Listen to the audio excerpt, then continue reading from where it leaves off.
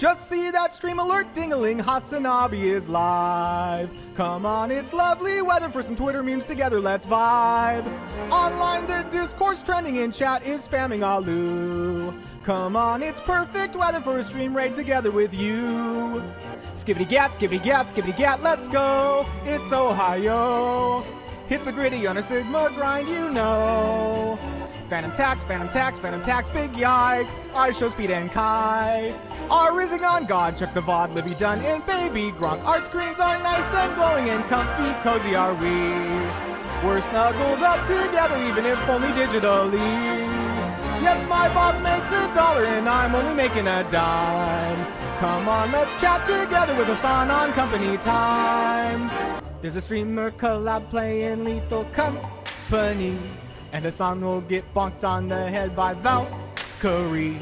We'll be sharing the jokes we love to type without a single stop in chat arena while we watch the emotes drop. Drop, drop, drop, there's a happy feeling nothing in the world can make. Like a debate for the top of the hour ad break. It'll trigger them like a bad faith take or just a straight up lie. These wonderful streams are the things we'll remember all through our lives. These wonderful streams are the things we'll remember all through our lives. Except this socialism is... Just see that stream alert ding-a-ling, Hasanabi. We had some sadness, some deep sadness here at the Hasanabi broadcast. Discourse trending in chat is spamming Alu. Come on, it's perfect weather for a stream right together with you. What's going on, everybody?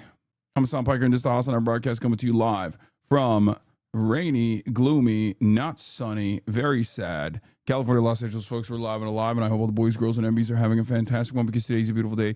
Today's a wonderful day. Today's a phenomenal day, regardless of the sadness in the air. Okay? Regardless of the sadness in the air, ladies and gentlemen, I'm still going to make sure that we have immaculate vibes on this beautiful day, because it's the day after Christmas, and I hope everyone can also enjoy the day after Christmas, or is enjoying the day after Christmas. And you might be wondering, why is it going to be good? Is it because LA is flooded and that's why you're sad, but we still have to, like, you know, keep it going, keep the Christmas spirit going? You still have the decorations. Why are you doing that? Is it because you couldn't finish the Socialismus yesterday? Is that what it is? Is that why we're supposed to keep the sadness away and be happy today? Is it because it's Boxing Day? All of those things are relevant. But perhaps the major reason as to why today's a beautiful day and wonderful day is because it's a wonderful day every time this day happens in the week. It's Friday. It's Friday. That's right, ladies and gentlemen. It is Sunday, what? December 26th, 2025. The year is almost done. One of the longest years of all time. One of the longest years to have ever done it. It's Mao's birthday. Mao Zedong's birthday, by the way. It'd be like, what, 120, 132 or something like that. I can't remember. But in any case, ladies and gentlemen, it is Freaky Friday. You already know what it is. Our forefathers fought long and hard to make sure that we have the weekend. So for all the 9-to-5ers, this is an opportunity to feel a sense of purpose, a sense of autonomy in your life. Many of you hopefully have been able to go back to your families, go back to home, and hang out with the family a little bit and feel like a human being and not just a cog in the machine for once. But as always, we celebrate it and we make sure that the vibes are immaculate. It feels like you run this video every time I watch you. Come on, man. Yes. Every Freaky Friday, Freaky Unk will play Mufasa Friday. That's a tradition. And for all of you who don't know, this is the last Friday of 2025. And for all of you who do not understand why I do this, even though I describe it when I'm promoting it in the beginning, it's because this is one of the foundational things that the labor movement and labor militancy, trade unionists, anarchists have fought for long and hard. There was a time in the post-industrial world where there was no concept such as the weekend. Okay, people used to work every day, and I still do, technically, even though it's not real work, as you guys know. But we got to put it on. We got to remind everyone here that there were people that fought long and hard that came before us to ensure that we could have the weekends for ourselves. Never forget who brought you the weekends. And that's why we celebrate it every Friday. Also, it's fun. It's fun to celebrate Friday, even though there's a lot of service sector people here. There's a lot of gig economy people here, obviously. And myself, I'm in a unique predicament as a 1099er who works every day, technically, even though my work is not real work. It don't matter. This is for everybody. This is for the unions. We put it on. You like the weekend, you thank a union, okay? You like the Fridays, you thank a union. Blonde Bob, thank you for the 50 gifted subs. In any case, you're coming to the University of British Columbia in Vancouver in February, right? I believe so. In any case, ladies and gentlemen, boys, girls, and MBs, this is part of the broadcast where I tell you about my personal news about what's going on in the world of what's on us, and I'll be biking between the time period where I press the stop streaming button and press the start streaming button, so help my God. And that's what I'ma do. As always, is the holiday season, and many people spend their holidays with their family. They don't go to work, but at the Hasanabi broadcast, we keep pushing every single day. Now, the reason why we do it is because, listen, during this time, there are going to be people. Anklegate. What is that? There's a new Anklegate. It's fake. I actually lied about my ankle being busted. Yeah, during the holiday season, obviously, there's a lot of people who don't go back to their family, can't go back to their family, you know, it's good to have some sort of shared purpose, someone that you know, is able to give you a sense of community, but also simultaneously get you out of your funk, because there is a melancholic, is that the right way to say it? Melancholy. There is definitely a little bit of a sadness in the holiday season as well, even though it's like a lot of joy and a lot of happiness in general. There's also like a little bit of, there's just like the year is coming to an end, and you think about the things that have taken place in the past year, and you think to yourself, like, there was some good, there was some bad. You reflect on it. You know, maybe there's some people, there's seasonal depression. Maybe there's some people that lost loved ones this year, and they think about how they're not here, you know. And there's a bittersweet sadness to all of that. So, but yeah, as you guys might know, I do always keep it pushing and continue to stream through all of it. Anyway, I'm hoping you already saw the winter worsening conditions in Gaza. Yes, I did. Is this a recent picture of your ankle? Yeah, this isn't Trump's ankle. This is mine. Me and Trump, we're like this. We're besties. We got cankles. Depends. Some people are happy eating noodle salad, not in this chat, but somewhere. Sure. As long as people don't think this is praxis, they don't lose touch with the reality. This is a nice little community. There's never been a moment where I've said this is praxis.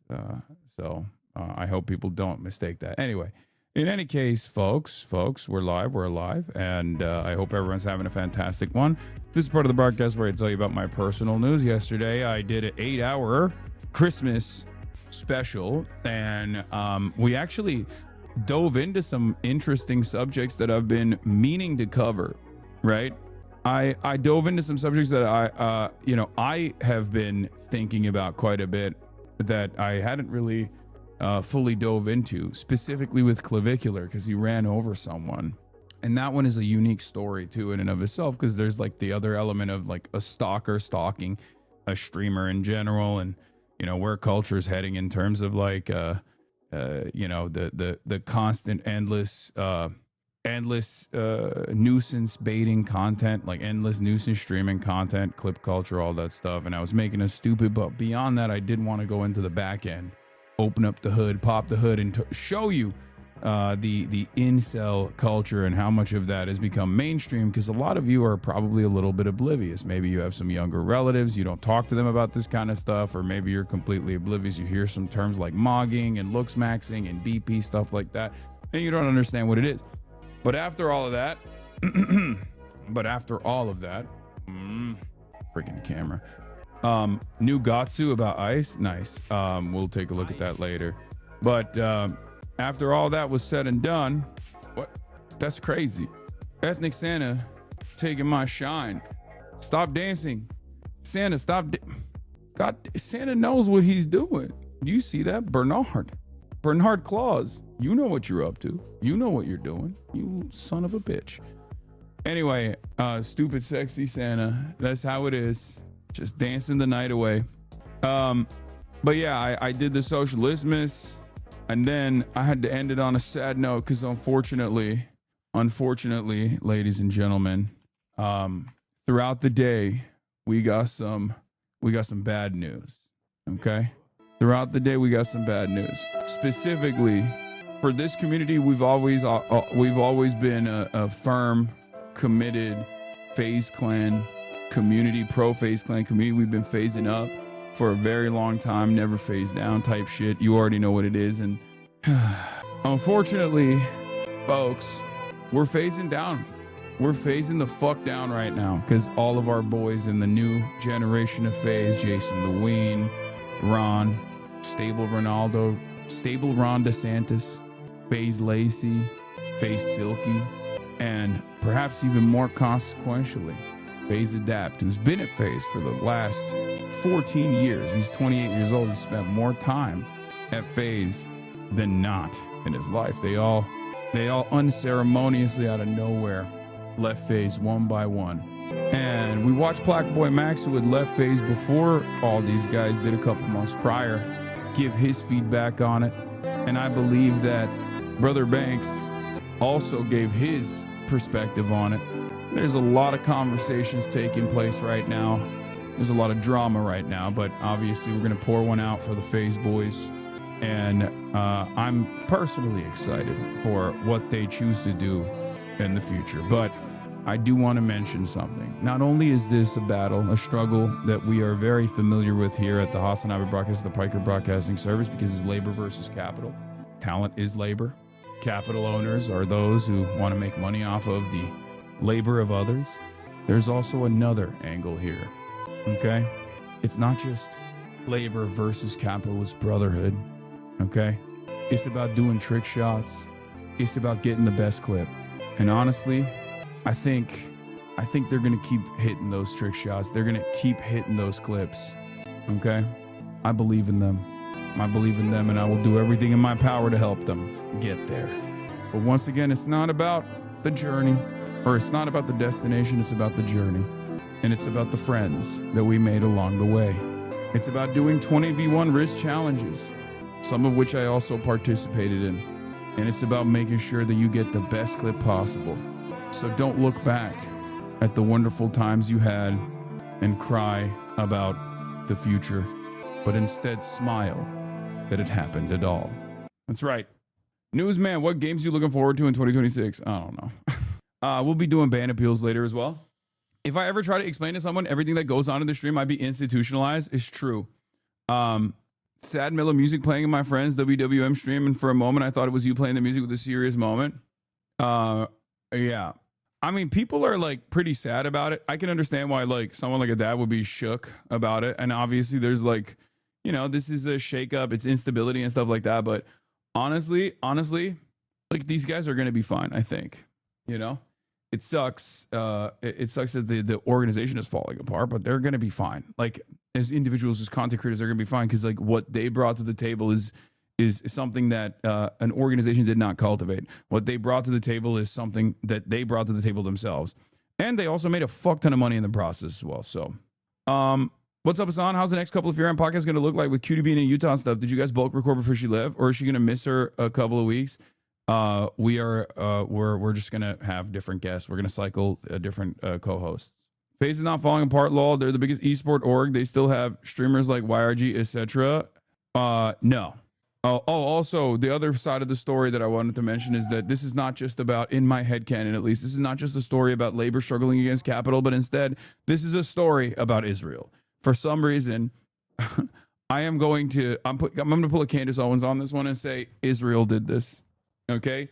For all the little teeny boppers out there that are big fans of FaZe and are devastated, remember, Israel did this. Okay?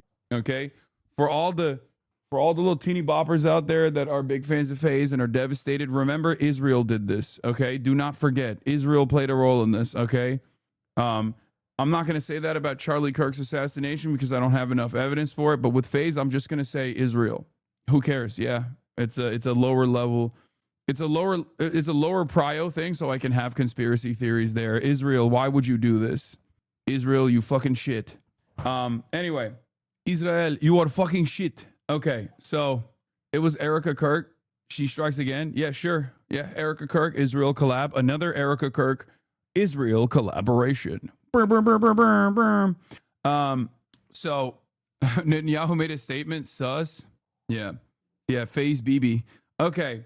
Where was I? Yeah, he learned his lessons from the last time when he did that, and everyone was like, "Bro, we don't believe you. Like, we don't believe you at all. You definitely killed Charlie Kirk." So this time he sneaky didn't want to talk about it. Didn't want to make the same. Didn't want to make the same memes in general. Also here, POV. It's Christmas morning, and Erica Kirk is watching you open gifts. It's the most wonderful time of the year, with the kids jingle belling and everyone telling you be of good cheer. TikTok finding out Erica is Lebanese without knowing that Lebanese Americans are fucking traitors. Oh my, wait, Erica is Lebanese? Bro. You know the Hibernian conspiracy, right? Like, it's actually not, Jews that control the American government. It's not Zionists. It's actually the Irish secretly. And also, like, they control all the financial institutions and stuff. Like, I've covered it before. It's one of my favorite conspiracies. But honestly, it is the Lebanese. Like, Lebanese people, specifically Lebanese Christians, they pop up in some of the weirdest places in American society. It's pretty crazy. It's not the Irish, like that's a meme. It is actually the great Lebanese conspiracy. It's LOG. It's Lebanese occupied government. Because honestly, like, there are so many white people that you just straight up read as white, or you think like they're some kind of like exotic white, but you never think they're Lebanese, and they actually are fucking Lebanese. Whenever you see someone that's like white, like Austin show style white, like Austin is a great example of this. Whenever you see someone like that and you're like, oh, that's a white guy, another white guy, just know they're probably part Lebanese. It's always the case. And it's kind of shocking. Judge Jeanine Pirro is one of these examples. Okay. Judge Jeanine Pirro, Kevin O'Leary. There are so many people like this where you're just like, that's a white guy. And then you find out, nope, there's like a little bit of Lebanese in them. So yeah, when in doubt, just assume if there is someone that is like white, but you don't know their background entirely, and you're like, oh, are they Italian? No, probably Lebanese. Like, they get it's very strange because like, Lebanon is one of the most like diverse places out there in the Middle East, especially. So there are so many different kinds of Lebanese people that they can be like, they literally look like different kinds of white. They don't even look like one type of white. You know what I mean? So yeah, that's my conspiracy concept. White Middle Easterners, Southern Italy already exists. First of all, white Middle Easterners are unironically infinitely fucking whiter than Southern Italians. Okay? Southern Italians are way fucking darker than white Middle Easterners. I mean, I'm a fucking white Middle Easterner, so that's like one of the examples. But even beyond that, if you go to the Caucasus, okay, go to the Caucasus Mountains and see what those motherfuckers look like. It's not even close. You take some dudes from Afghanistan and you put them next to not even Southern Italians, but Northern Italians, and people would think the Northern Italians are Mexican. It's very weird. Yeah, half of the Georgians I met in Tbilisi were darker than you, bro. Oh, dude, Georgians are the funniest because they're Christians, so they think they're like, they think they're EU material, but they're like literally the most Turkish-looking dudes you've ever met in your life. I mean, Stalin, right? 5'4", crazy mustache. Georgians are so Turkish looking. It's the funniest thing because Gatsu, who is Georgian himself, who will be watching in a little bit, always jokes and says Erdogan is Georgian, except Erdogan does look Georgian, but then you find out that he's like 6'6", and you're like, oh, there's no way. Because I've never met a Georgian that's over the height of like 5'7". So Erdogan does look Georgian. He reads Georgian on camera, but when you realize how fucking tall he is, you're like, oh, there's no way he's Georgian, right? Anyway, probably Lebanese. Okay, so, but yeah, personal news-wise, end of the broadcast. Rewatched not the finale of Pluribus. I was trying to watch the finale of Pluribus, but I fell asleep. But I watched the episode before that as well. And And I didn't get to finish the Fidelity Pluribus, unfortunately, so I can't give you any of the hot takes or anything like that. But the penultimate episode I watched. But outside of that, not much is going on. I went to bed, woke up early, went to the gym this morning, went to like a public gym because my private trainers are, moving further and further into like real adulthood. They, own their own gyms in their facilities now. Maybe I paid them too much. You already know. But on top of that, they got their own life stuff going on. So I might have to, and I also despise having to work out outdoors in my friends' in my trainer's like backyard when it's raining and shit. So I might actually go to like a real gym again. I went to a real gym to test it out this morning, and I don't really like it too much. But but what will Kaya do? I mean, Kaya's got a bunch of friends. Kaya can also still see them in general, and I'll still go and work out with them. It's just that I claim to Cuban in this chat all the time, but my grandmother moved to Cuba from Lebanon. So as a secret Lebanese, I can confirm that we control all American media. See, this is what I mean, bro. Lebanese people are all over the motherfucking place, dude. They're all over the goddamn planet. Do you think you can work out by yourself? I mean, I did for the longest time in my fucking workout career. I worked out by myself, so it's not gonna. Can you react to Aiden's response to what you said? Yeah, sure. I mean, I suspect that it'll be mostly the dumbest deflections you've ever heard, where he'll be like, on God, it wasn't about, on God, I was always against Israel. And also, you're a bad guy. You're the worst guy I've ever met. And also, you abuse your dog. You're a dog abuser. You're a dog abuser. You're a dog abuser. And you should be deported, maybe killed. And then he won't really answer any of the things that I said. Pre-watch Piker. They still on October 7th? No, it's just no, when you have no argument to the issue that I'm bringing up, you just literally will spam whatever you can. Also, Hayden is not exactly very smart. So he's not going to have anything going on. And Aiden Ross, who once famously put a $1 million bounty on me, hoping to God, in his own words, that I was a sex criminal. That Aiden Ross. I started watching One Piece because of you. Thank you. Hell yeah. He also smelled Andrew's Tate. That's true. Anyway, Benito Fazuli. Yeah, that's a good blast off meme. I will use that. But yeah, let's blast off. Let's get it twisted. Let's get it started. Let's get it popping. I'll do a little bit. I'll get what was I gonna say? Yeah, we're gonna talk about news and stuff too. Obviously, like real news and shit. Even though during the holiday season, we just lean away from that a little bit. We shift gears a little bit, and but there is still obviously a lot of news going on. So we'll still cover the news. Someone with the name Gramscianism says, Hassan, why are you gay? Brother, if you know who Gramsci is, you are not allowed to type like this in the chat, okay? You can't fucking LARP like you're a mindless NPC drone. Oh, you agree with him. Marat came in and said he agrees with the commenter. Like I know it's fun to mindlessly spam shit in the chat, but you can't do that with a name like Gramscianism, okay? In any case, yes, U.S. strikes Islamic State in Nigeria, phase split, left me phasing down, socialism is continued, time to buy gifts, Xmas forgiveness, banana peels, and more. Get in now. Yeah. Influencers continue to pivot away from Israel and Trump. Woke is back. Okay. How do we do socialism? Or you mean socialismus? Banks calling out all those motherfuckers? Yeah. Jokic went insane last night, GOAT. Yugopnik and Wow Mao fire collab video on the history of slurs.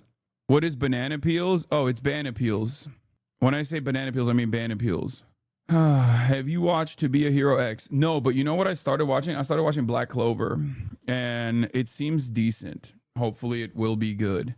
But because I'm looking for some other stuff. Like now that I caught up with like One Piece, and I'm caught up with like Spy Family.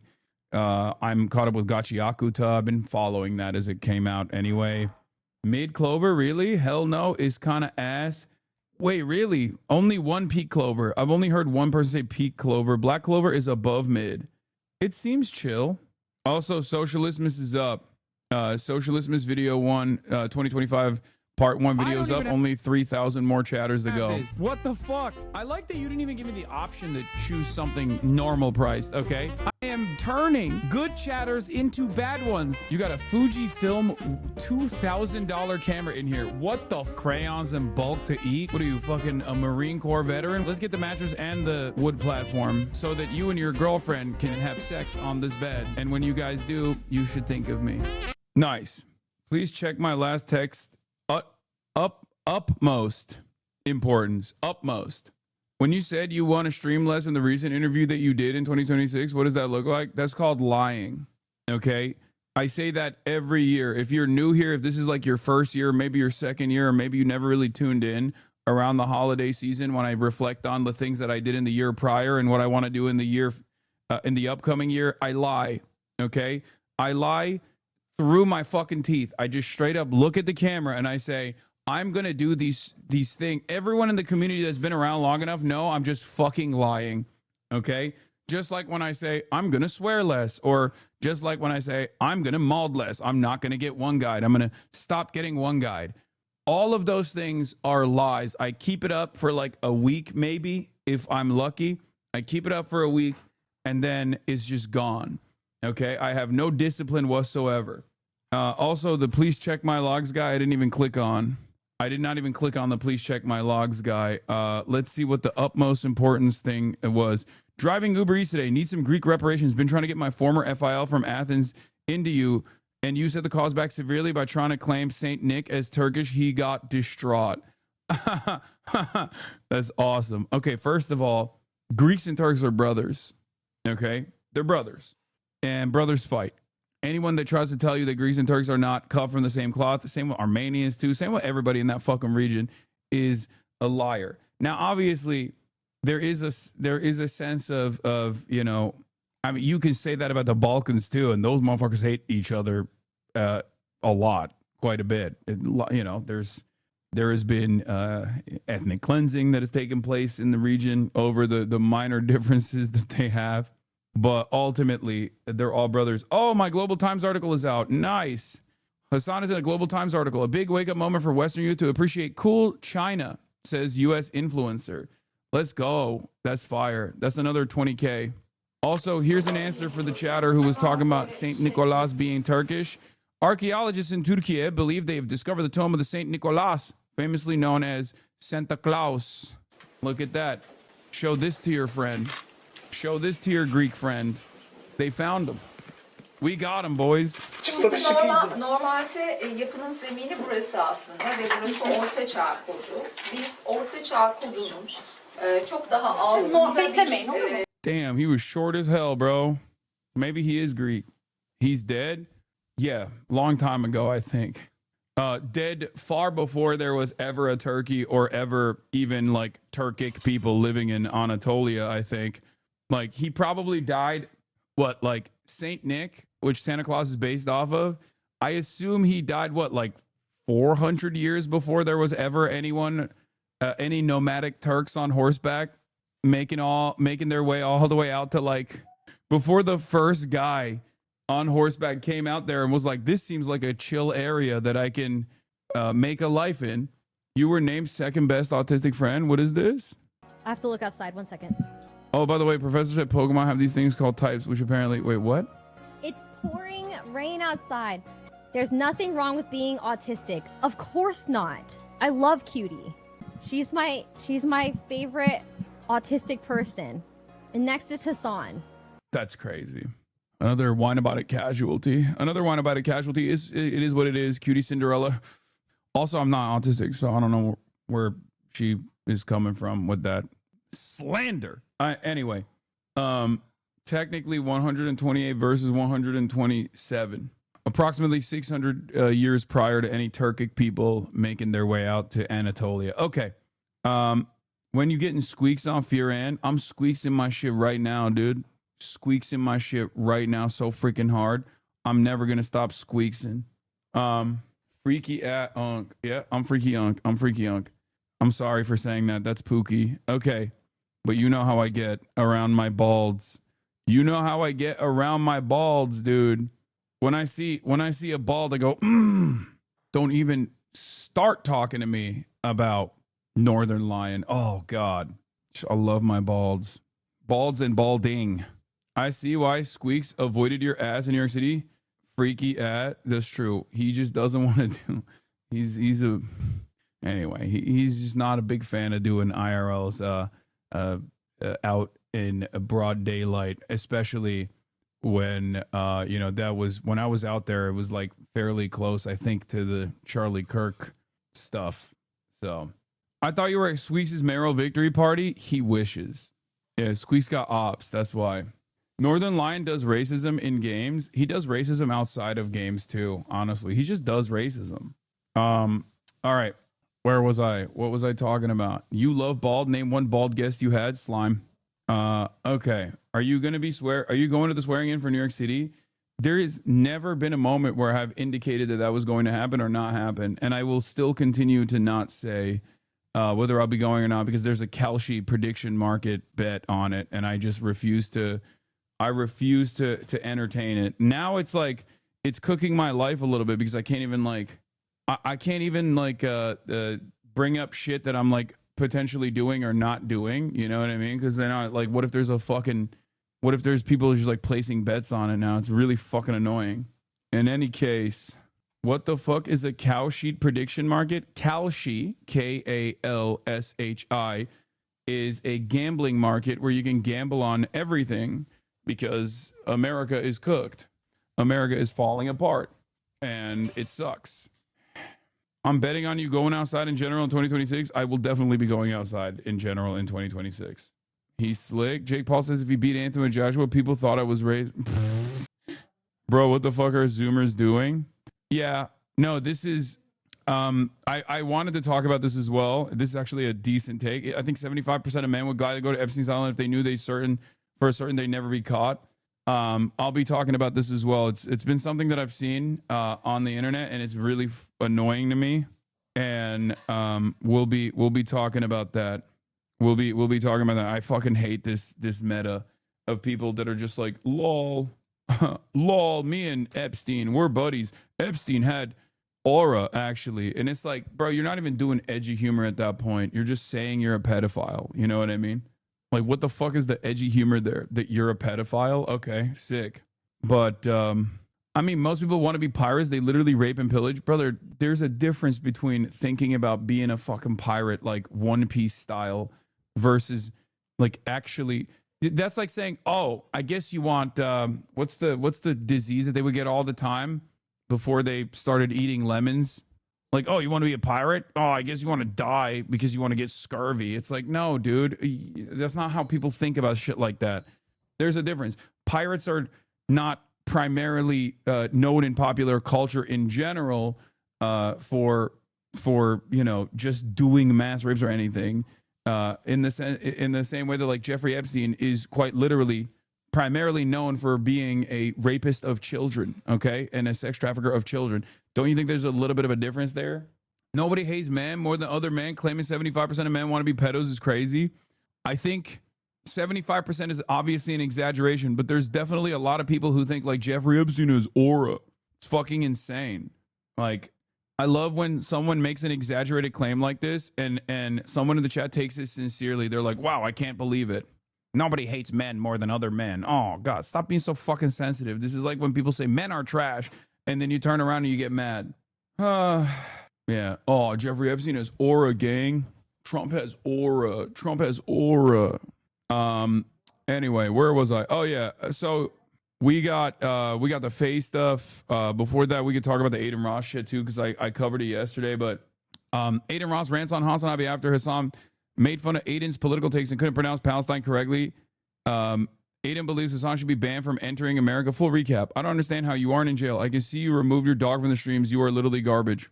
You hate America, but yet you live here. Speed also mispronounced Palestine.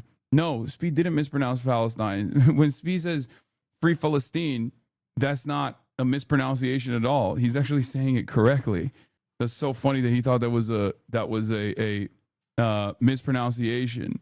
You won't call him out because he is the biggest thing in the world, in this world. I know you and your Mazda Ostrom talks about hating on America. You should move to China, and I wish they ban you from here. I don't even know if I want to watch 5 minutes of this fucking rant. What an articulate young man he is. Yeah, me and my mods, we get together off stream and we plot. Yeah. Listen, all I'm gonna say is this, okay? All I'm gonna say is this. There's a lot of content creators who simply treat politics for the vibes, okay? There are a lot of content creators who look at politics like it's just a team sport or vibes or for clout. And if Donald Trump is going to give you clout, you lean into it, right? And then when your fans turn around and say, why the fuck did you push for this, right? Why would you push for Trump to be president? Look how terrible everything is. He's trying to get the hate on you so people stop hating on him about the Rams players thing he did. No, it's not even about the Rams player, the Puka Nakua, greedy merchant memes that he was trying to get Puka to do. It's just in general, like, I think that like a lot of people are souring. A lot of the youth have completely checked out of the Trump train. They were first to go, understandably. They were also the first to like not really care about anything and vote for him because they thought, young men in particular, they thought maybe it'll be a change of pace in a positive and move the country in a positive direction. They believed it, right? And it was dumb, and it was partially because of people like Aiden Ross, right? And they fell for it. And then they started yelling at Aiden Ross. And then he had to be like, oh, I'm done with this politics stuff, gang. And the irony of it all is that, like, they also did it for, I mean, Aiden was doing this for Israel too.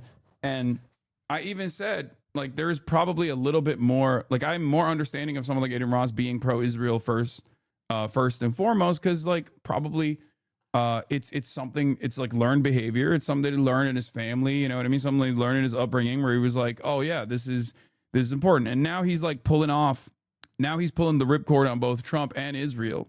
But it's so crazy to me that in the process of doing so, he's still continuing to be like, you should get deported. You hate America. You should get deported. You fucking hate America, and you hate Israel, I guess. He has to hate on Israel because he's surrounded by Nazis now. Yeah, I mean, it's not just that. I think it's also because, like, the culture has soured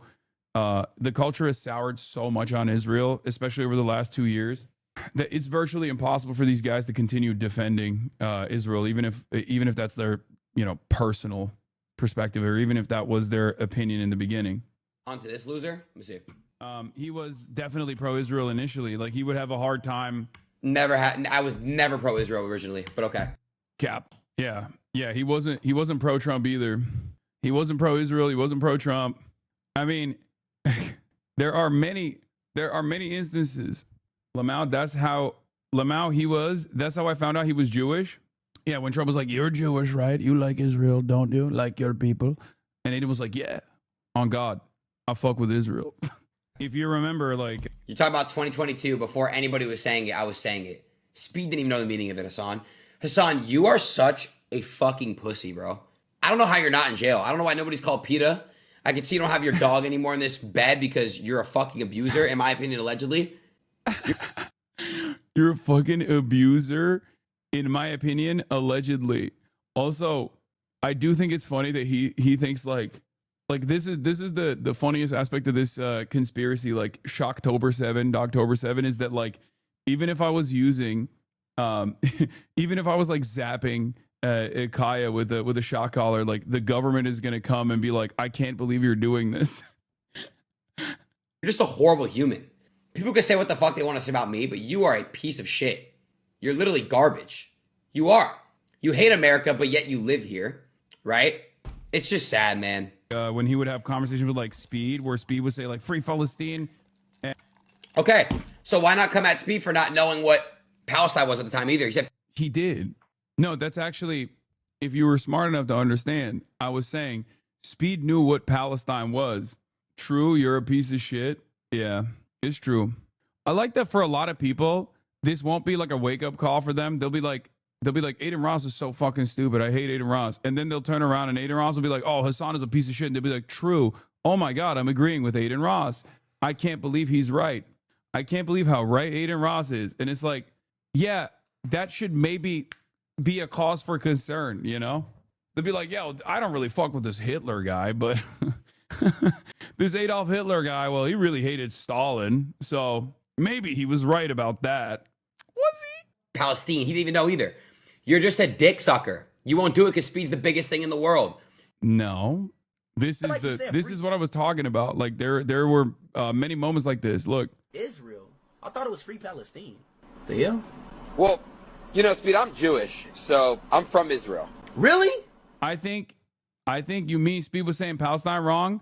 Yeah, I wasn't saying that Speed was saying Palestine wrong. Free Palestine is like Filistin is how you say it.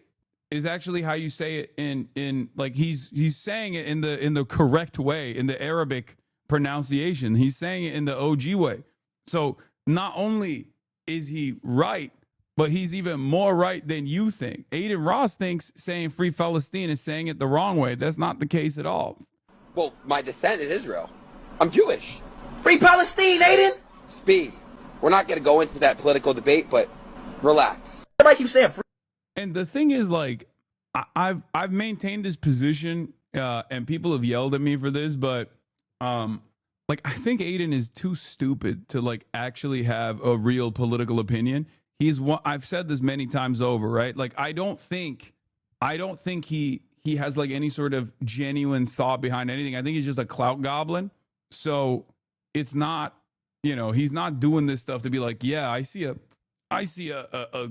ideological commitment to fascism, and that's why I'm doing it. Like, I have an ideological commitment to fascism because I think we need to build an ethno-state in Israel and build an ethno-state in America. Like, that's not the case at all. He's just kind of hearing things and then repeating it like a child. But then also on top of that,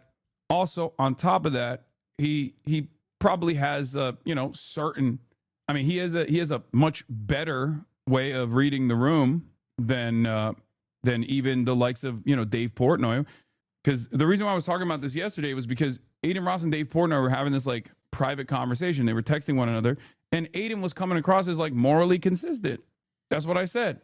Like, Aiden Ross was actually destroying Dave Portnoy in a private debate because he was saying that he's pro-Palestine and Dave is not, right? And it's true. If both of these guys are exactly the same, but one is pro-Palestine and the other is anti-Palestine, then yes, the pro-Palestine person is going to be correct regardless of what their reasoning is. You're a dick sucker. I got Trump on stream. You can't get nobody on stream. You suck. And you're like 10 years old. I got Trump on stream. You can't get nobody on stream. Again, clout. Why the fuck would Trump come on my stream? He won't acknowledge you giving him props where they're due because his commitment isn't to being right about Palestine. When it comes to you, it's strictly about hating you and farming the hate. Yes. Aiden holds the grudge from Steak. That's it. Of course, he is. He's never going to turn around and be like, Hassan was right. You know, my bad, my mistake. Of course, all the kick streamers are always going to permanently find a way to be like, I agree with Hassan now on a lot of the stuff, but actually I still fucking hate his ass. But with someone like Aiden Ross, like, you can't even have a conversation with him. You can't be like, oh, I mean, what do you think about Zoran Mamdani, for example? He's not going to have any fucking consistent position on Zoran Mamdani. You know what I mean? Me, bro. And you hate America, clown. And Aiden would try to be like, try to defend Israel a little bit. And that was even before October 7th. Aiden was hyping him up in the stream, and he asked him if he was pro-Israel, and he was like, yeah, of course. This Israel, you're Jewish. Are you a fan of Israel? Yeah. You got me there. So he's admitting his commitment to clout chasing has been the main agenda. Having Trump on your stream isn't the own he thinks it is. Yeah, exactly. Guys, stop mentioning all the politicians I've had on stream. That it doesn't mean anything. I'm not trying to like intellectually dismantle Aiden Ross's argument here. Yes, of course I've had plenty of fucking politicians on the stream. That's not the point. For him, he's like, who's the biggest politician? Donald Trump, right? Who's the most clouded politician? Because he's not looking at this as, remember, from his perspective, this is not about like achieving policy goals. He doesn't have a fucking policy agenda in mind. He doesn't give a shit. He's looking at it as clout. Okay, that's it. Look how this terrorist treats his animals. If you run right now, I'll fucking kill you. Like, I'll act. I mean, guys, this guy is not in America. He's a terrorist. Guys, why are we so... Like, he has like clips of clips on deck of me from 10 fucking years ago. I don't even know this clip existed on the internet. And it doesn't even fucking matter. He's just like, oh, look at him. Like, this is my dead dog, okay? This is Fish. For all the newcomers, my dog Fish, my first ever dog that I had, that I adopted, that was left in a tire store, okay? What? Yeah. Who I raised, who unfortunately passed away during COVID. It was devastating, and that was the reason why I didn't. That was the reason why I didn't adopt another dog for many years. And he's like, "Oh, I can't believe it. He's like such a dog abuser." It's like, okay, dude. Which once again, utterly irrelevant to the main point of contention here. Like, it's like we moved on from him. We moved on from him talking about Israel and defending Israel to like. Allegedly, in my opinion, terrorism, women beaters, bestiality, in my opinion. Not saying this guy, but that's just my cup of tea. Actually kill you, okay? In front of everyone. How did I know that without even knowing this clip? How did I know that? You're born to be violent. Shame on people who want to fuck with this guy. Stated that he was pro-Israel until like recently, right? Wow. Yes, bro. I'm educated on the topic, Hassan. I'm very educated on the topic now. I'll tell you what, Hassan. I will take a course to fully understand the history of Palestine. Great. If you could take a course how to treat an animal properly. Fucking awesome. Let's do it. I love that.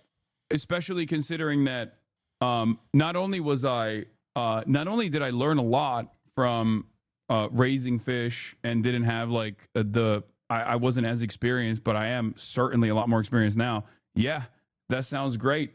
I love the notion that like not only do these guys run with the fact that I'm abusing Kaya, but they have no concept of like how to raise an animal or a dog or how to train a dog at all, not realizing that Kaya is not only one of the best taken care of dogs of all time, incredibly spoiled, but also is very good, like really fucking well trained. So yeah, great. I'll take another course on how to treat animals. Your looks are misleading because having followed you for a bit now, I can see you have the personality of a female koala. I don't know if this is a diss or not. I don't know what that means. I like that they're trying to say growth is bad, growth is negative. They won't grow you less. It's for drama, verbatim what that dumbass just did. Yeah, no, that'd be great. Aiden Ross learns how to read by reading 100 Years in Palestine. Not even that. Start with Ilan Pappé. 10 myths. Great entry point. Easy to read. I don't know if Aiden is literate, but maybe he can learn how to read by reading Ilan Pappé 10 myths. And then we'll move on, you know? We'll have somebody read it to him. That'd be great. He needs Miss Rachel. I say we do it, bro. Let's do it. If pushed, he would go, oh, yeah, I'm pro-Palestine, free Palestine, some shit like that.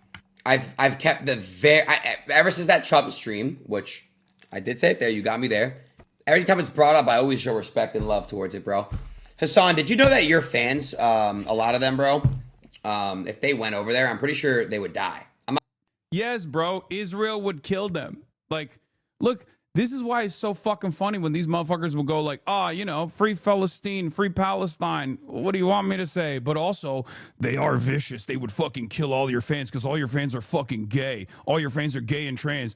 And that's what Hamas would do. Hamas would kill them. Okay, bro. What are you, Charlie Kirk? The fuck do you mean? You can't, on the one hand, say shit like, oh, I'm for a free Palestine. But then also, on the other hand, do pro-Israel propaganda like you're doing here. Even your fucking audience is probably going to understand that. Yeah. Who would kill me or my fans if we were to go to Gaza? Would it be Hamas or would it be Israel? It would be fucking Israel. This kind of dumb fuck argumentation immediately gives the game away. Okay? You start saying stuff like that. And it's very obvious that you're maybe not actually fucking invested in the liberation of Palestinians, invested in a free Palestine, you know? Not even joking. Like, you are a hypocrite. You're a piece of shit. Someone in his chat say he won, not gonna lie. Yeah. One more word I want to think of you. And allegedly, in my opinion, a dog abuser.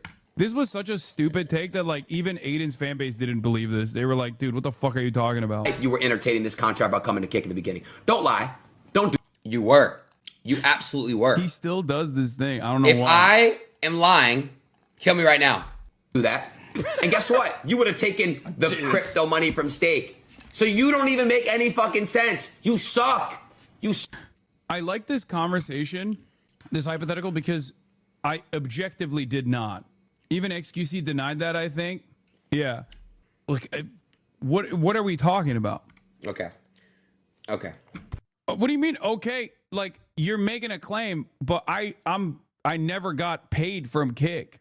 So obviously, like you have to add additional qualifiers to this. You know what I mean? You have to give us some examples of why you're saying this. You can't just like say something like this and then let it hang and then be like, oh well, it's my word against his. It's like, okay, but the evidence is the fact that I never went to Kick.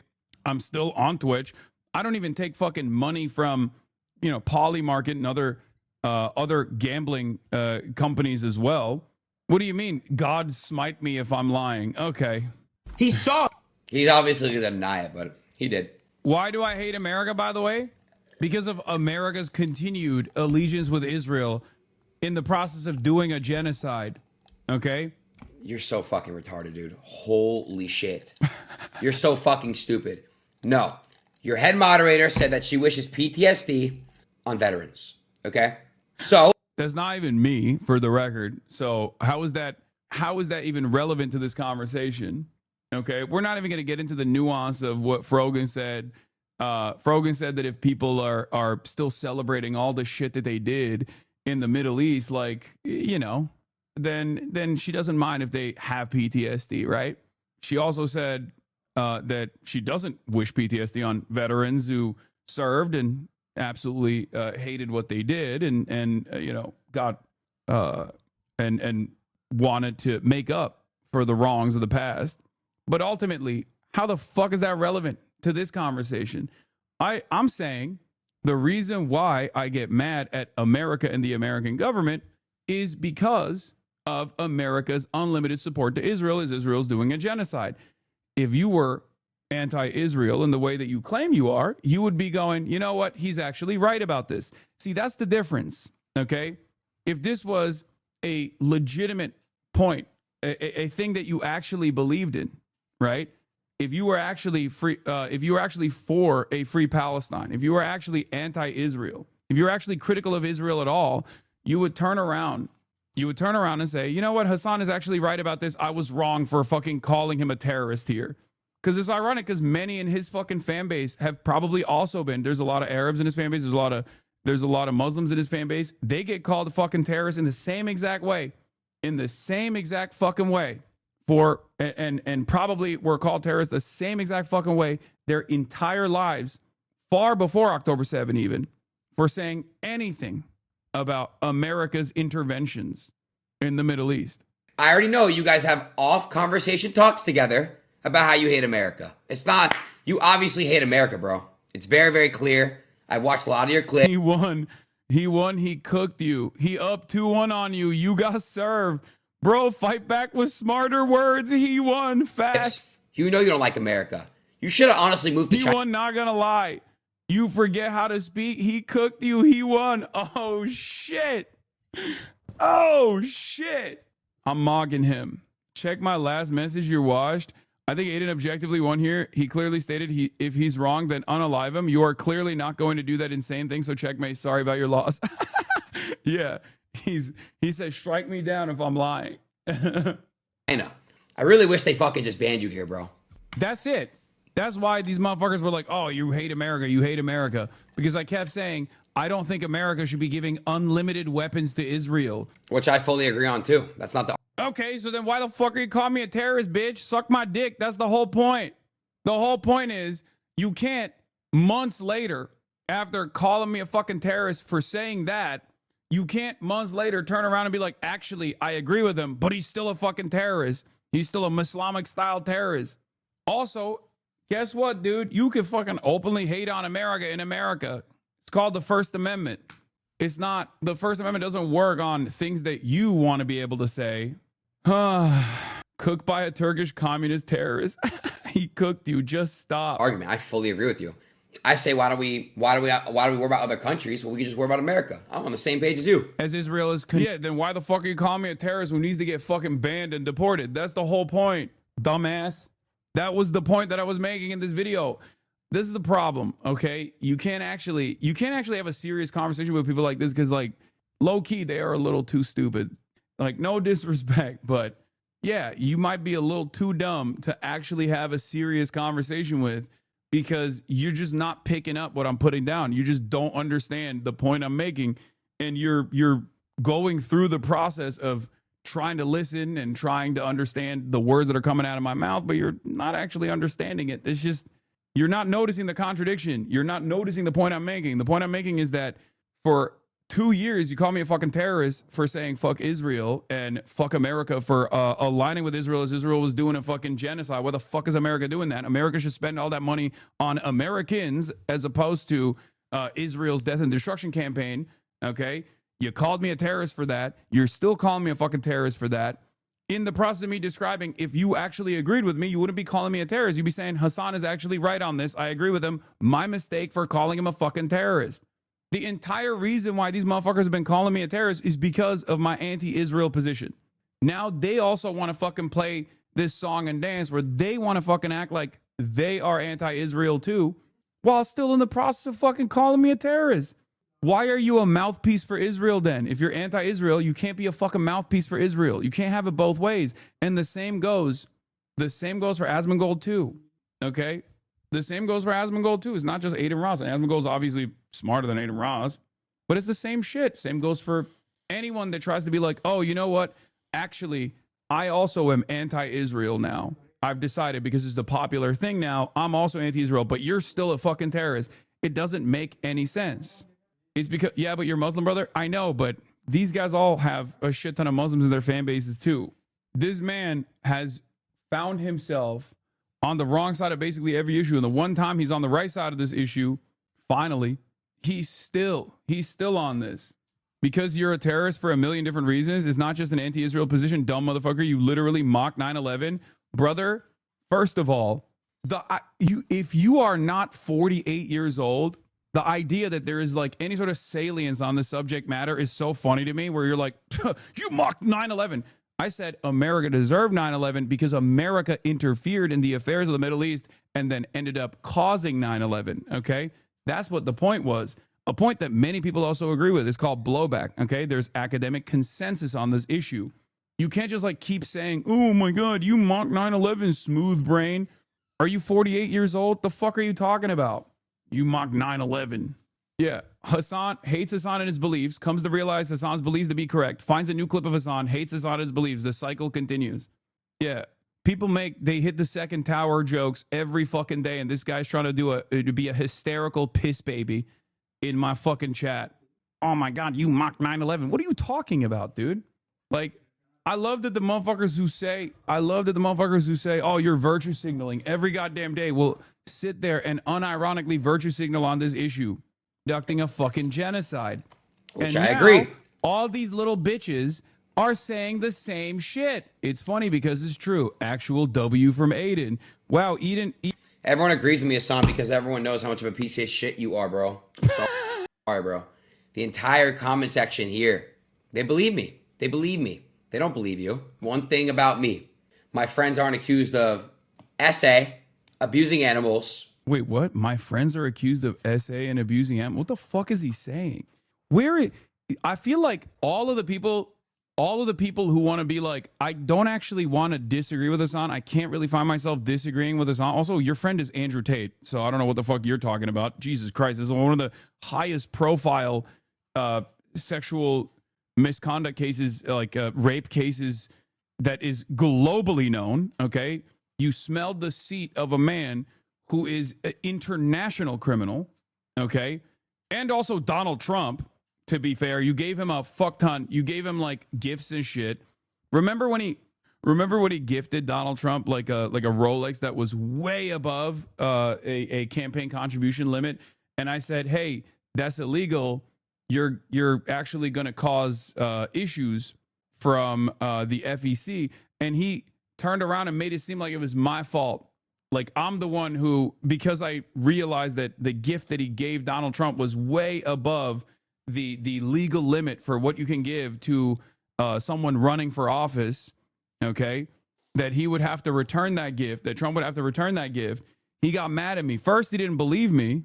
Okay. First, he didn't believe me. He said, no, that's not the case. You're fucking stupid. And there were so many of these dumb fucks who were like, oh, you're so stupid, Hassan. You fucking made that up. You made that up. That's not a real thing. And then when the FEC literally forced the Trump campaign to actually return the gift, he turned around and made it seem like I was at fault. Like I was the one who fucking notified the FEC or some shit. Dog, you did it in front of 500,000 people. Like, Aiden Ross gifts to Trump might have broken campaign regulations. Updated. Exactly. I'm just going to give it to Barron Trump. There's no word about Ross or what Trump will do about the Cybertruck, though. Interesting story. This is what I mean. These guys are so fucking stupid. It's like you kill someone on camera and then someone goes, hey, that's murder. That's illegal. What the fuck are you doing? And then they go, oh, dude, you snitched on me. It's like, well, you did it on camera. The fuck? You did the crime on camera. It's not my fault.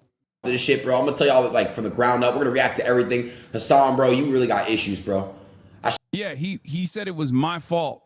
And not only that, but if you remember, this fucking Trump Glazer, Trump Dick Rider, Israel Dick Rider, number one streamer in Israel, Aiden Ross, also turned around and was like, I'm putting a bounty on you. He said he was going to give $1 million in cryptocurrency to anyone that could basically make up any fucking lie they could about me that was believable. Okay. He was like, I'm giving $1 million. It was fucking ridiculous. He put a fucking crypto bounty on any allegations that might come forward. He begged. He was like, I'm begging to fucking, I'm hoping to God that you have allegations. It was crazy. I swear to God, Hassan, Abby, you have actual issues. All right, you got some real issues. So chat, I have to just clarify. I have to take that Rolex back. There's a presidential Rolex that I gave President Trump. I have to take it back, and I'm just gonna give it to Barron Trump. All right. So Hassan, you're right, bro. All right, I'm not giving it to President Trump. What do you? This is not, bro. Literal brainworms, man. I got you a gift. Well, a couple gifts. Oh, good. That's good. That's good. I got you this gift because, look, I feel like you constantly get beat on, but you're so strong, and you just, like I said, you live for the people, and you're a hero. I wanna present to you this gift right here. Hope you like watches, Rolexes. Oh, that's a beautiful watch. Yeah. Wait, no, you can't do that. That's illegal. You like Rolex? That's illegal. That's illegal. You can't do that, dumbass. Flag on the play. That literally is not legal. For those of you who are wondering why that's illegal, that's a FEC campaign contribution violation. An individual cannot give a person actively running for office more than the max cap. I believe at this point, $3,300. You could already see the gift. Yeah, I can. Wow. Check out this wrap and let me know your honest thoughts. I got you a gift. Well, a couple gifts. Oh, good. Yeah, he was mad. He made it seem like I was the reason why. I was the reason why he got caught or something. He did it in front of 500,000 motherfuckers, man. That's what it is. You get jester's privilege, okay? You get jester's privilege. You can be like, oh, I'm a dumbass. I don't know what I'm doing. Whatever. It doesn't even matter, right? Over and over and over again, and then that's it. My point is, don't come for me, okay? If you actually agree with me now, if you actually agree with me on saying fuck Israel, saying free Palestine, then stop calling me a fucking terrorist, dumbass. Why are you doing Israel's job? Why are you literally working alongside the ADL when you do that shit? Because that's who's calling me a terrorist first and foremost. Surprisingly, his chat was typing Hassan is right during various moments of this clip. Yeah, of course, because his chat also is obviously, for a multitude of different reasons, maybe some good, some bad, anti-Israel. I just don't like this everyone's moral and consistent with what they believe in and shit like that. Because Hassan contradicts himself all the time. I don't. I have been morally consistent on this and every other political issue. And not only have I been morally consistent, I have a literal fucking degree in this shit.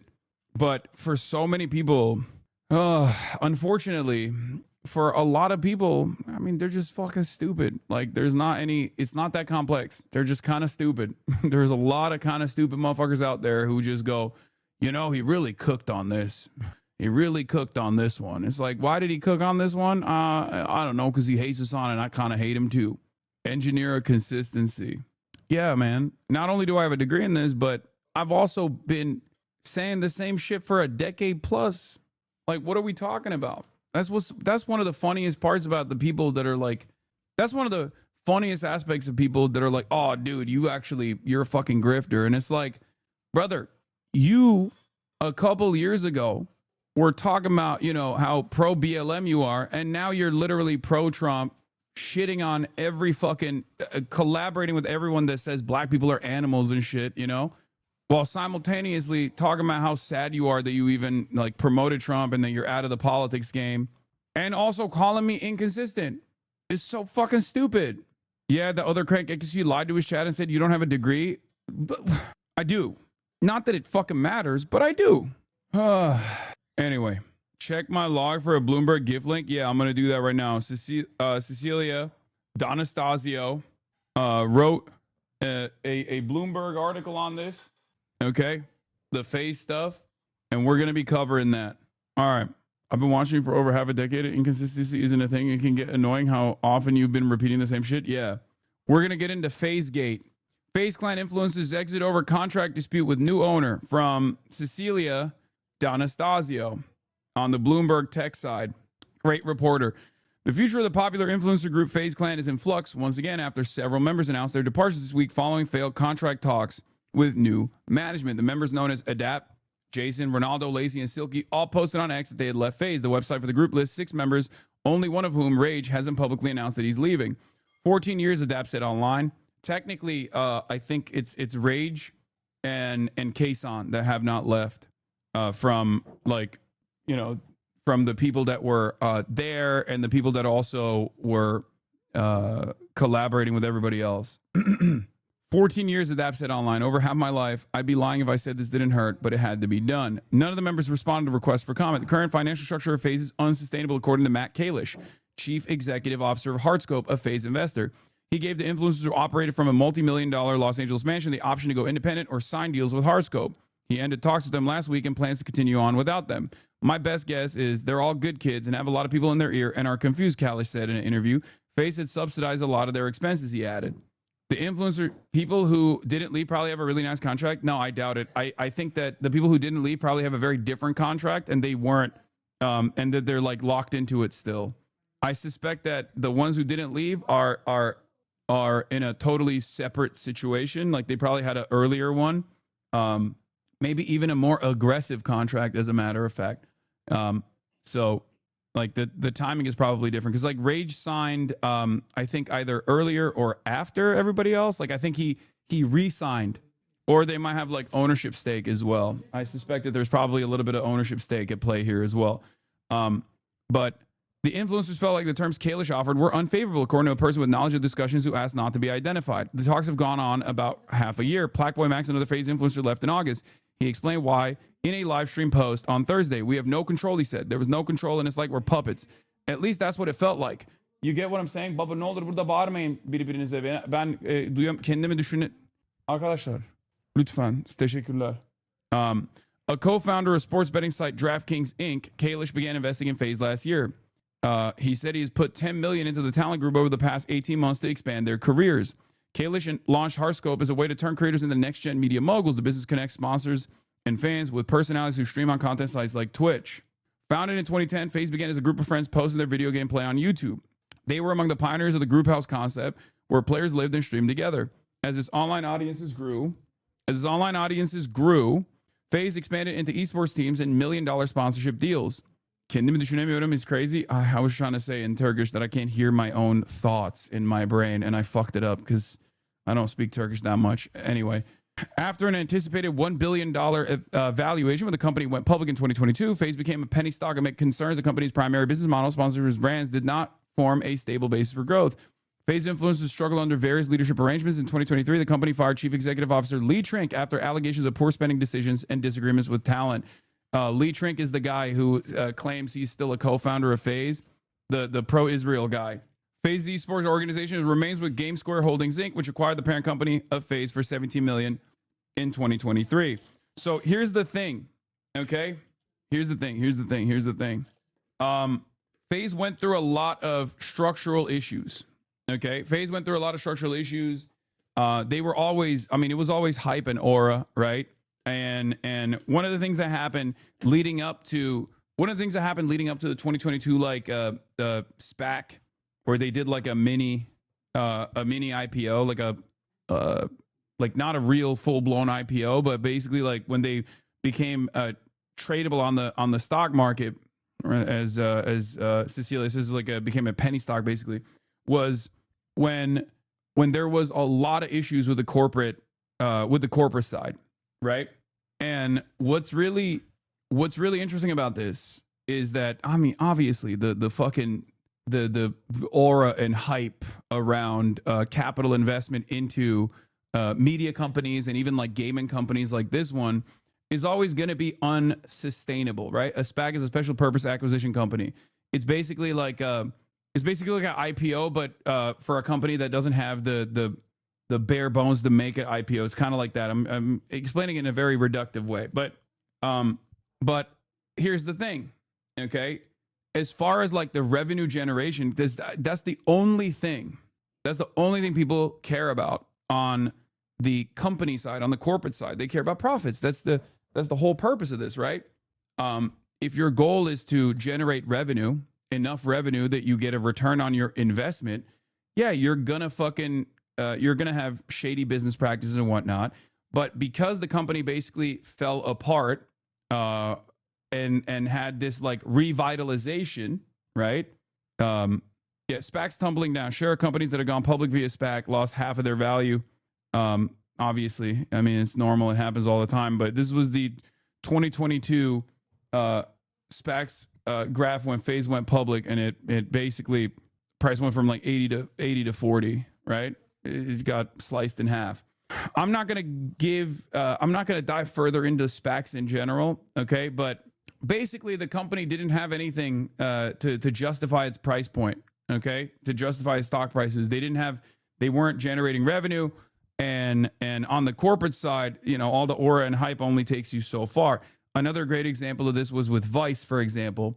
Shane Smith is one of the OGs at duping investors, right? Really beefing up your valuation without actually having anything to show for it. Vice was popping at the time when I was at the Young Turks. I remember it very clearly. And he had a swift exit after he sold it off like a pump and dump, basically. Sold it off for like, a $1 billion evaluation. Vice at its peak was seen as a more valuable media company than the New York Times was, right? And it's happened. This kind of shit has happened many times over, right? So where are they at now? I mean, Vice went functionally insolvent, but they're still trying to. They still got assets, so they're still trying to work on it. But yeah, a lot of these companies, they get big corporate investors, or sometimes even worse, like VCs, get involved, and VCs just want to pump up the stock price and then exit or sell it for scraps, right? They have no investment in the product. This is just how finance capital works. There's no real investment in your output. There's no real interest in like what kind of product that you're putting out there. There's none of that. It's just about making money, moving numbers on a fucking leaderboard. Okay. So that's just how private equity works. That's how, that's how VCs work. But for a lot of you guys, you only see like the personality side of it. You only see the labor side of it. You only see the on-camera talent side of it. So you don't really think about all this background shit, right? So FaZe was in the dumps as a not only as a stock, as a asset that people were trading around in the stock market, but it also was in the dumps as far as like its clout and its aura, because there were a lot of shakeups taking place on the management side of FaZe. And then FaZe Banks came in, and I think he like tried to rebuy FaZe, right? With a bunch of other investors, including with the DraftKings owner, Kalish. And they went in and they did definitely put a lot of money into it, for sure. They did put a lot of money into it. I don't know if the numbers that they're speaking on are real, because Banks was saying he put like $40 million into it. I don't know if that's the case. That's an insane amount of money. I don't know how you are that wasteful. And Kalish is the DraftKings guy who has no reason to lie, right? He got on a call with Ludwig, Aiden Ross, and Mr. Beast. Yeah, I know. I was aware of it at the time as well. I was, not as involved as those guys were, but I was aware that this was like a real, This was a real buyout opportunity. In any case, the new FaZe roster came out from that, and it was actually very good. And these guys were much smaller at the time, Jason, Ronaldo, Lacey, Silky. Your Rage was also already in and out at that point, so he came before them. And then Adapt had always been a FaZe content creator for 14 years. And holy shit, still talking about it? Brother, this is literally on Bloomberg News. Like, this is a fucking newsworthy story to talk about, especially from the... like, I know you're like, oh, why are we talking about FaZe? But like, this is on fucking Bloomberg, Calm down. This is news, okay? This is newsworthy. I know you are, I know you're above it all. You're an adult and you hate even learning about this stuff and you don't want to hear about this stuff at all. But it's an interesting story to cover. And it's also a labor dispute, okay? So they brought in this new talent and I don't know how much money they put into it, but we're obviously going to be talking about FaZe Banks' video on this as well, because he did like a 12-minute rant on this, and there was a lot of drama. There was a lot of additional drama in the response, because Plaqueboy Max came out. He had left FaZe before anyone else did yesterday, and he came out and he talked about like why he had left FaZe, but obviously he has a non-disparagement clause pretty clearly, because there's certain things he can't say, but he can actually like at least allude to or point to other people that also worked in FaZe, including his assistant, who is also his cousin, that was talking about like the level of control that these guys had over everything that they were doing, and also the higher demands that they had in terms of revenue from the content creators that were generating revenue.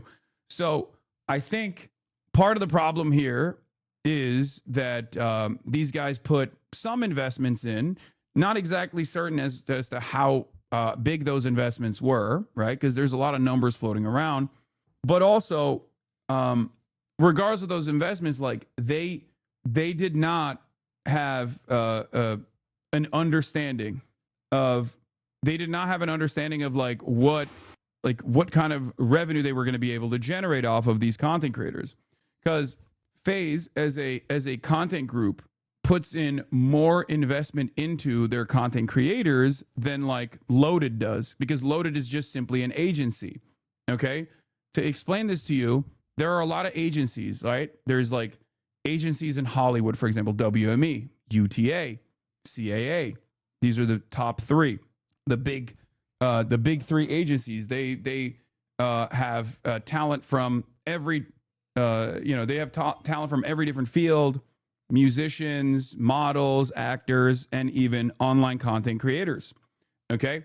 And what these agencies do, and I'm signed with WME for those of you who don't know, even though we don't really do too much, and they don't really do too much for me, let's be real, because I mostly just nuke all of the inbound requests coming from advertisers. But for normal people, what these guys are supposed to do is go out there and sell their talent, and they take 10% of whatever they sell. If they sell a $100,000 ad campaign, they get $10,000. Okay. And that's how it goes. Okay. That's how it goes. For managers, it's a little different. Managers don't have any sort of like legal binding to what percentage they can take from the things that they're selling. Managers can also get executive producer credits as well. Managers can even justify higher percentages. In a lot of instances, managers will also take like 20%, something along those lines. But the industry standard, at least in the beginning, was 10%. But the difference is, in this situation, it's not. In this situation, if FaZe's only revenue, like if FaZe as a company is only generating revenue off of selling the FaZe Clan inventory, right? If they're only generating revenue off of like selling sponsorship deals, right? Whether it be like pepperoni Totino's, microwavable FaZe Clan, pizza bagels or whatever, right? Then they're only going to get 10% or maybe a higher percentage off of those ads they're selling. But if that's not enough, if you're not generating enough revenue off of that to sustain the company, especially if you're like dumping a lot of money into this and you have a lot of people that you're paying on the FaZe Clan organization side, right? Whether it be the investors that are demanding higher returns, or whether it be the actual like, you know, background staff that works to make the organization operate in some capacity, right? Then the 10% that they're getting off of the sponsorships that they're selling is not going to fucking work. It's not going to keep them afloat. This is part of the reason why I think the agency structure that exists is kind of outdated. Either you have to be a completely separate agency in the same way that like Loaded is, right? And you're not going to make investments into the people that you are, into the people that you're actually, you know, selling inventory on. And you're just simply going to respond to inbound requests, or you're going to go out there and get like new, you're going to go out there and get, what do you call it?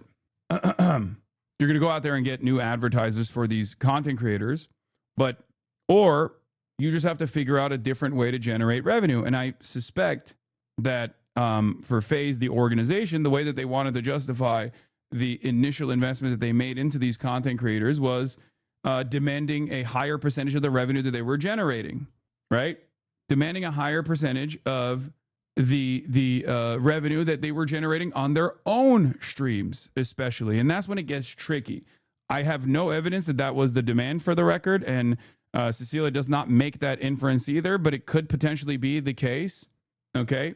And obviously, if you demand more revenue that they themselves are generating, the content creators themselves are generating, then they're going to say, nah, I'm not going to fucking do that. Because the reality of the matter is these content creators actually don't need FaZe.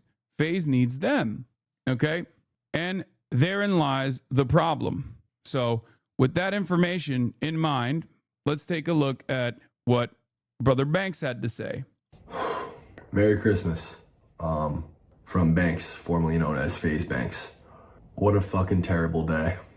What a terrible year. I left FaZe 5 months ago.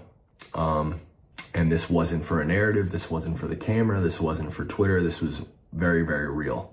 It was off the heels of some Twitter drama, and the boys were, you know, getting blown up in their comms and in their chats. And as we all know, in this world, wacky, strange world of streaming, that's really all that matters. These streamers, all of them, every last one of them, are forced to appeal to their comms and their chats and narratives on Twitter. And if they don't, they lose viewers. If they don't, they take a hit financially to their career.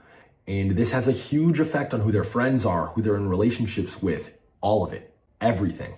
The way they treat each other online is completely 100% based and rooted in the feedback that they get in real time from chats and comms. So again, as somebody, an old man, 34 years old, you guys never let me forget it. Okay, it's not that old, man. Chill. You know, there are some of us who are also 34 years old. What? This is why people don't think you're a credible source of information. Like, I want to be respectful about it and all, but you're acting like the Lich King came back to life from the Ice Crown Citadel to rule Azeroth and make the world into a hellhole, when this is literally one of the biggest nothing burgers that nobody really even cares about. Like, stay on the serious topics or just grow up. It's that simple. Hasanabi, it's that simple. Surprised you don't care enough. I guess you don't think about Anion? What? I'm so confused. Did you give me, you said stay on topic? You're making it seem like this is, you know, insert WoW lore? What the fuck? Who no longer makes content, who doesn't have a stream, who doesn't have his own platform. It's impossible for me to create a narrative or control my narrative or really respond. Not that I really give a fuck to anyways, but yeah, all this drama is created, and we get on a call 5 months ago and the guys are like, listen, we're over the drama. We think it's best if you just like publicly step down from FaZe just to cool down the drama online. I reacted very emotionally to this.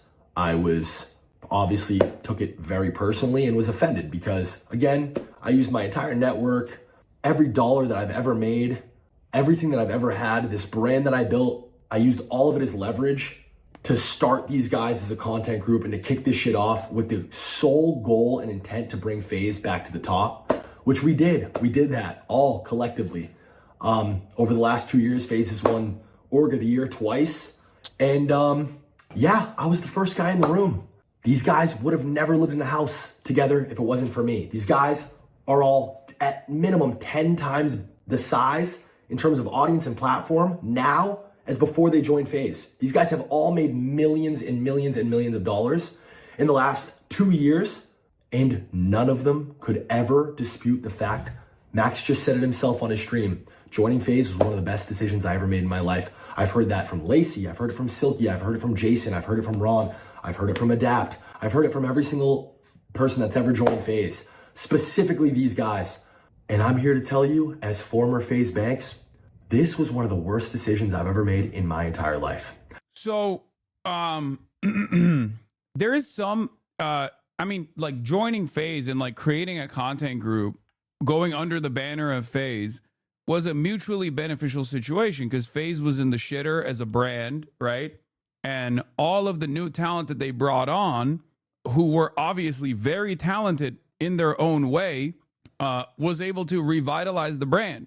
But it's crazy to say that it was because of FaZe that these guys were able to pop off. Like it was their own talent, right? It was their own talent. It was their own timing, comedic timing. It was their own entertainment that they were creating. It was the friendships that they made. Like, it's not like these guys were tiny content creators either before they joined FaZe. They were up there. They were nowhere near as big as they are now, but they were certainly having a blow up. Yeah, Jason had 9K average viewers before FaZe because he was collabing with Cutie and others, Law, so he was already big. Ron had also, like, these guys had basically mastered the like the TikTok clip feeding back to your live stream meta even before they joined FaZe, right? So you're just gonna glaze them? What? First of all, yes, I am gonna glaze them. I think they did a great job, and I've always said that they've done a great job, and I will continue saying that. So yeah, Jason averaged 3K. He met Cutie after FaZe. No, that's not true. Jason did not meet Cutie after FaZe. You're fucking wrong. Cutie Cinderella literally had Jason the Ween on to do Feliz Navidad in her like Christmas stream 2 fucking years ago. So no, you're just wrong. And this isn't even like lore in general. Okay, this is just things that I personally fucking experienced with my friends and coworkers and peers. So it's kind of funny to come here and tell me this shit. That was before he ever got on FaZe. So in any case, you don't watch Twitch though. I don't know. I trust your information. That's true. I don't really watch Twitch. So you're not wrong about that, but I do know these people. So, oh my God, this guy's still complaining about the fucking, the fact that I'm still covering this. Anyway, so they brought these guys who were already building their own audiences, who already had a pretty decent understanding of how to make content, right? And you know, it was the connective tissue. Like being under the FaZe banner certainly brought them together. So there was definitely some investment there. Okay, there was definitely some investment there. But to say that this was just because, of FaZe would be wrong. Okay, it was mutually beneficial for sure. But at the end of the day, FaZe as an organization needed the talent more than the talent needed FaZe. And that's precisely what has happened now. That now they have no talent left because they all left one by one at the same time. And that's the reason why this is newsworthy. And I think the problem here, is the additional demands that they were making on the organization side in order to justify the revenues that they were not generating. So they wanted to generate those revenues off of the content creators and the revenues that they were generating themselves, right? Like their subscriptions, for example. And when you actually demand money from the individual content creators, like from their own subscriptions or from their own revenue that they're generating on their YouTube pages or their TikTok or whatever the fuck, it's just not going to work. Of course, they're going to be like, nah, that's not happening. Okay. And I think that ultimately, this is what it comes down to. Look, see, he says these guys had free housing, free filmers and staff, all FaZe channels, 0% income shared. Their money and platforms all skyrocketed after meeting me, but I'm the bad guy. None of it makes sense. And like I said above, I'm going to get into all the details tomorrow. The thing is, like, even if you actually hired the initial cameraman and stuff, right? Even if you hired the initial cameraman and stuff, this is one of the only parts of a labor corporate structure that genuinely benefits the labor side because the labor side has way more salience and is in front of people. So partially the reason why I'm talking about this is because you can't have a similar issue like this in a regular workplace where people immediately understand because they don't have a fucking parasocial relationship with like the delivery drivers, okay, that are delivering your fucking packages. But they do have a parasocial relationship with the content creators. So they automatically understand that FaZe is nothing without the content creators. They're not as replaceable as your bosses in your regular ass fucking workplace will have you feel like you are replaceable. Okay? Then what is the point of FaZe? Well, therein lies the issue. Okay? Therein lies that is the problem in and of itself. They didn't actually come in and be the connective tissue and maybe make more reasonable. Yeah, he's doing a stream today. How does free housing go together with PBM having to pay $20K a month for the guest house? Exactly. They didn't for the new talent that they brought on. If they had spent less money, okay, and had a better revenue share agreement from the start, I think this wouldn't be as big as an issue. But they went in, they dumped a boatload of money as they usually do, and I think they wanted more. They wanted more in return for that initial upfront investment they made into like the expensive house that they got for everybody, for example, right? I gave up my entire adult life to this. I have put myself in millions and millions and millions of dollars in debt. I have never made not one singular dollar outside of my... FaZe boys are not workers. No, in this structure, they absolutely are. What do you mean? If the company's output is revenue generated off of advertisement that they're selling on the fucking streams, then yeah, they are the people that are actually doing the labor. They're technically doing the labor. I know it doesn't sound like a regular structure, but in entertainment, this is how it works. Salary via FaZe, not selling it, not buying it, raising money. I've just put myself further and further in debt. Yeah. Do you believe this, that he made $0? I have no idea. I don't know, because I feel like he must have exited, right? Like if he sold his shares, if he sold his like ownership stake in the company, then he did exit and they paid him for it. So I don't know how he's saying like I made $0 off of it. I think what's really interesting about this conversation, what confuses me about this conversation is how he's saying like, oh, I dumped 40 million into this and then I got nothing in return, even though he like owned a significant percentage of the company, right? But what I don't understand is like how you made I mean, maybe he made zero profit, maybe he lost money in the process. I don't know. I don't fully comprehend this at all. Singular dollar outside of my salary via FaZe, not selling it, not buying it, raising money. I've just put myself further and further in debt. Yeah, I think FaZe to acquire and all the costs. It's like the iDubbbz Creator Clash. Why are all creator events so poorly managed? I think it's because these kinds of things are incredibly difficult to put together in general. And that's why there is a need for professionals who specifically make this kind of stuff work. When you have content creators or former content creators getting into the managerial side of things, it makes things way more difficult to put together. Like it's just this is what I explain to people all the time. Whenever motherfuckers go, why don't you start your own news company? Why don't you start your own media empire? And I'm like, that's not what I'm good at. Okay. I know my fucking limitations. And this is the problem. I'm not ever going to be in a managerial position. I don't want to do that. Okay. I can't do that. I don't want to do that. I'm not good at that. And this is part of the reason why, even though I had opportunities to get even like ownership stakes in other orgs similar to this, I have said no over and over again. Even when people have asked me like, oh, do you want to co-found an organization? Or if you want to join an organization, I've always said no. I've said no to joining an organization as a content creator because I don't think it's valuable for someone like myself. It can be valuable for others, especially smaller content creators who are just starting their careers, right? But I've also said no to the ownership side of things as well, because it's just, it's complicated. It's like it's a job in and of itself, and it's not within my skill set. Okay. Costs for these guys' careers over the last 2 years, I think ballpark $40 million. And I think probably collectively these guys have had to have probably made like 20 million in the last 2 years collectively, I would guess.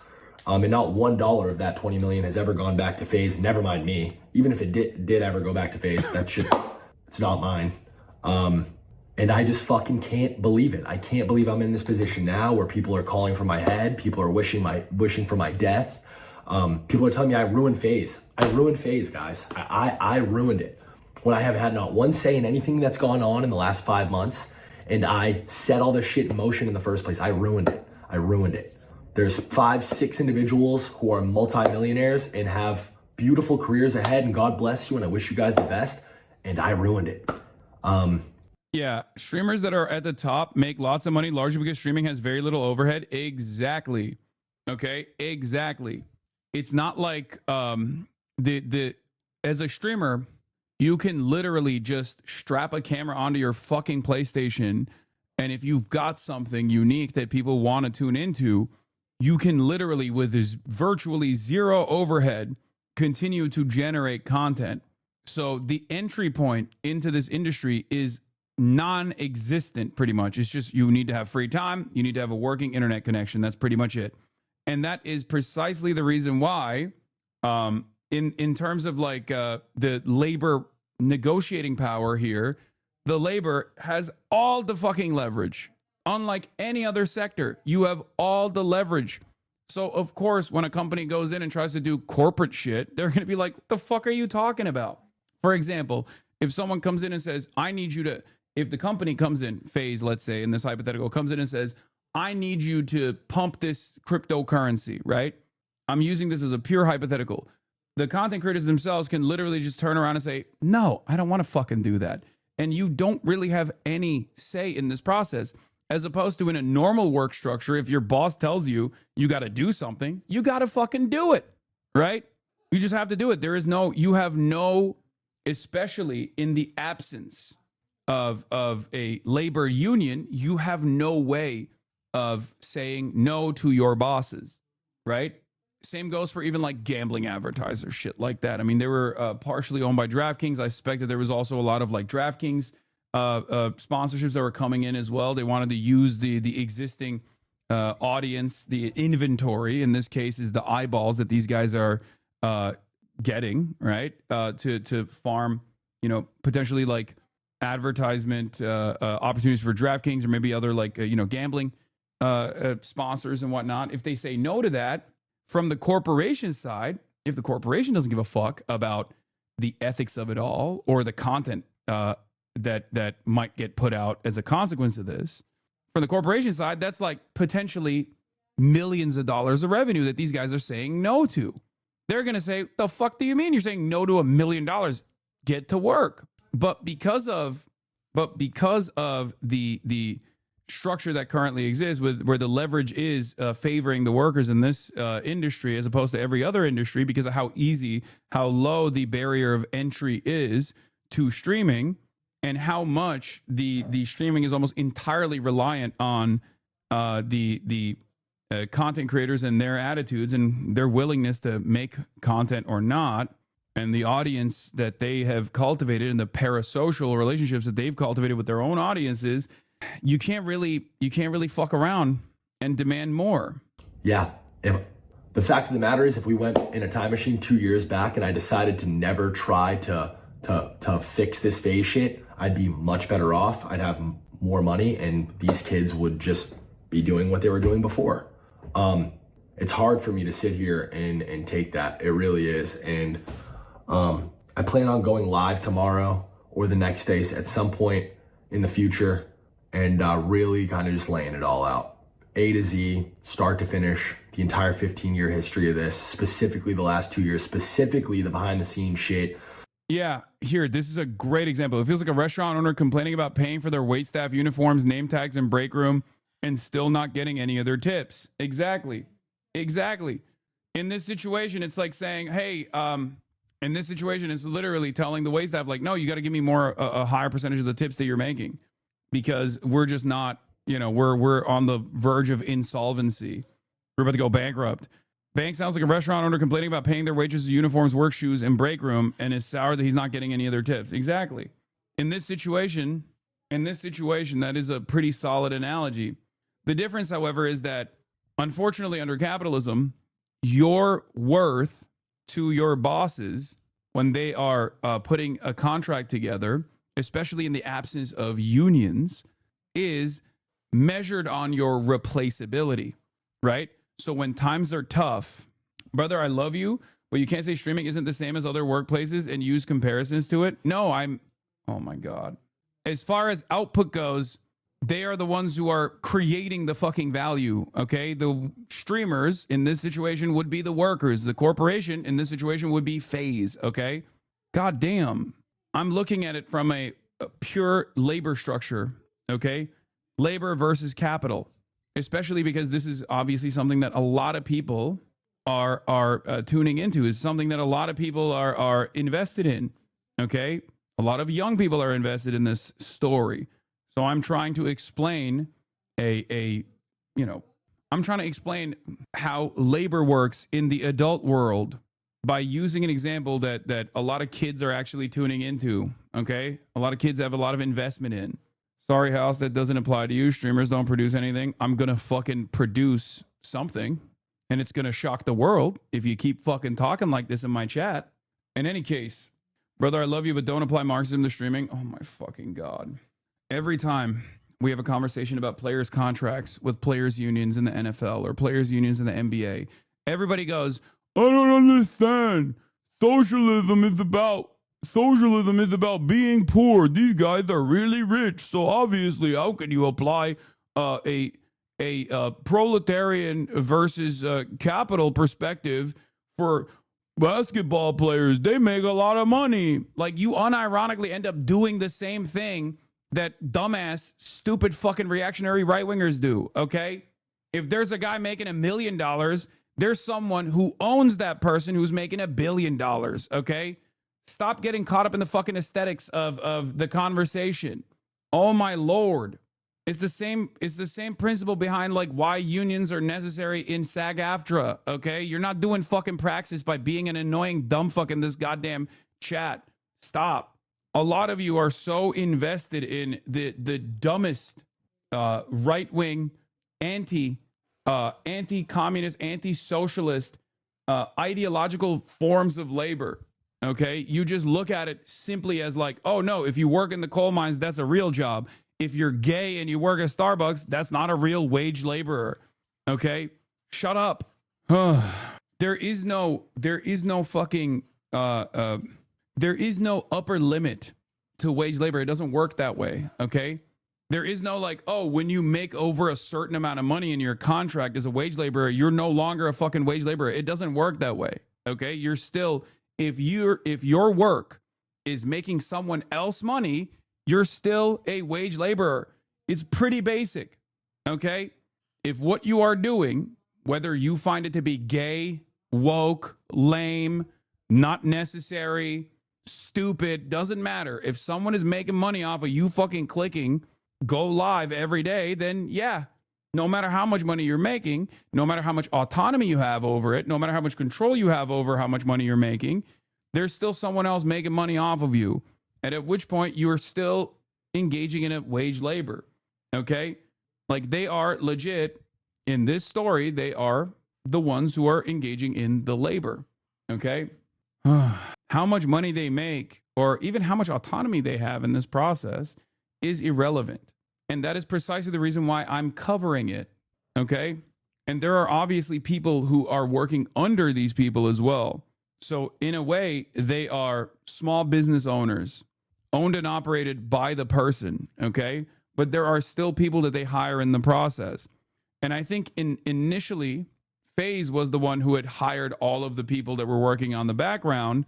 And because of that upfront investment, they wanted more. They were like, because of this upfront investment that we made with like the camera people and like the editors and, you know, people that were pumping, the social media managers and all this stuff, that all played a big role in you guys blowing the fuck up. And now you have to pay us back. Okay. You know, the assistants, the managers and whatnot. And that, oh, yeah. What happened? Hello. So where was I? All right, let's keep going. In the dynamic between all the kids in the back end, because I just watched some clips from this Black Boy Max stream where he's playing a laugh track over my tweet, and it's like, Max, I know this was what like pissed him off a lot. He didn't even like read the tweet, but the tweet was, I have nothing to do with what's going on in FaZe Clan right now. I left 4 months ago and I moved on with my life. Unfortunate to see. Wishing everyone involved the best. If there's anything I could do to help, I'm here. Nobody loves FaZe more than me. Yeah, streamers don't produce anything of value while watching a streamer and being so involved. You have to chirp and chat. What idiots people are. I know. It's entertainment. I mean, it's not like productive in the sense that like we're not building fucking we're not putting out steel at the steel mill, okay? And yes, it is not necessary, okay? The world would move on without entertainment. Just like what I do is news and commentary and also entertainment, and the world would be perfectly fine without me. As a matter of fact, a lot of people would probably lose a lot of money if I wasn't around all the fucking haters that make a shit ton of money off of this, the fuck us on content. But ultimately, they are still generating value for someone else. We've had like our individual differences, and I know I haven't really seen eye to eye with a lot of the talent because truthfully and honestly, I find you guys all to be incredibly ungrateful. I find you guys all to have insane egos, and I think it's disgusting and makes me sick to my stomach that your guys' relationships with each other. He got real Toronto here. Sick to my stomach, fam. And with every other streamer, and your community included, is so incredibly fake. You guys are the best actors on planet Earth, and you've made a complete career out of all of it. Max. This part I don't believe. I think he got emotional and I think he got mad and I think he just wanted to like throw a little bit of a fucking grenade into the convo to invite suspicion. But obviously, like, I don't think people are going to believe that regardless. But I think this was not correct. Also, some of the older stuff that he brought up, as far as like when people weren't friendly with one another initially, that part is true, right? Here, like when they first began, when they first were building FaZe, like the new FaZe. Can somebody find the clip of Max saying that he used to think that Ron and Lacey were cringe before he joined, but now they're friends? To make this house work, Jason, Ron, and Lacey got to live here too. K-San was saying this. I'm like, I was like, fuck it. You said no to them. No. Too? I was like, fuck it, because I'm not gonna lie. I always say this. Silky? Yeah, Silky said no. Silky said no. Silky said no. So y'all didn't want to live with any of us. I wanted to live with the 4, and I was like, yo, just get him a house like right next to us, bro. Yeah, that's when they. That's what I was trying to push for, but they didn't want to live in Florida. Yeah. So look. Now Ron, I always knew you, and Jason, I always knew you. So Lacey, I was just like, fuck it. I wasn't fond of Lacey at first because I thought it was just some annoying white fat kid who ordered McDonald's. Those are the clips I seen. So I was like, what the fuck? But they were saying no. In my honest opinion, the best comparison is actors seems to have very similar dynamics, although with more powerful organizations. No. Yes and no. Yes, because like obviously the talent drives box office numbers, or at least used to back in the day. But no, because he said fat kid, chatters. He didn't say the slur you think he said. Okay? But the thing that's different is that you can't really make a whole ass movie. You can't really make a whole ass movie with just actors, okay? Whereas you can actually make like the replaceability factor with the low barrier of entry into making the same exact content that you're making in the realm of Twitch streaming, in the realm of streaming on the internet, makes it much more difficult to control. If anything, the industry that's actually very good at offering a lot of value to young talent and trapping them in the worst contracts is music. If you want to actually compare it, because like you can be a fucking musician on your own, okay? But because the record labels basically own everything and make it virtually impossible for any musician to be independent, they can be as abusive as they want to. And their contracts are, if you guys know anything about record labels, they are the most abusive contracts out there. Okay? Music probably is the most similar comparison to Twitch streaming in that regard, where musicians have deep parasocial relationships they cultivate with their fan bases. It's a very personal relationship that a lot of people have with their favorite musicians. Record labels basically own everything, though. They own the platforms. They own virtually every aspect of creating this product, and therefore they can trap you in a 360 deal, especially if they pluck you from nothingness and give you a bunch of upfront investment and then consistently farm revenue from you for the rest of your fucking life. Okay? That's how it works. Technically, you could literally be a musician on your own. All you need is all you need is your voice. All you need is your personality. All you need is your skills in writing a song. All you need is maybe, an understanding of how to produce music. But while that in and of itself, especially with how all of these tools are now readily available to you in terms of like production and stuff like that, there is, as long as you have, recording equipment, all this stuff, you could technically try and be a musician on your own, but it's much more difficult.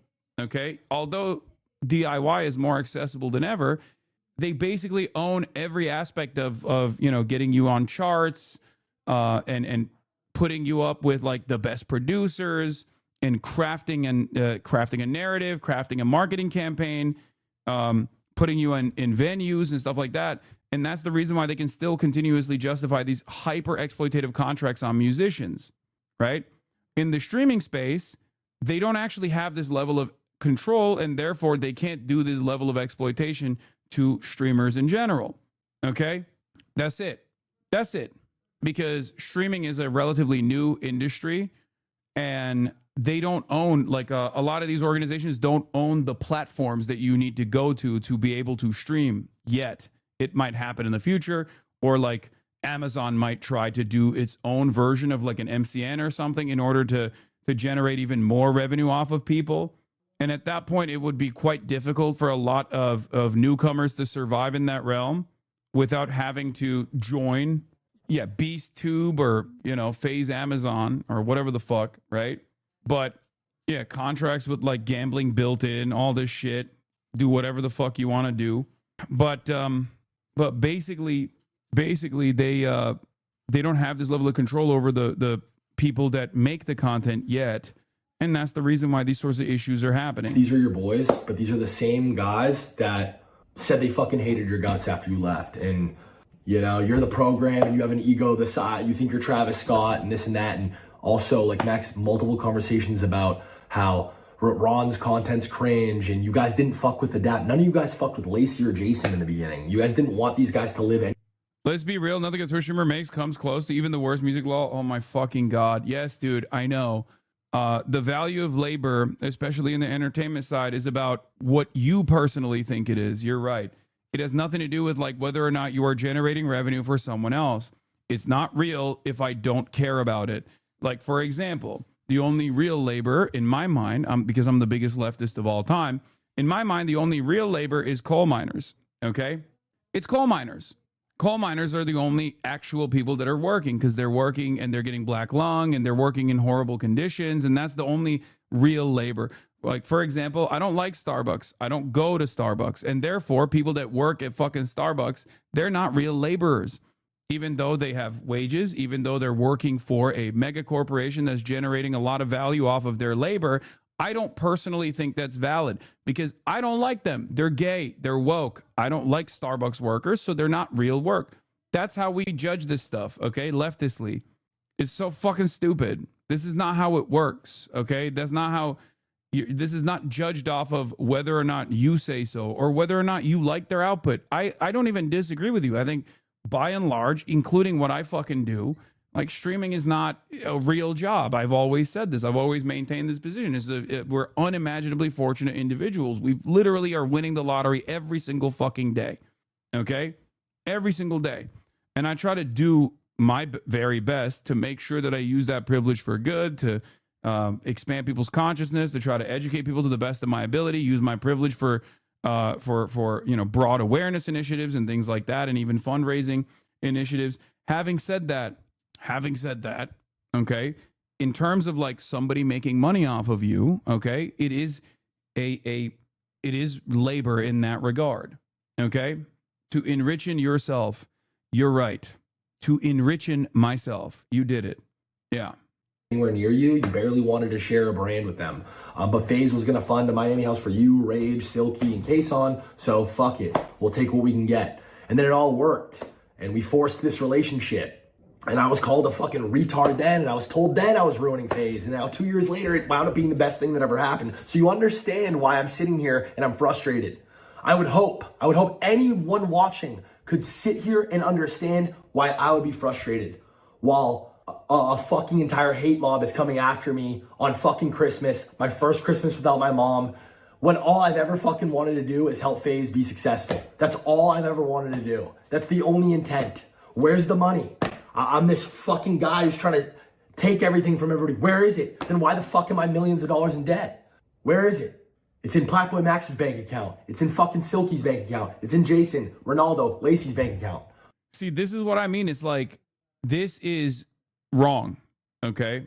I don't, I don't agree with Brother Banks on this at all.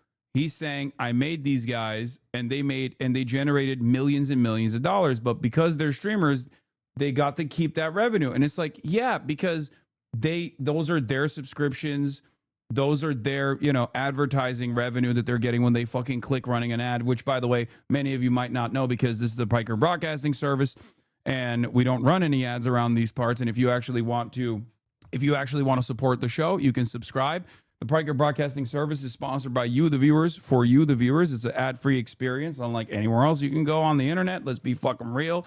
And there will be no cryptocurrency scams or anything of that sort on this. And there will be no gambling ads in general here as well. But there is this dynamic here of like friendship versus business. And I think that's what muddies the waters a little bit. Xylax, thank you for the 50 open presents. Thank you for the 100 gifted subs. There I go again, enriching myself with your voluntary subscriptions. If you want to, you can subscribe. There are obviously some benefits to it, like you can rewind the broadcast if you want to on the desktop. If you are subscribed, you can send me links, but that's pretty much it, okay? I think the main problem with this discourse is that you talk about how much money y'all streamers make. When its success is measured with clout, there's no other workforce like it. Musicians need talent, actors too. There are some talentless streamers, most of your haters, that are extremely successful because of clout. No, there are also musicians that you might not consider to be fucking talented at all. It's entertainment. I think you're misunderstanding. Clout is money, okay? Relevance and clout and eyeballs that you get turns into money in the streaming space. Because if you're clicking the run an ad button on your Twitch stream, for example, if you have 10 people, you're only getting 10 cents. If you have 1,000 people, you're getting 1,000 people's worth of ad dollars. If you have 100,000 people watching, in that situation, when you click ad, you're going to get 100,000x that, okay? And music is also subjective. Every form of entertainment is subjective, which means that some people are just not going to like it, okay? But there are plenty who do.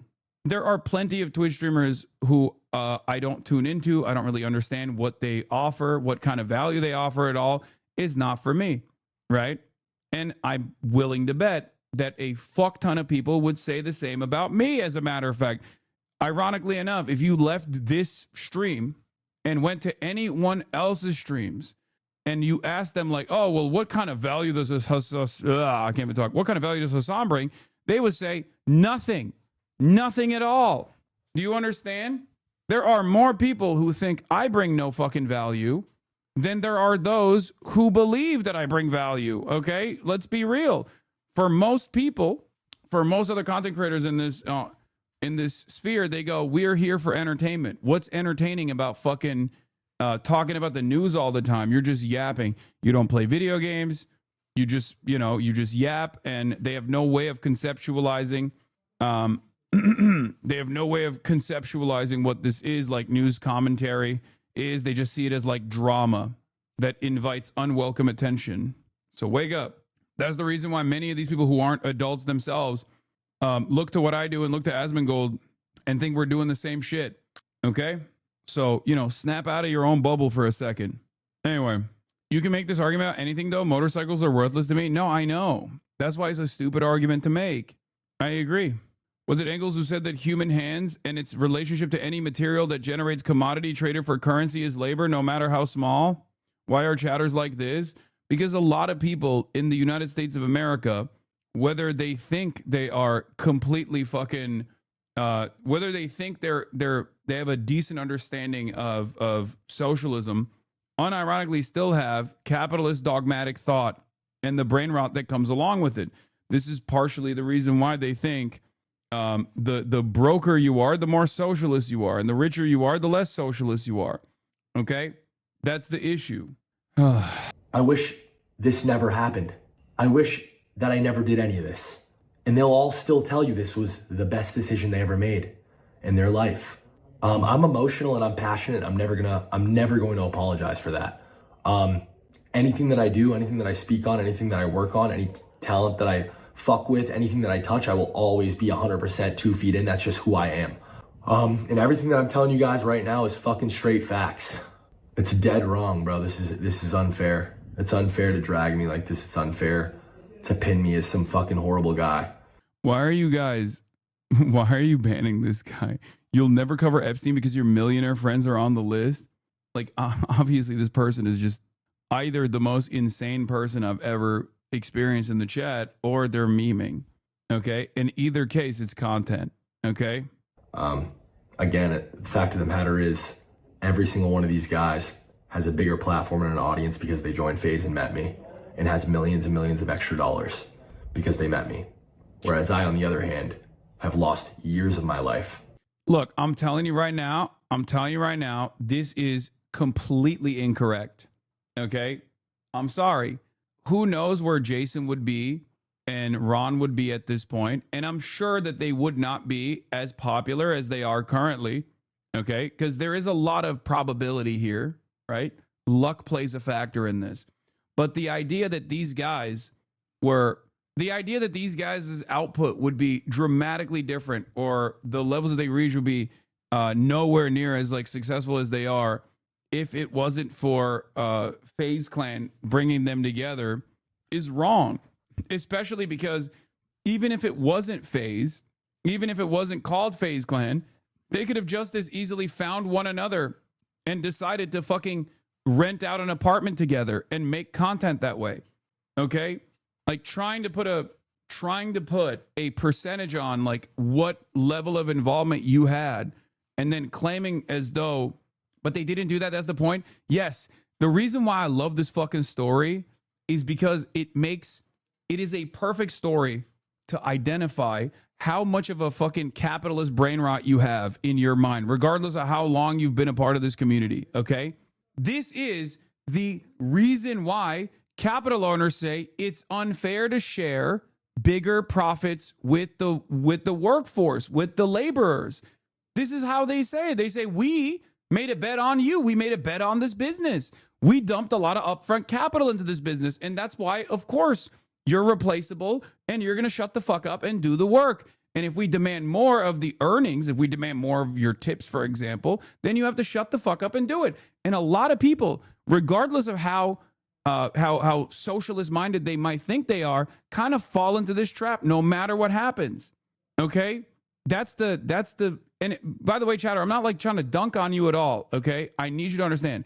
I'm not trying to dunk on you at all.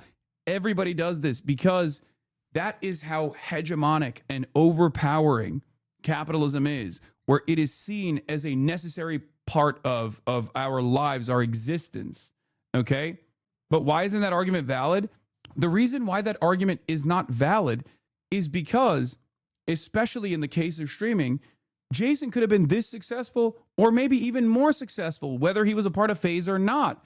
The notion that he had the FaZe brand associated with his name is not the reason why people tuned in. Okay? That's it. Why are you dunking on someone you're friends with? You create your own enemies, dude. First of all, I'm not even dunking on FaZe Banks, because the other side of this story, where there is validity, is that they did actually bring all these people together. Okay? They did. They brought these people together. They paid for a house. They didn't, at least until like recently, demand anything in exchange for that, as far as I understand. I don't know how truthful this side of the story is, right? Because obviously, if that was the case, and if these demands that FaZe as the organization was making was reasonable, then I don't think Adapt would have left, right? But what I take issue with is I'm a Twitch streamer, and as a streamer, when I see other people say, "Oh, we made you, I made you, this company made you," that's not correct. Okay, that's not correct at all, because especially when it comes to streaming, right? It's such a personal relationship that you have with your audience that it's just silly to make that argument. You either have something or you don't, right? Like, we jokingly say this stuff, but like Cutie, one could make an argument that Cutie had more of a profound role, played a more profound role in Jason's development as a content creator than even FaZe did, right? Because in different parts of your career, going from like 100 viewers to 1,000 viewers is a big leap. Going from 0 viewers to 15 is the biggest leap, right? It's a major leap. But even then, that's still a stretch, right? No, that's a stretch. Exactly, it is, because nobody technically makes you. It's who you are. It's who you are and what you want to accomplish that plays a role in your content. It's that simple, okay?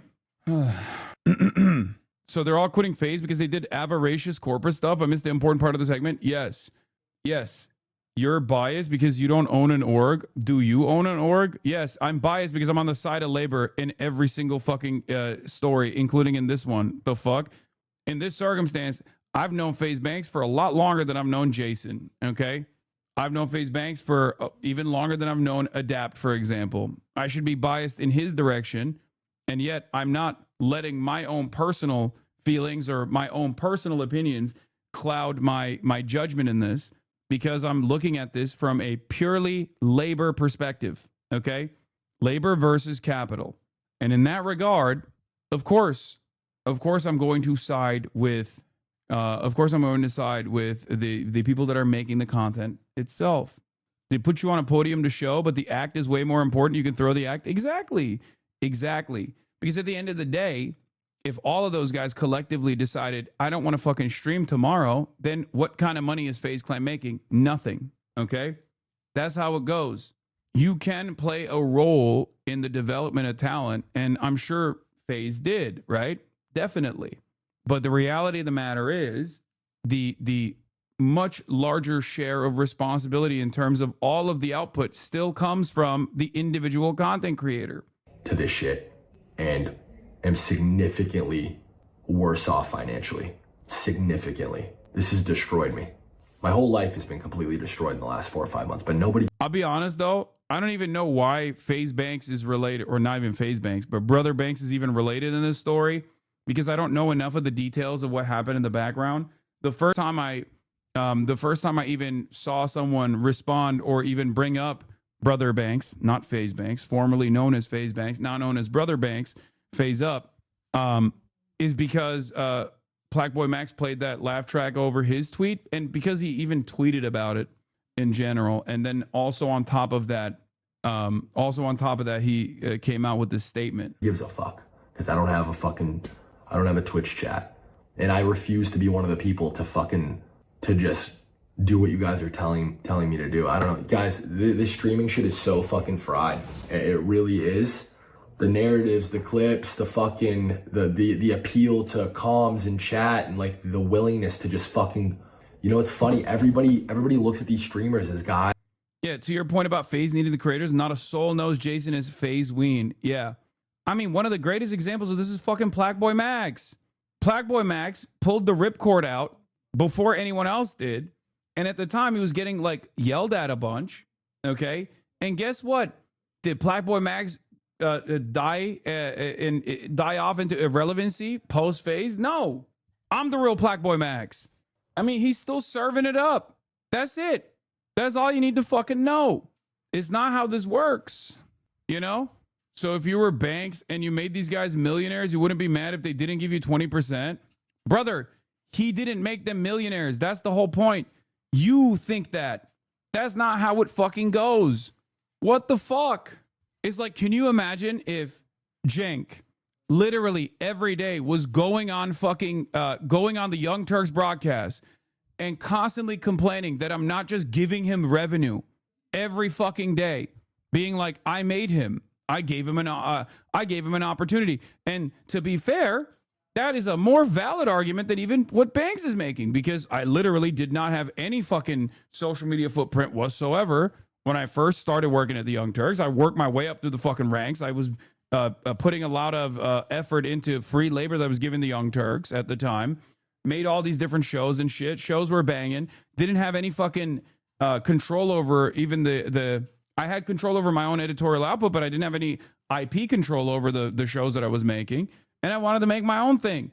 But could you imagine if he was like, yeah, no, it's just, you know, I'm demanding I'm demanding 20% of the revenues because you would not be known. You would not be known if it wasn't for the Young Turks. That would be absurd. Everyone would understand that that is fucking absurd, right? I think. And I give a lot of credit, of course, as always, to Uncle Chunk Weigert and TYT. I do, of course. But is literally like it's like when people will turn around and say stuff like, you understand how exploitative like reality TV show contracts are, for example, right? A lot of these reality TV show contracts will lock people into like generating revenue off of everything that they're doing, because these are like random people that they plucked off the street, right? In many instances. Nowadays it's a little bit different because they do lean heavily into like influencers and stuff. But reality TV producers will literally go, oh, we're making you fucking famous. And in the aftermath, even after you leave this reality TV show as a contestant, even if you lose, we are going to take money off of your earnings, or your endorsements, your sponsorships. We're going to take a percentage off of that because we made you. That's ridiculous. Most people understand that's a fucking ridiculous way to operate. Okay?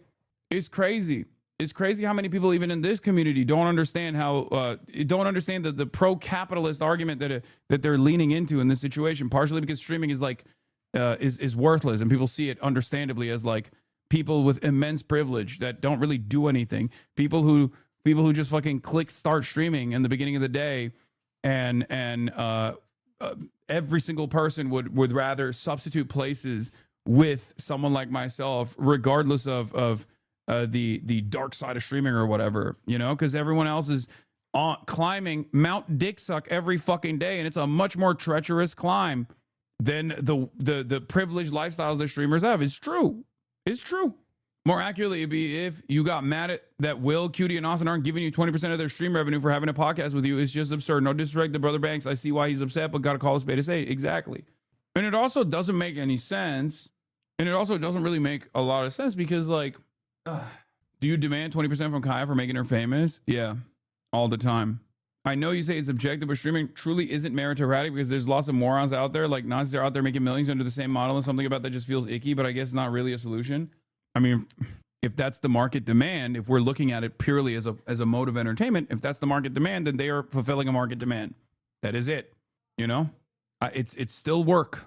I don't agree with it, and I think that kind of work shouldn't even exist, but it's still work in the way that we're talking about in the analysis that we're conducting here.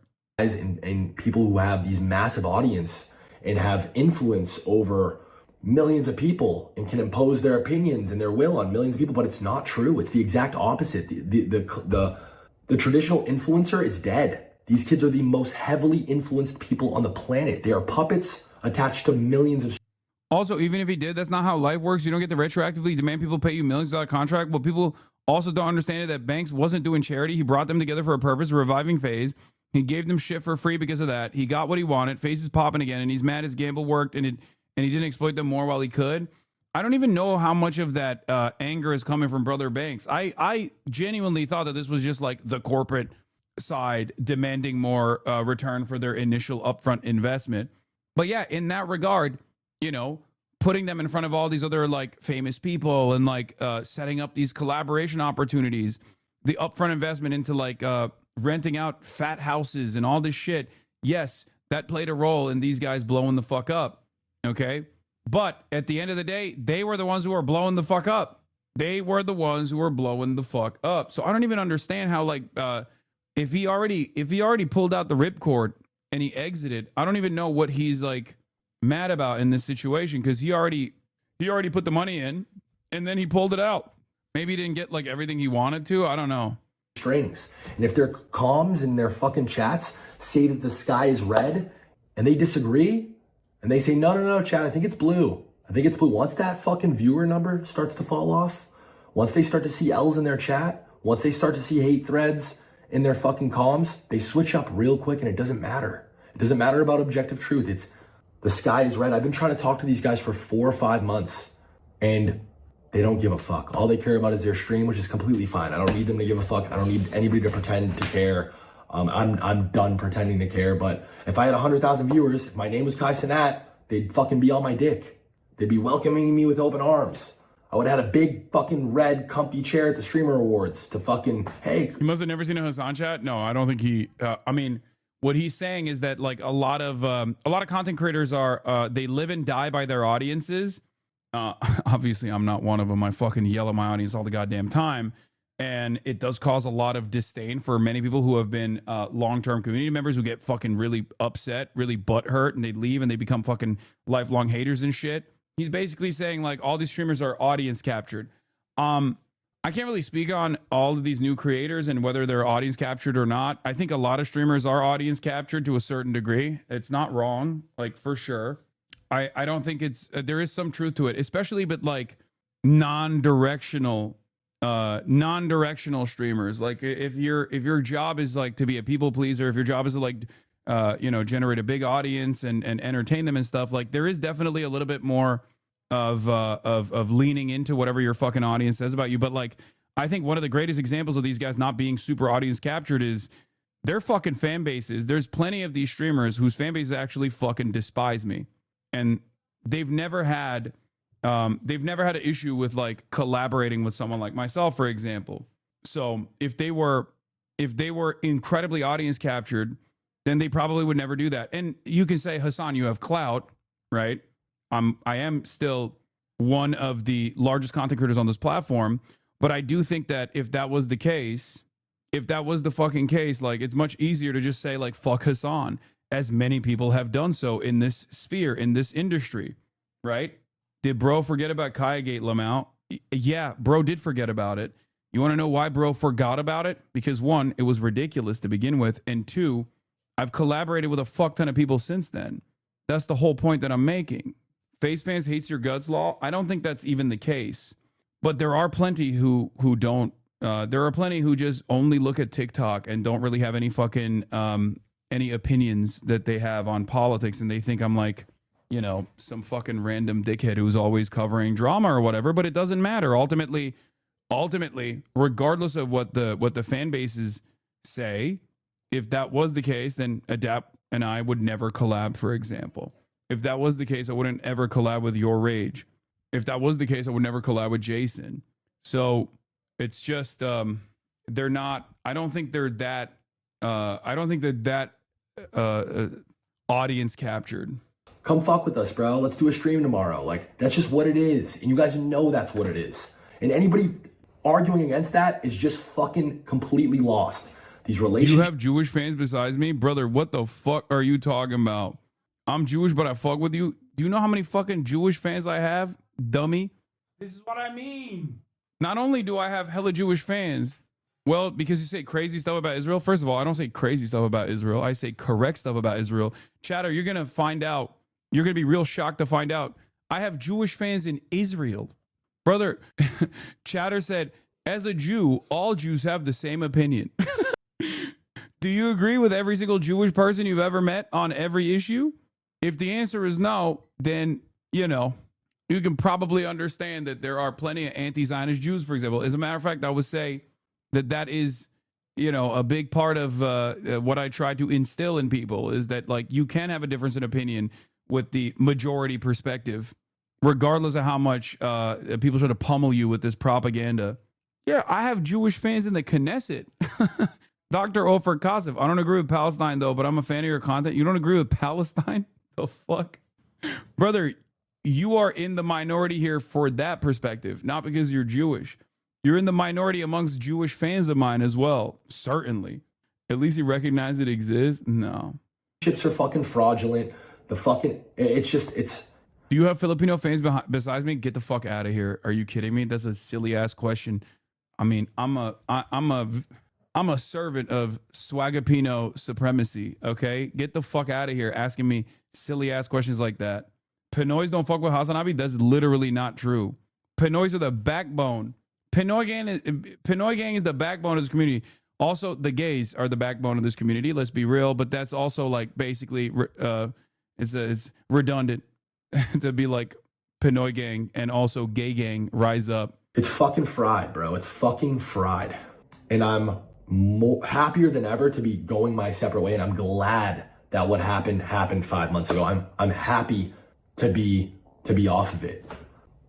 There is no future for me in FaZe. There is none. That was my last try. That was it. There's nothing, I have nothing left to give this. I gave it my entire adult life and I tried my hardest. And for anybody who's a fan of me and anybody who's a fan of FaZe, I am sorry. I've absolutely failed you. And the one thing I'm perfectly okay with taking accountability for is being the root cause of all of this. Because at the end of the day, I am. This is, in a fucking twisted way, all my fault. Because at the end of the day, I put these guys in a room. At the end of the day, I went and raised money.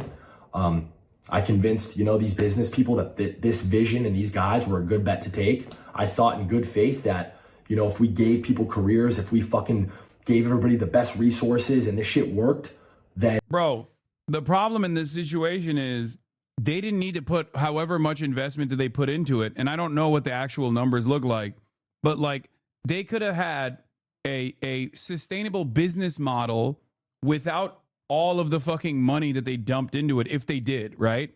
Like the notion that you feel the idea that you're gonna like without a contract up front, and even if that contract existed, by the way, I still think it would have been far too exploitative and far too demanding if you were like literally demanding 20% of their overall revenue, for example. And I don't have enough we don't have enough evidence at this point to see whether or not that's like a stipulation in the contract. But if that was the case, then that's unacceptable, right?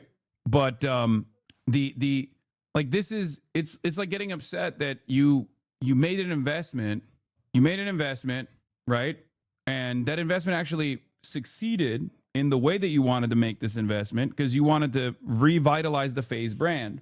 The reason why you wanted to revitalize the FaZe brand is so that you could sell stuff to the new FaZe audience with the association of the FaZe brand. That succeeded. But instead of just like finding more sponsorships to bring on,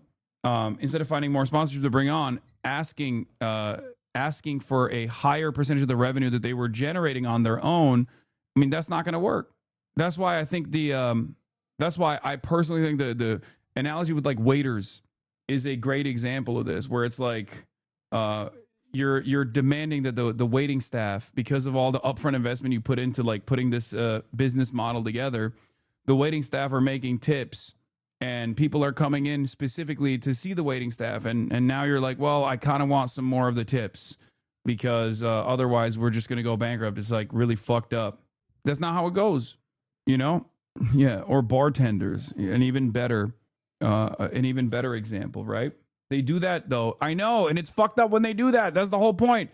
But in this situation, because there is no barrier of entry to streaming and the product almost entirely is the content, the person, you can't really make these demands of the laborers. Whereas a bartender can go to a different bar and tend at a different bar, but he still needs a bar, right? If streamers can basically do the exact same stream that they're doing with their fucking phones, right? Maybe it'll be not the same. Maybe it won't be as like popping or whatever, right? But if they can do the exact same fucking stream on their phones, then they're gonna do that. It's a very there is not a lot of tremendous cost associated with. There's not a lot of overhead. There's no barrier of entry into streaming. There's a tremendous barrier of success. There's a tremendous barrier to reaching a level of success. But once you reach a level of success, it's entirely in the hands of the person to continue that success or to continue expanding on that success. And everything else will figure itself out. And I'm so fucking naive and retarded to have not made sure everything was fucking better articulated and solidified and just like people were on the same page. I don't know, man. I failed miserably. It's not the first L that I'm taking in my life. It's not the first time I've failed. But yeah, I wish that, in a weird way, I do wish that I fucking was closer to the fold the last 4 or 5 months. I don't think that this all would have happened this way. I don't know, man. I don't know. Well, unfortunately, like I said, I really don't know. Music industry isn't being run by musicians. So it's being run by accountants and lawyers. So I don't know if they'd know real music if they heard it. What they're looking for is acts that are going to make the most money for them. So you'll see all kinds of little gimmicks, so to speak. And ultimately, real music is just about a microphone and a spotlight. If you can get over like that and bring the special effects within your body, you know, then I think you're gonna have a lot longer career. What to do? I don't know what else to say.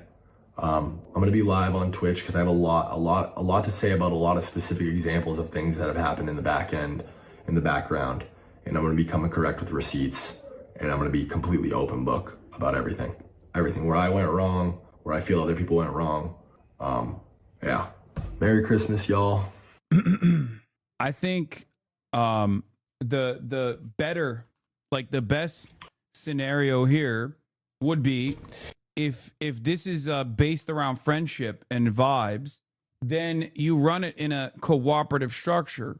That's it. If it's based on friendship, vibes, clout, then you don't put that much investment up front, okay? And you also start in that same way, right? Not a FaZe clan, but a FaZe guild. But that's it. When do you think the Lacey X Grand Platinum tattoo cover-up stream will be? That's so funny. Yeah, a lot of people say like the Sidemen. But then how do you rent the massive mansion? Because these guys already had money. It's not like they didn't have money. They don't rent that massive mansion, but they make a more responsible decision. But they make it together. That's how it works. How do you do you not understand that? It doesn't have to be. How much more impact does that have when you're in a massive mansion like that one? And they've moved from house to house already, and it hasn't like changed the dynamic of the content all that much. As a matter of fact, the thing that they got mad about always was the internet, the bit rate, you know? That's the difference between top-down decision-making versus a bottom-up structure where all the people that are actually playing a role in the process, in the creation of the content, are actually bringing in feedback. They have input. Okay, that's it. I found them. Bish, Saul.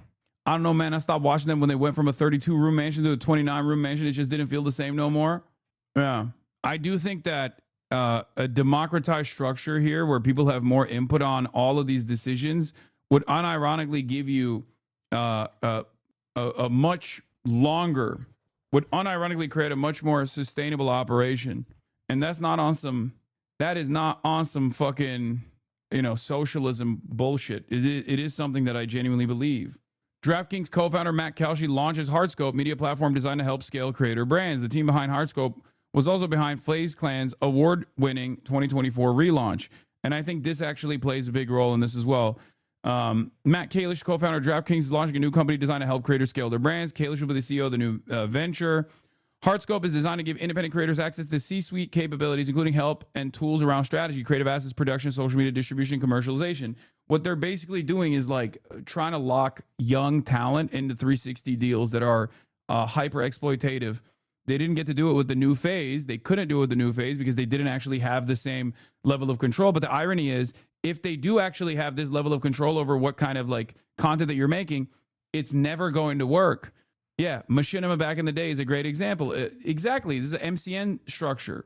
You can't do 360 deals and then stunt people's growth opportunities because like then they can't organically pop off. They can't organically make content that like it turns into a fucking job. Okay. And I think they're trying to do like a K-pop style structure around streaming as well. That's literally what they're trying to do. It's just, this is capitalism. Every new growing sector, every new industry is always going to have, big business coming in a predatory manner and trying to farm as much revenue as they possibly can, right? They're trying to do music industry shit. Democratic decision-making structures will also yield more stable production. Ain't no way he would have those nosedived in the haterade if everyone had equal. Oh, you mean H3? True. The team behind Hardscope. Oh yeah, but specifically Hardscope aims to help creators scale their businesses. I'm telling you right now, the new meta in 2026 and onward is clippers. These guys for the past couple of years have noticed that a lot of people that hire clippers on like TikTok and everywhere else, low key, the Hasanabe Clips industrial complex basically, but bass boosted and much more successful, right? Kick revolves around this meta as well. You get hired on, you get signed on as talent to Kick. There's a fucking managerial aspect to that. They own the platform itself too. Kick is already doing the thing that I was talking about, like FaZe Amazon collaborative relationship already exists with Kick. So when Kick hires a new talent, there are contractual obligations, and they elevate them through these clip farms. Okay? They got a shit ton. They got a shit ton of clippers, both on Twitter and on TikTok. And you literally get bass boosted into oblivion. They really, really, really improve your brand recognition. And I think this is exactly what these guys are trying to do as well at Hardscope. Team behind Hardscope was also behind FaZe Clan's 2024 relaunch. Last year, FaZe Clan, 580,000 Twitch followers, won Best Content Organization at the Streamer Awards. Though the team has a history of working with live streamers, Hardscope is for all creators. In 2024, FaZe Clan also spun off into the esports company FaZe Holdings and the internet media company FaZe Media. Miz is doing that, but those TikToks are getting like 100 likes. It starts off slow, but it will. It's basically a science, guys. You cannot deny it. It's undeniable. No matter how fucking shitty your brand might look like, the more you see it, the more you generate eyeballs and attention, either as a lolcow or either as like a cool guy. These clippers are what make you into a person that is impossible to avoid. Okay, as long as you are getting views. Okay, Miz is popping off on Twitter because of the Kick clippers. Yeah, exactly. That's how it is. You get on Kick. You sign off on the managerial side as well. They flood the zone with your clips. You become impossible to avoid. And we've covered we've covered this before. Bloomberg also covered this as well. Paid armies of clippers boost internet stars like Mr. Beast. This is the new meta, okay? This is the fucking new meta. And that's what Hardscope, I think, was trying to do. Hardscope was trying to lock these guys into a contract, but they didn't do it early enough. But this was proof of their work, basically. It's science because the Clippers have hacked the algo. Exactly. Makes you wonder at what point your haters will realize they've immortalized you. Yes and no. No, because there is a reason why so many of the insane fucking narratives that cause people to not tune into my broadcast, or at least like when they tune in with a negative attitude. It's because of the fucking hate clip farms. You're not hate clipped at that level? I fucking absolutely am. Are you kidding me? I mean, the same people that are getting paid to consistently pump out Kick streamers are the exact same people that have been doing that nonstop. I get fucking hate clipped by entire governments. We're talking about fucking Israel, dude. Yes, you need to create a new TikTok and pump 10 TikToks a day per stream. Delete the ones that don't hit 100K views after you gain great traction. That's the strat. Not take 3 days to post one clip. Yeah. No, I know. That's how it is. And I think like Jason and all of them, they did that and they blew the fuck up off of that. Yeah. I got haters in governments. When you collide with your rage, those clip accounts were cropping you out of your own podcast. 1 million likes on TikTok can go up to $1,000 per video clip, depending on uploader's country or location. Clips feature, which is just a silly feature that came with Twitch, is now commodified and moved the conversation. If a clipper who doesn't give a shit about Hasanabe sees other clips getting 200K likes, they will go on that bandwagon for easy money. Exactly. Yeah. Yeah. That's how it is. And no, the Hasanabe Clips industrial complex don't do it for free either. They generate revenue on YouTube. They make fuck ton of money. They literally pay their college. They've paid off their student loan debts and shit like that. It's real. They do it all the time. And when you say Hassan isn't very clippable, he's too verbose, that's not true either. It don't matter. It's all about vibes. It's formulaic. You can make the most boring guy look fucking cool. They do it with Clavicular, who is so one note. It's all about the music that you put in. It's all about the sound effects you put into it. It's also the the silly framing that you add into like the edit in and of itself. Yeah. Clippers do the same with Asmon. Difference is Hassan falls for the clips. Here we go. Yes, you're right. Asmongold is actually the wokest warrior of all time. So when he actually talks about how he justifies torture on random people, we just fell for the Clippers. You're right. Of course, when Asmongold is actually responding to my clips, he is not falling for a clickbait at all. Asmongold is my number one. Asmongold is my number one hater, clip baiter in general. Go look at his short form content, Asmongold clips. Every day, there's like 2 to 3 moments off my stream that he just lies about. It's so strange that people refuse to recognize that. And they just go, no, Hassan, you're doing it to him. XQC is worse, in my opinion. I mean, yeah, they do. He was literally just watching clips from an hour ago. Of course, he does it all the time. They make a lot of money for him. This shit didn't start off overnight. That's why I always said, like, Nick Fuentes has like the positive version of what I have. All of these people have realized that, like, after years and years of being this like prominent left-wing figure that everyone can fucking unload all of their anger and anxieties towards, there is definitely a market on focus on content. There's also a market on promoting certain kinds of content creators, whether it be Asmongold or whether it be fucking Nick Fuentes. And all of these other people on the edges, because they don't fucking, what is this? Asmongold reacts to his favorite video, a clavicular Nick Fuentes edit. This gives me hope for America. It goes so hard. Yeah. Look. This is all the times you went and fucked with him. All the times he was annoying. Stop playing with me. Don't respect. Sit down and shut up. You are just 3 so narrow-minded peeps. Okay, you all have points, but the way you tell it, yeah, you're right. I'm so fucking narrow-minded. Maybe if you keep telling that to yourself, you won't have to listen to what I have to say. All right. My point was, there is a big reason why there is like an endless amount of scrutiny on everything that I do and a negative framing on everything that I do on the stream, which Asmongold does not receive. Okay, it's because all the supposedly apolitical sloppers, the slop content creators, the drama creators, they have realized that, like, if they do fuck song content, I'm not going to attack them, you know, and they're going to farm a lot of revenue off of it. But if they do fuck Asmongold content, at first they might have Asmongold's fan base come after them or stop watching them, and they're too afraid of that. That's it. Do you dye the hair on your head but not the hair on your face? Or are you retaining color up top that well? Yes. All right. None of you haters online ever have a response for why that isn't just a lie? I know. All right. God damn, he just reacted to you. You're reacting to him. You gets gotta just chat. I know you say he won't, but damn, why are you asking me this question? I have said already that I'm willing to talk to him. He's the one who doesn't want to talk to me. Okay? He's the one who wants to talk over what I'm saying, because he knows if we were to have a normal conversation, his audience would actually be a lot more responsive to what I have to say. Yeah. Or even in that moment, we'd have a conversation. He'd be like, "Yeah, you're very reasonable, actually. Never mind." And then next week, he'd consistently call me a fucking terrorist. Seems open to it at least one time recently. Yeah, I don't think so, because if that was the case, he would actually. All it would take is for him to say, "Yeah, I'm down to talk to you about this issue." That's it. That's all it takes. I've said over and over again.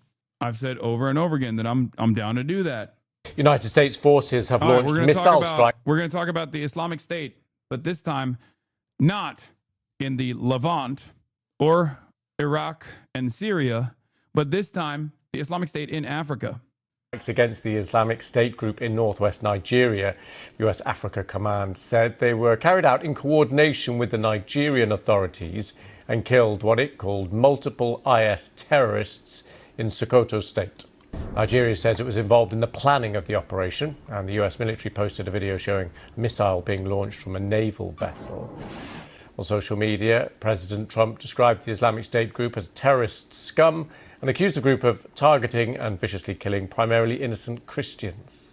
While speaking to the BBC World Service, the Nigerian foreign minister defended the military action.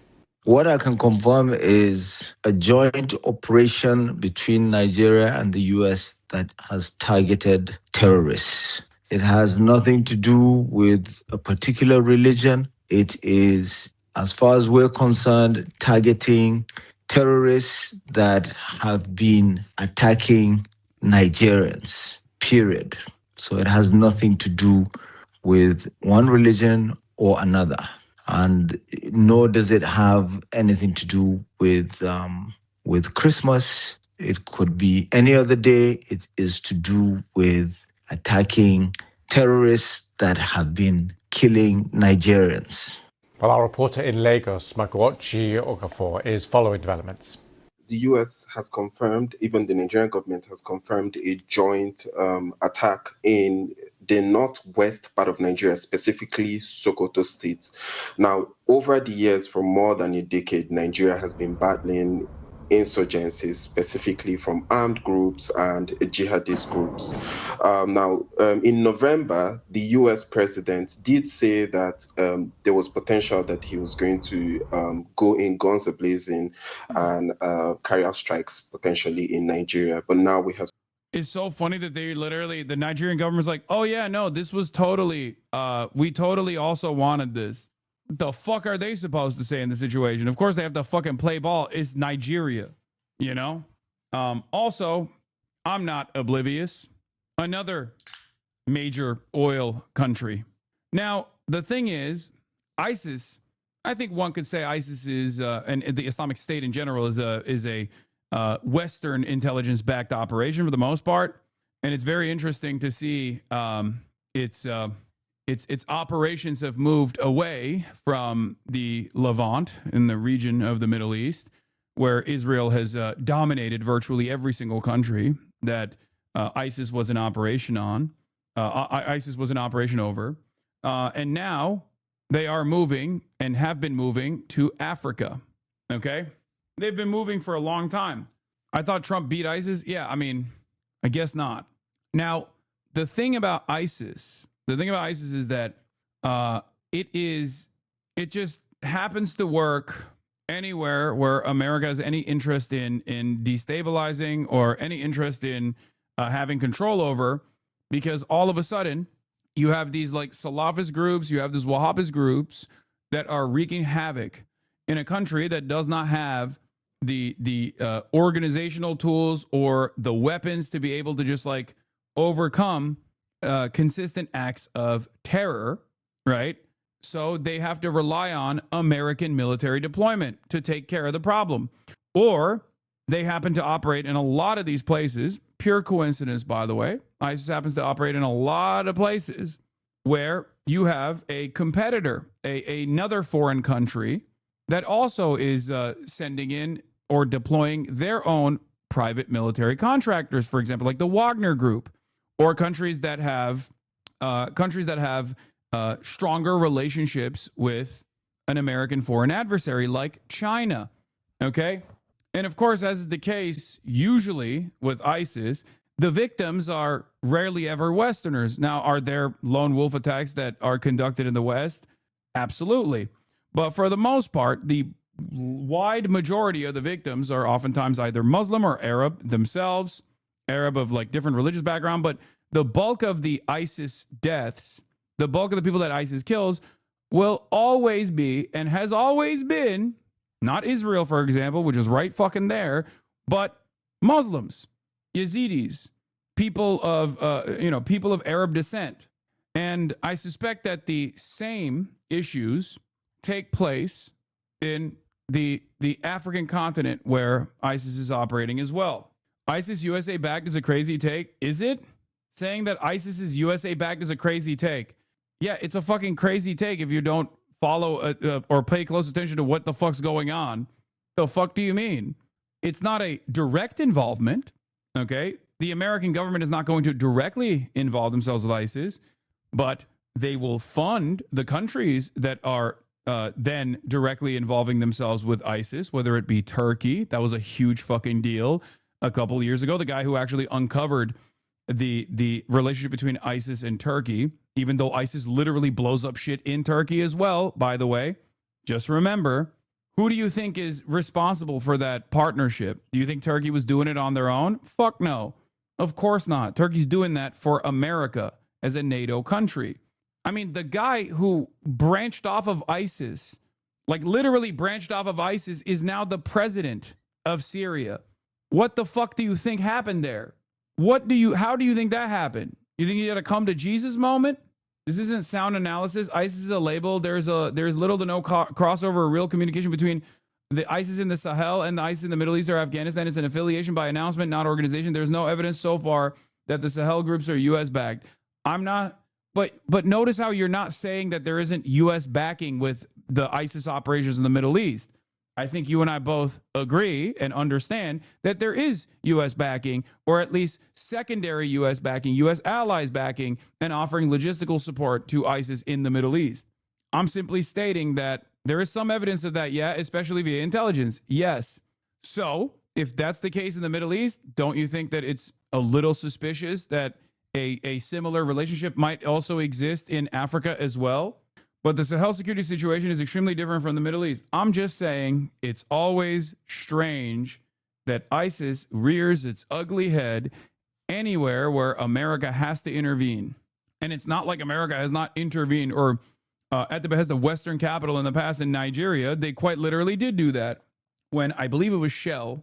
I believe it was the Shell Corporation when they couldn't get a decent contract or the kind of contract that they wanted from the American government. Actually directly activated tribal leadership and caused similar acts of terrorism. But this ISIS and that ISIS are totally different situations. The Sahel ISIS affiliated institutions have been here for over a decade. I'm just saying that there is a pattern there, and it's one that actually still favors American intervention. Although the Islamic State is not directly affiliated to the Islamic State in the Levant or in Iraq and Syria, I think that the relationship eventually, we will find out, is not that dissimilar. I also follow the Sahel closely and agree with your analysis here. It only is really ISIS by affiliation. The groups have local grievances, mostly no intent to create a caliphate. Guys, I don't think that the ISIS intent to create a caliphate was all that valid either. I think that's just, once again, what do I always say? Religion, or whatever kind of like fundamentalist attitude that one has over their own version of religious interpretation, is simply a galvanizing principle. It is not the main point, okay? It's a localized version of the Wagner Group, if you want to call it that. Basically like a less sustainable, localized version of, like, the Wagner Group operates at the behest of Russia. So they go to places that Russia wants them to go to, and they exchange security contracts for extraction of natural resources. ISIS, on the other hand, is utilized in a different manner. America and Western countries do a different version of this, where they don't actually send in their guys immediately. First, they create a necessary security environment, and the necessary security environment comes from that local instability. Now, that local instability may or may not come from the hands of ISIS. But ultimately, when ISIS is there, America has to be there as well to combat ISIS. ISIS is simply just a way to threaten and destabilize countries that don't have the same resources to be able to deal with this kind of with these kinds of fucking monstrous acts of terror. Seen this happen. While the U.S. president did say that this was an attack on Islamists, what he called Islamic terrorists, targeting particularly Christians, the Nigerian foreign minister has sort of also said that this is more on just what he has called attack on terrorists. Is this public knowledge or just theories? Okay, I'm working off of the same analysis that I have for ISIS in the Islamic State in Iraq and Syria, or ISIL, Islamic State in the Levant. Okay, this is a different variant of it, and it's been around for a very long time. And the Islamic State in Africa has different ties. They don't operate like if ISIS worked alongside NATO countries like Turkey, for example, or have offshoot groups like the FSA that Turkey trained and utilized and deployed in Syria, that was comprised of Turkic nations all the way, including like Uyghurs, right, from Xinjiang. ISIS is going to have or not even ISIS, but the Islamic State in Africa, specifically in Nigeria, is going to have different goals, different opinions. It's not comprised of the same people, and the regional players. Yeah, I dropped my phone. The regional players are not going to be the same either. It's going to be different. But that relies on the idea that ISIS is a deliberate organization that is the same in Iraq as it is in Burkina Faso and Nigeria, and it isn't. It's like saying all groups calling themselves Marxists are a part of the same group. Okay. The ultimate, the goal here, from the way I'm looking at this, is that it is an effort. It is a way to destabilize these countries that want to develop some semblance of sovereignty, or are leveraging relationships that they have with foreign adversaries. They just happen to be in operation all the time. They just happen to be in operation in places where America does not want better relationships with America's adversaries. That's all I'm saying. And yes, at this point, this is absolutely suspicion. This is my suspicion. Wee woo. This is speculation. Okay, there isn't as much hard evidence tying, at least as far as I know, tying the Islamic State operations and numerous other like jihadist groups, okay, in Africa back to American interests, in the same way that I can directly tie in the aftermath of the global war on terror directly back to America and American allies in the region, okay? Because ultimately Israel is right there. Ultimately Turkey is right there. These are profoundly important allies for the United States of America. So, there is that element. As far as like Sahel, you could even make an argument that this is French intelligence intervention. There is also that as well, because a lot of the countries that these guys operate in, like Burkina Faso, for example, are French, former French colonies. And they are the ones who are trying to develop sovereignty away from France, for example, and they're getting fucking destroyed. Okay? Like Burkina Faso, Ibrahim Traore is having a very difficult time combating Islamic terror in his country right now. Okay? And it has absolutely gotten way worse since he took over and said he wanted to be a sovereign country and develop sovereignty from France. Attacks recorded in Africa in the first 5 months of 2018. Many are by groups fighting in the ongoing civil wars in South Sudan and the Central African Republic. Others are riots against governments in southeastern Africa. But these are different. This is from 7 years ago. They're attacks by Islamist militant groups. Some claim to be branches of the Islamic State, while others claim to be Al-Qaeda. Both groups are usually associated with the Middle East, but for the past decade, Islamist militant groups have been spreading across Africa, where they've continued to find places to organize and launch attacks. Their success has pushed these fragile states into deeper turmoil, and it's made the region one of the most dangerous in the world. To understand how these terrorist groups got to Africa and why they're so successful there, it helps to start in Nigeria. Nigeria has the biggest population and economy in Africa. Wealth industry and major cities are mostly in the south, while the north is poor, marginalized, isolated, and home to most of Nigeria's Muslim population. It was here that a radical Islamist group called Boko Haram took shape and turned violent in 2009. They started razing villages, slaughtered men and women, and kidnapped children who were forced to carry out suicide attacks. The Nigerian government cracked down, but the group continued to grow. In 2014, they got international attention when they kidnapped close to 300 schoolgirls in Chibok. Isn't Algeria packed with them too? My mother is a judge at the Algerian Supreme Court and she gets tons of terrorists. Oh, Algeria is unfortunately also a deep vein for, yes, this kind of, no, it's not a don't say that situation. Yes. Like modern Algeria definitely has a lot of issues with this as well. Isn't France the only country that still has almost full power over their colonies and have their own Rothschilds to exploit the resources of such colonies? Yes and no. I mean, these colonies still have all of their finances handled by the French, yes. And if you know anything about the French, they never forgive a country for liberating itself, whether it be Haiti or even Algeria. Thank you, for the By then, they controlled a huge swath of territory in northern Nigeria, where they imposed strict Sharia law and declared it an Islamic caliphate. In 2015, they became affiliated with the Islamic State, which had a caliphate of its own in Iraq and Syria. Within a few years, the group killed nearly 25,000 people and was on track to become the deadliest terror group in the world, eventually surpassing ISIS. 5 African countries backed by the US, UK, and France formed a task force to battle Boko Haram. By April 2015, they'd liberated major towns and seemed to push Boko Haram out. But 3 years later, Boko Haram is still active. The group had shifted its focus to the Lake Chad region, one of the poorest places in the world. The lake touches the borders of Nigeria, Niger, Chad, and Cameroon, but none of the state governments have any real presence here. This is where Boko Haram is operating. They've been raiding local villages for food and capturing men to serve as fighters. In 2016, the group split into two. As Boko Haram's attacks grew more and more violent, this group, the Islamic State West Africa, started offering protection to villages in danger. They also provided stability and even water supplies to a region collapsing under a food crisis in exchange for attacks and recruits. In the absence of a strong central government, they've moved further into Nigeria and Niger, where they've launched attacks of their own and are... This is a video from 7 years ago from Vox talking about Islamist militant groups gaining strength in Africa. And even Boko Haram itself is like, Boko Haram itself, if I'm not mistaken, is also an offshoot that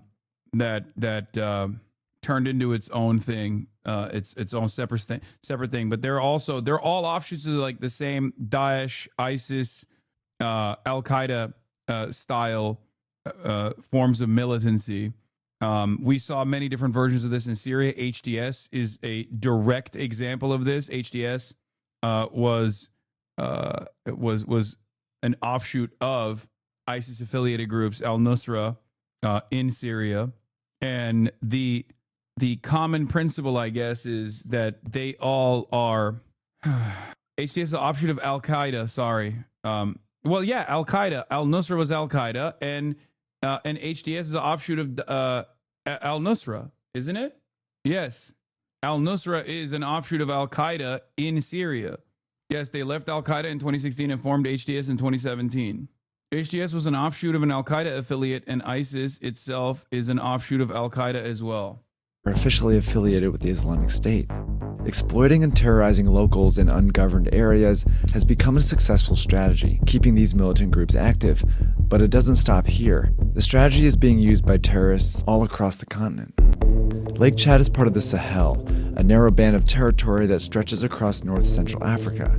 The conditions that make Lake Chad ideal for Boko Haram and ISWA extend across this whole region. The population is mostly Muslim and vulnerable. Ethnic conflicts are rampant, food is scarce, poverty is rife, and most importantly, there's almost no presence of a government. Islamist militant groups have been filling these spaces at a staggering pace.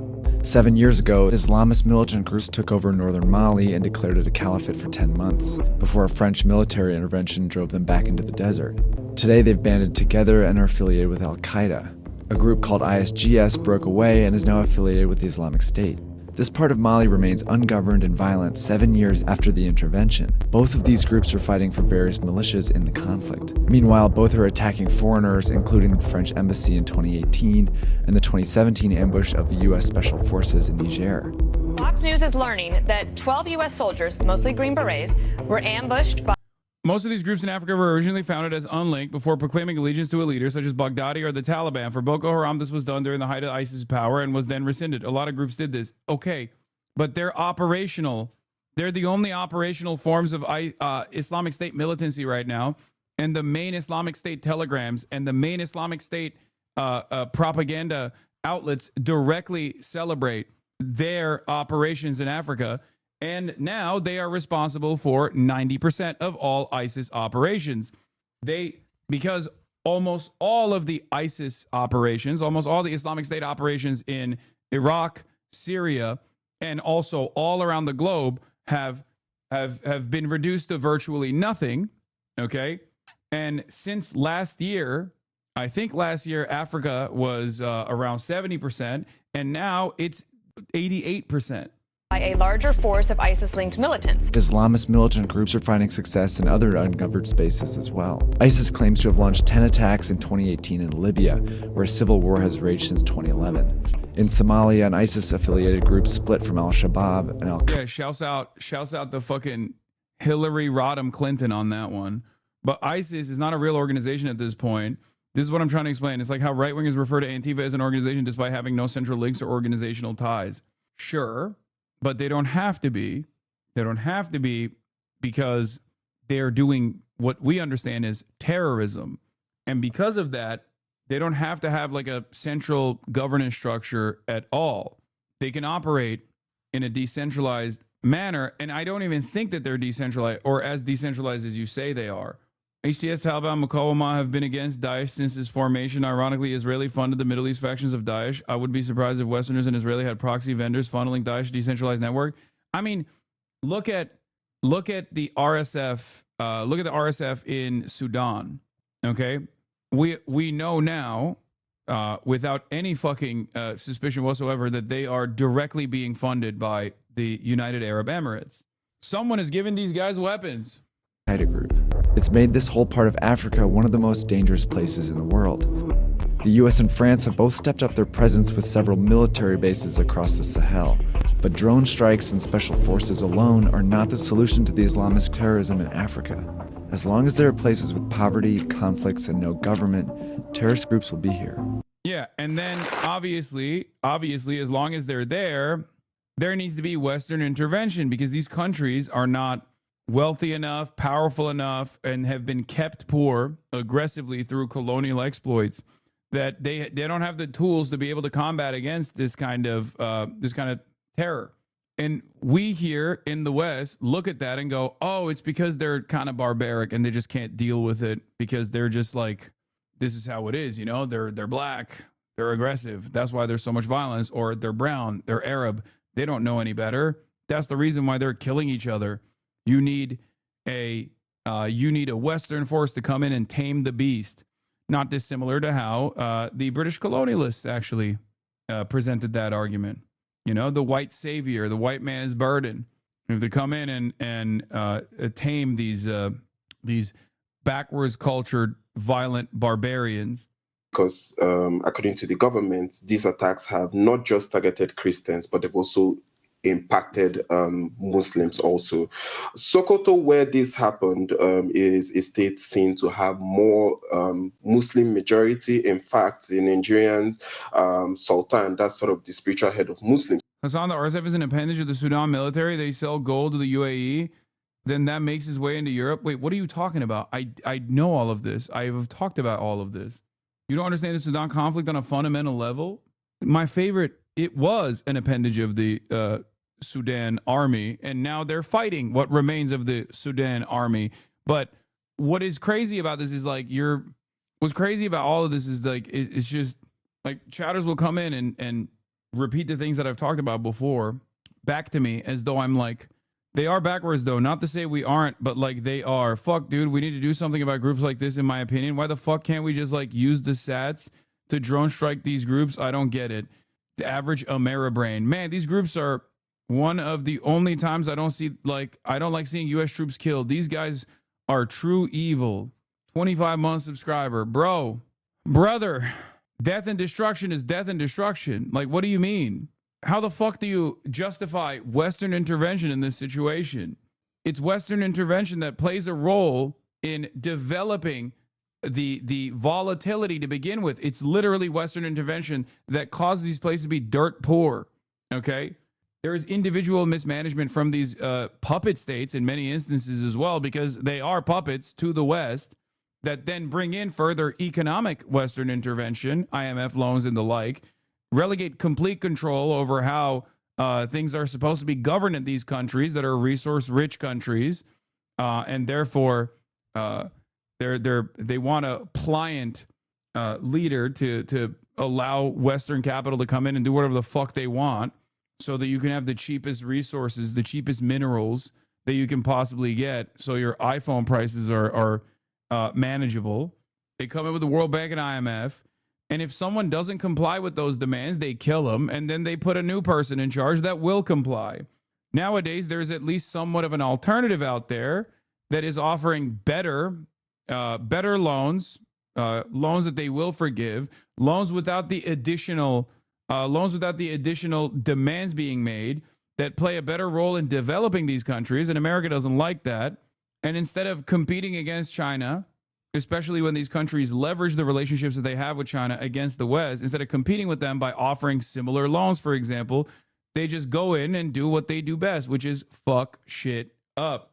But even the barbaric nature of the Sahel region is not because of genetic inferiority or cultural inferiority. It's a direct consequence of their material conditions. It's a direct consequence of these areas not being allowed to develop and improve on their material conditions, is because it's much better for whichever foreign interest to consistently dominate them and steal their natural resources. So the very fact that this volatility creates a breeding ground for extremist terrorism, for example, is also still created by Western intervention in the first place. You create the conditions for extremism to manifest. Then you might even help get them. You might help like with the logistics necessary to start building these groups. Then those groups wreak havoc. Then you turn around and say, "Hey, we now have to have direct military intervention here because you can't deal with it on your own because you have no fucking money." And the instability continues. Another significant component to understand the conflict in Nigeria is the farmer-herder dynamic. A significant portion of the violence is over land use. The pastoralist groups are primarily Muslim, and the farmers are mixed but largely Christian. This is the angle that right-wingers in the West are exploiting to create a religious dimension and genocide of Christians. Yeah. I actually don't agree with China's loans either. They only forgive the loan if the country had the loan, gives China whatever was built. That is definitely some America stuff. Yeah, but the level of intervention China demands is clearly, in the eyes of these countries and their rulers, far better than the far better than the conditions that the United States is offering. Don't you think that these guys would still work with the United States of America, regardless of its history of chattel slavery or additional violence? They're not stupid. America's just not offering them better loans. In the country resides there, and that's where that's sort of the background of what has happened. But many people see this, some people from conversations we're seeing see this as a welcomed partnerships, as Nigeria has really been trying to clamp down on insurgency for years now. Yeah, just talk us through a little bit more. Oh yeah, Nigeria is also a very socially conservative country with a white savior attitude, so the national consensus of the strike is quite positive. Oh yeah, I didn't even get into that part. Yeah. All I'll say is this. If you look at every country on the planet, Nigeria, amongst African nations, is the only one where there is a positive approval of Israel. That's all I'm going to say about it. That doesn't mean that, Western intervention is justified. But if you do actually hear justifications for Western intervention from Nigerian mouthpieces that are doing propaganda for said Western intervention, understand that that's where it's coming from. That's not true. That's literally true. That is true.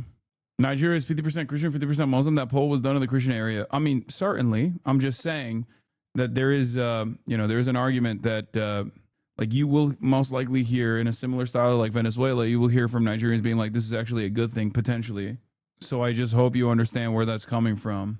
All right. Wait, what the fuck? Why is this black? Hold on. I'm going to read this Financial Times article. Hold on. Okay.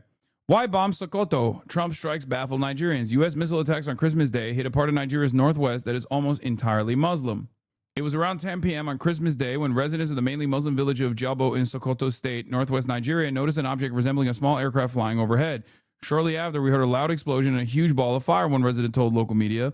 Everyone was terrified. People rushed out of their houses with their families and started running in different directions. This scene, repeated in at least two other settlements in the Sokoto state, which borders Nigeria's neighbor Niger, were a part of what Donald Trump, U.S. president, called a powerful and deadly strike against ISIS terrorist scum in northwest Nigeria. The U.S. military said in its initial assessment that multiple ISIS members had been killed in the strikes on extremist camps. However, residents of Jabo professed surprise at the strike, saying that the bombs had landed in empty fields, causing no casualties, and that Jabo had been relatively shielded from violence. The last attack by militants had occurred 2 years ago, they said. Video footage on Nigerian television showed pieces of burnt metal in what looked like farmland. One man told Arise News, a local television station, "Glory be to God, there was no loss of life." Major General Samaila Uba, the Nigerian military's director of defense information, appeared to confirm Abuja's close involvement. Nigeria's armed forces, in conjunction with the U.S., had carried out the strike based on credible intelligence and careful operational planning, he said. This came after, by the way, just so you understand. Like, the Nigerian government was like, oh, yeah, we were actually involved in this. They said it afterwards. Yes, Nigeria has around all the countries. Nigeria has the one of the most positive attitudes about Israel. Where is it? One of the most favorable attitudes about Israel. Yeah, Nigeria's at 59% approval, with 24% saying very favorable, and 18% or 32% disapproval. UBA went on to say that the precision strike operations against identified foreign ISIS-linked elements had received approval from the federal government authorities. The operation underscored Nigeria's resolve, alongside strategic partners, to confront transnational terrorism and prevent foreign fighters from establishing or expanding footholds within Nigeria's borders, he said. Yet some Nigerian analysts questioned the defense ministry's official version of events, saying the choice of Sokoto state as a target was strange, given that its residents were almost entirely Muslim. Other states, including Niger and Kebbi in the northwest and Borno in the northeast, where Boko Haram has historically been active, had been the victims of much more violence, they said. Nigeria has been subject for at least a decade to overlapping security crises, in a mixture of banditry, kidnappings, clashes between herders and farmers, and Islamist extremism. Last year, nearly 9,500 people were killed in political violence, according to ACLED, a nonprofit that tracks global conflict. Muslims, as well as Christians, have been victims. Trump said U.S. actions were in response to what he called terrorist activity directed against Christians, a long preoccupation of his White House. That's one way to put it. The strikes came a day after a bomb attack on a mosque in Maiduguri in northeast Nigeria, in which at least 5 people were reported to have been killed and dozens injured. In November, gunmen kidnapped at least 200 children from a Catholic school in Niger State. Mustafa Gembu, a security analyst, said the choice of Sokoto was highly questionable. Sokoto was more a victim of banditry than of terrorists targeting Christians, who were almost non-existent in the state, he said. It was not what he called one of the country's terrorist hotspots, but rather a predominantly Muslim enclave and the historical seat of the Sokoto Caliphate, a spiritual center of Islam in Nigeria. Since Trump in November threatened to deploy the U.S. military guns blazing in response to attacks on our cherished Christians, the Nigerian government has been under strong U.S. pressure to act against the violence. Bola Tinubu, the president, dispatched senior security officials to Washington to discuss the situation and replaced his defense minister with a former general. But despite the public claims on Friday of coordination, Gembu said he doubted whether the Nigerian armed forces had been closely involved in the planning of the strikes. I don't think they were. That's why I said I don't really trust the Nigerian government being like, no, totally, we wanted this. Umar Ado, an opposition politician, also said he was unconvinced that Nigeria was actively involved. The targeting of Sokoto state with no prior established ISIS presence raises questions about whether Nigerian military authorities do exercise meaningful control over the operation or they are themselves mere onlookers, he said. Otto said Tinubu owed the nation a full and detailed explanation of the legal basis, authorization process, and strategic rationale for the reported U.S. airstrikes in Sokoto. Other branches of Nigeria's government were slower than the defense ministry to claim full responsibility for coordinating the operation. One senior government official, speaking on background, said he was trying to establish the facts, including precisely when Abuja had been informed about the timing and location of the strikes. Nigeria had been involved in intelligence gathering operations in conjunction with the U.S. in recent weeks, he said, but he acknowledged that Sokoto was not the most obvious choice of target. The foreign ministry was also more circumspect about its involvement, saying only that it continues to work closely with its partners to establish diplomatic and security channels to weaken terrorist networks. However, it stopped short of saying explicitly that it had prior knowledge about when or where these attacks would take place. Until now, the Trump administration's military focus in Africa has largely been in Somalia. There's some drama there as well, but that's for a different day. In May, U.S. Admiral James Kilby said Washington had launched the largest airstrike in the history of the world, 125,000 pounds from a single aircraft carrier into Somalia. After the strikes on Nigeria, the U.S. released a video showing what appeared to be a missile being fired from a ship. Gembu, the security analyst, said witnesses in Jabo had reported seeing both drones and missiles, and that the strikes may have been a combination of the two. Contrary to U.S. claims that multiple ISIS terrorists were killed in the ISIS camps, Gembu said no casualties have been reported. In Tangaza, scene of a separate strike from Jabo, one part of the bush that had been hit was still smoldering, he said. So PR strikes for the most part. And the reality of the matter is, when we're talking about Africa, when we're talking about African nations, there's even less interest in recognizing their humanity. So you're just like, I mean, I'm glad that nobody seemingly died, according to the Financial Times reporting, but even if there were, Muslim farmers or whatever that had been killed in these strikes, the American government would just say, oh, they're just fucking ISIS, They were just killing ISIS people. And they'd most likely move on. Peace, President. Or of that background, I suppose some of the history that's led up to this. Well, for more than 10 years, we have seen groups, jihadist groups like Boko Haram, Islamic State, West Africa Province, popularly known as ISWAP, and other groups that have been cropping up, launching attacks on people in schools, in churches, in mosques. In fact, just a couple of days ago, there was what was said to be a suicide bomb attack in a mosque. While no group has claimed responsibility for it, this sort of situation isn't entirely uncommon in Borno State, which is where this mosque attack happened. So for more than a decade, Nigeria has been battling this, and it's been from groups that are trying to sort of install their ideology in the region, but the Nigerian military has been pushing back, and there seems to be sort of another rise of these attacks in recent years, which is potentially why I guess the US government is now. Why no socialistic reform happening in Nigeria and all these African countries? What the fuck do you mean? Brother, these are places that had endless revolutionary potential. There are many countries in Africa that actually did successfully have not just like a socialistic reform, but a straight up revolution. They got killed. They got destroyed, they got slaughtered, and then puppets were placed in their stead over and over and over again. They're still researching it in the science tree. It takes some time. Yeah. Trump said that's how it goes. South Africa has some socialist tendencies. Unfortunately, that was supposed to be a successful socialist revolution, but due to it being a reformist movement at the end of it, it actually completely dropped all of its socialist tendencies. And that is the reason why South Africa still has a fuck ton of economic issues and basically re-solidified the exact same economic disparity that existed in the country in the apartheid structure.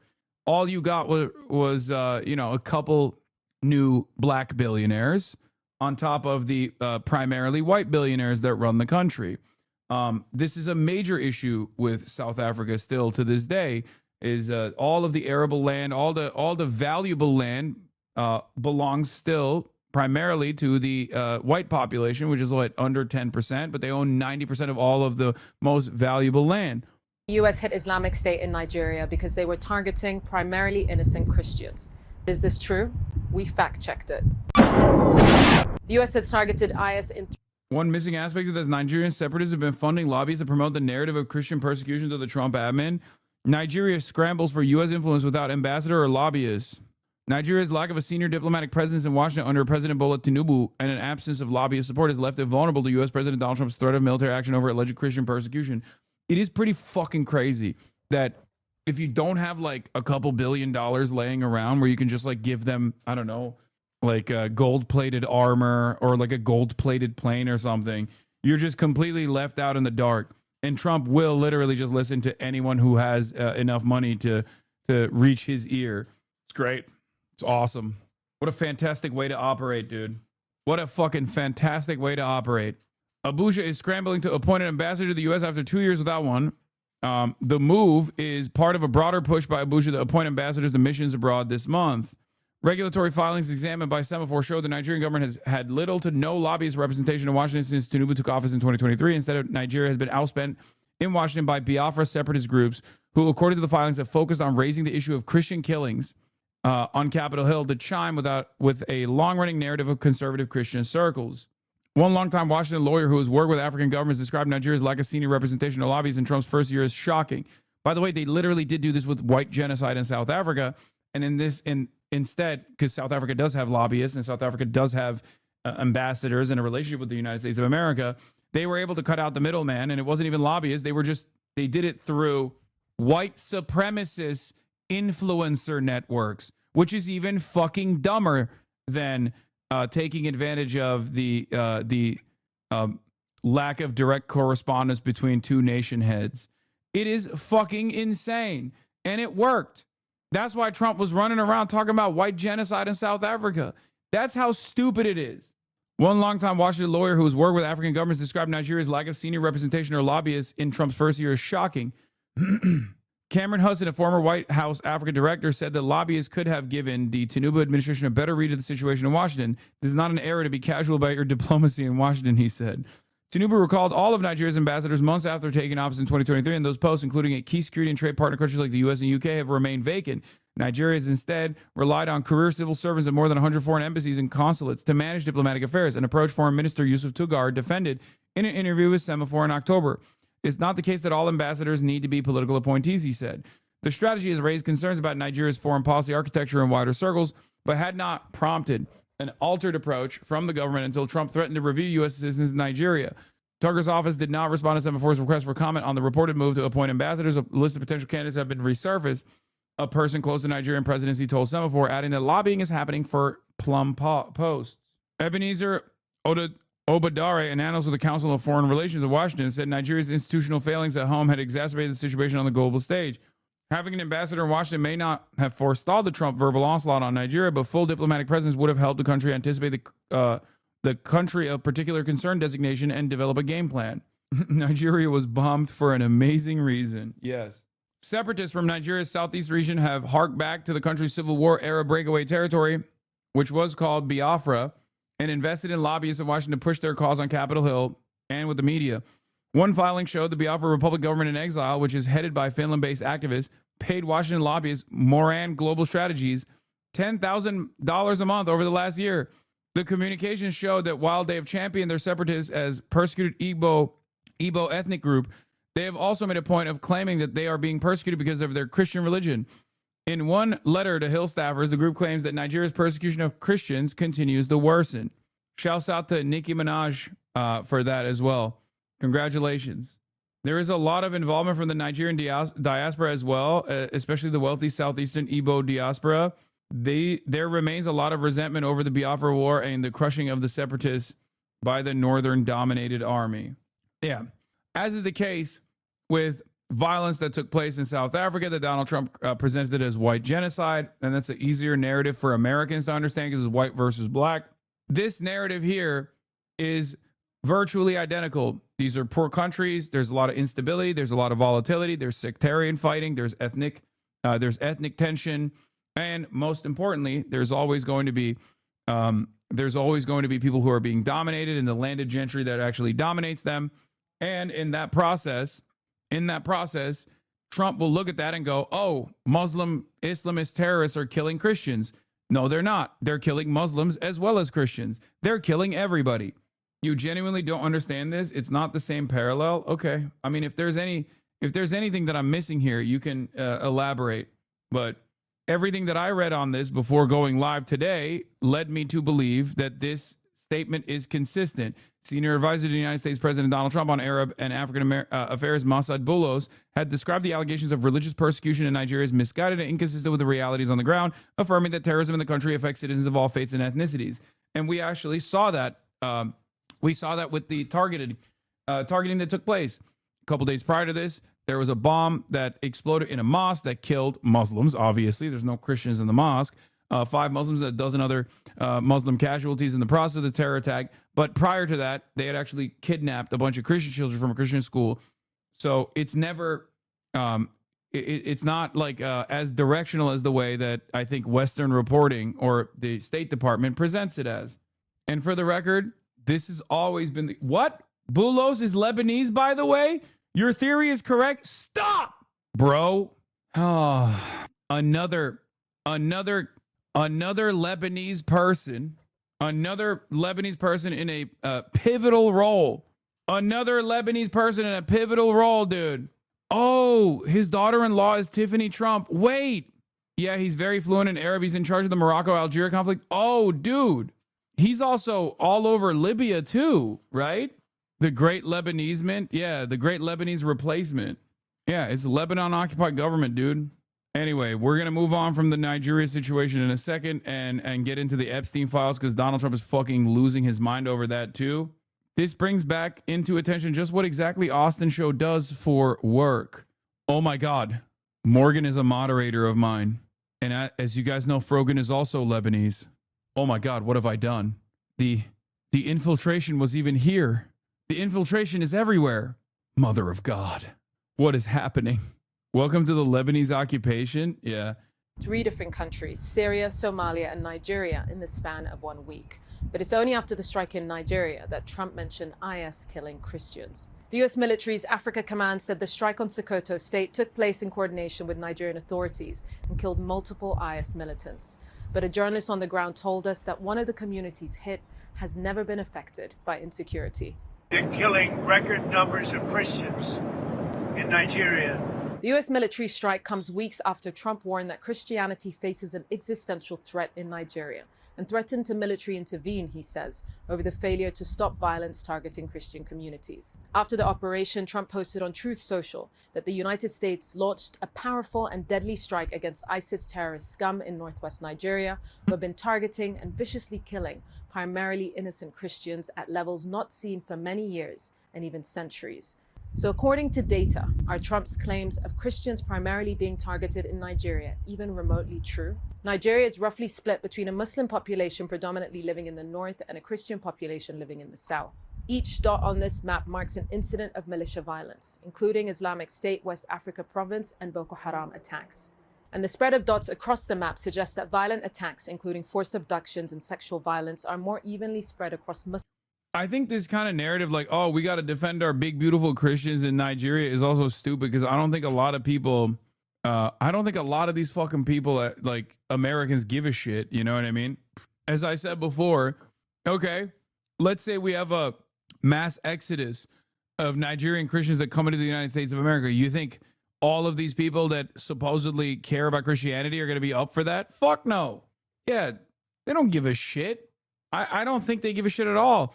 That narrative didn't even work with Arab Christians. That narrative didn't even work with a Syrian Christian population.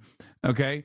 It did not work at all for Americans, and Americans, by and large, have even more hatred for black people in general than they do for Arabs. Okay? They hate Arabs quite a bit, but they really, really, I mean, anti-blackness is foundational, right?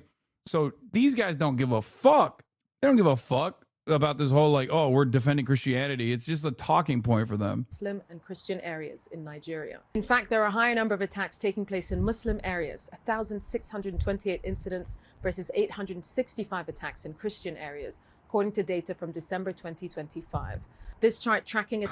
We have to defend our big, beautiful Christian boys and girls in a foreign land. Welcome back, 13th century foreign policy. Suggests that since 2024, I mean, it the never number went of away. mosque attacks overtook attacks on churches. The figures also include Christians ended slavery when the world said it was okay. Muslims were enslaving people because of their religious text law. It's to save Nigeria, not to bring them here. This guy has a lot of good. This guy has a lot of good takes. Yeah, no. Famously, especially for us Americans, famously Christianity didn't play a formative role in defending white supremacist chattel slavery as an institution. That's awesome.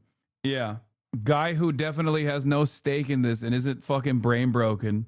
Yeah, chattel slavery, famously not defended by the Bible, okay? abductions. And on Christmas Eve, a bomb exploded in a mosque in Maiduguri, the capital of Borno State, killing at least 5 people. Bro was homeschooled. I don't think he was schooled at all. Conflict location and event data monitor just doesn't support Trump's claims of Christians in Nigeria being disproportionately targeted by terrorist groups. In spite of the reality on the ground, Trump seems to be appealing to evangelical Christian supporters who've long condemned violence against Christians in Nigeria. And in November, he designated... Yeah, Nigeria is basically run by Shell. They had mass protests in the 90s, and Amnesty International uncovered the Shell-financed militias that rape, kidnap, and kill protesters, and all those protests were happening because they destroyed the Nigerian environment. Yeah, that's what I was saying. Like, Shell has literally tapped into to tribal leadership, to create banditry directly in Nigeria at times when they felt like they wanted to cause a little bit of instability. So the notion that this is not, the notion that this is not like Western backed is silly, in my opinion. But once again, it's pure speculation. It's pure speculation. And it's Cloud Districts in Georgia says, it's crazy that we're bombing other countries for domestic political points, not even some international policy, just to get the hogs in Arkansas to get excited. And my point is, it's even dumber than that, because I don't even think this gives you brownie points. I don't think the hogs, the quote unquote Christian hogs in Arkansas give a fuck about Nigerian Christians, like even as a talking point, because ultimately they see it as, they're black. Who gives a fuck? Like, that's literally, this is not even an issue that will reach a level of salience. This is not an issue that, you know, people are going to turn around and be like really on board with or get really invested with.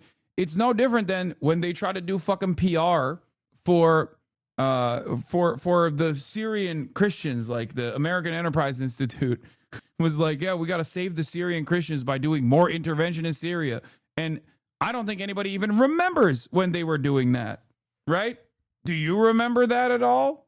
I do, but I'm a fucking nerd, and it didn't work because Americans don't give a fuck.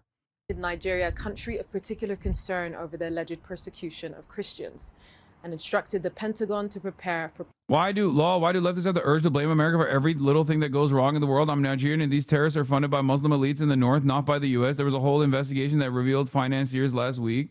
Oh. This is why I said, listen, you're going to hear a lot of, as a Nigerian, we welcome American intervention in the country. Okay? I wonder why leftists always find a way to blame the United States of America, the most powerful nation on the planet that has its fingers in every single endeavor, every single one. Yeah. I wonder why. I'm actually Nigerian. I know, dude. I know. I'm not shocked by your commentary here. I'm telling you. We talk about, we talk about America intervening in Venezuela, and everyone's like, as a Venezuelan, we welcome Caracas being reduced to rubble, please. Why are you blaming America for this American strike? You're right.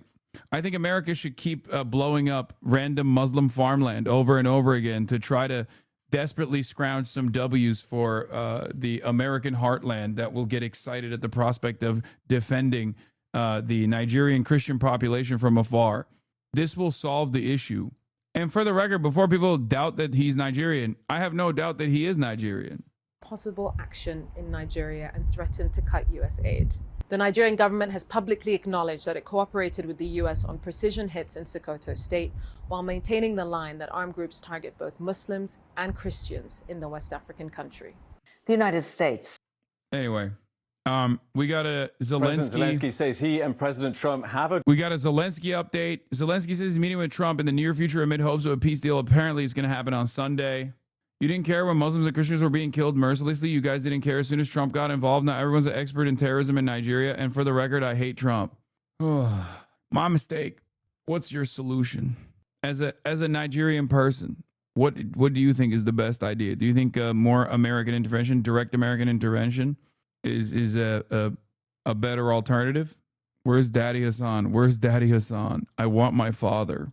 When are we going to talk about Nigeria? Talk about Nigeria, bro. Talk about Nigeria, bro. From the river to the sea, from the river to the sea. Talk about Nigeria. I start talking about Nigeria. Why the fuck are you talking about Nigeria? You didn't care when Muslims and Christians were being killed mercilessly. You guys didn't care. I guess this didn't go the way you wanted it to go. I think America should help us develop economically that will solve terrorism like how they helped Japan and South Korea. Oh, well, I don't completely disagree with you. Yes, I do agree with you. It's just that American economic intervention has never actually, in Africa especially, has never been as helpful. It's more so just helpful to line up Western capitals' pockets. But you're not wrong. Yes, that is a much more favorable way to intervene. I wish America would intervene in a peaceful manner of that sort through economic cooperation, through develop and aid the Nigerian government so they can have full-blown sovereignty over their own territory.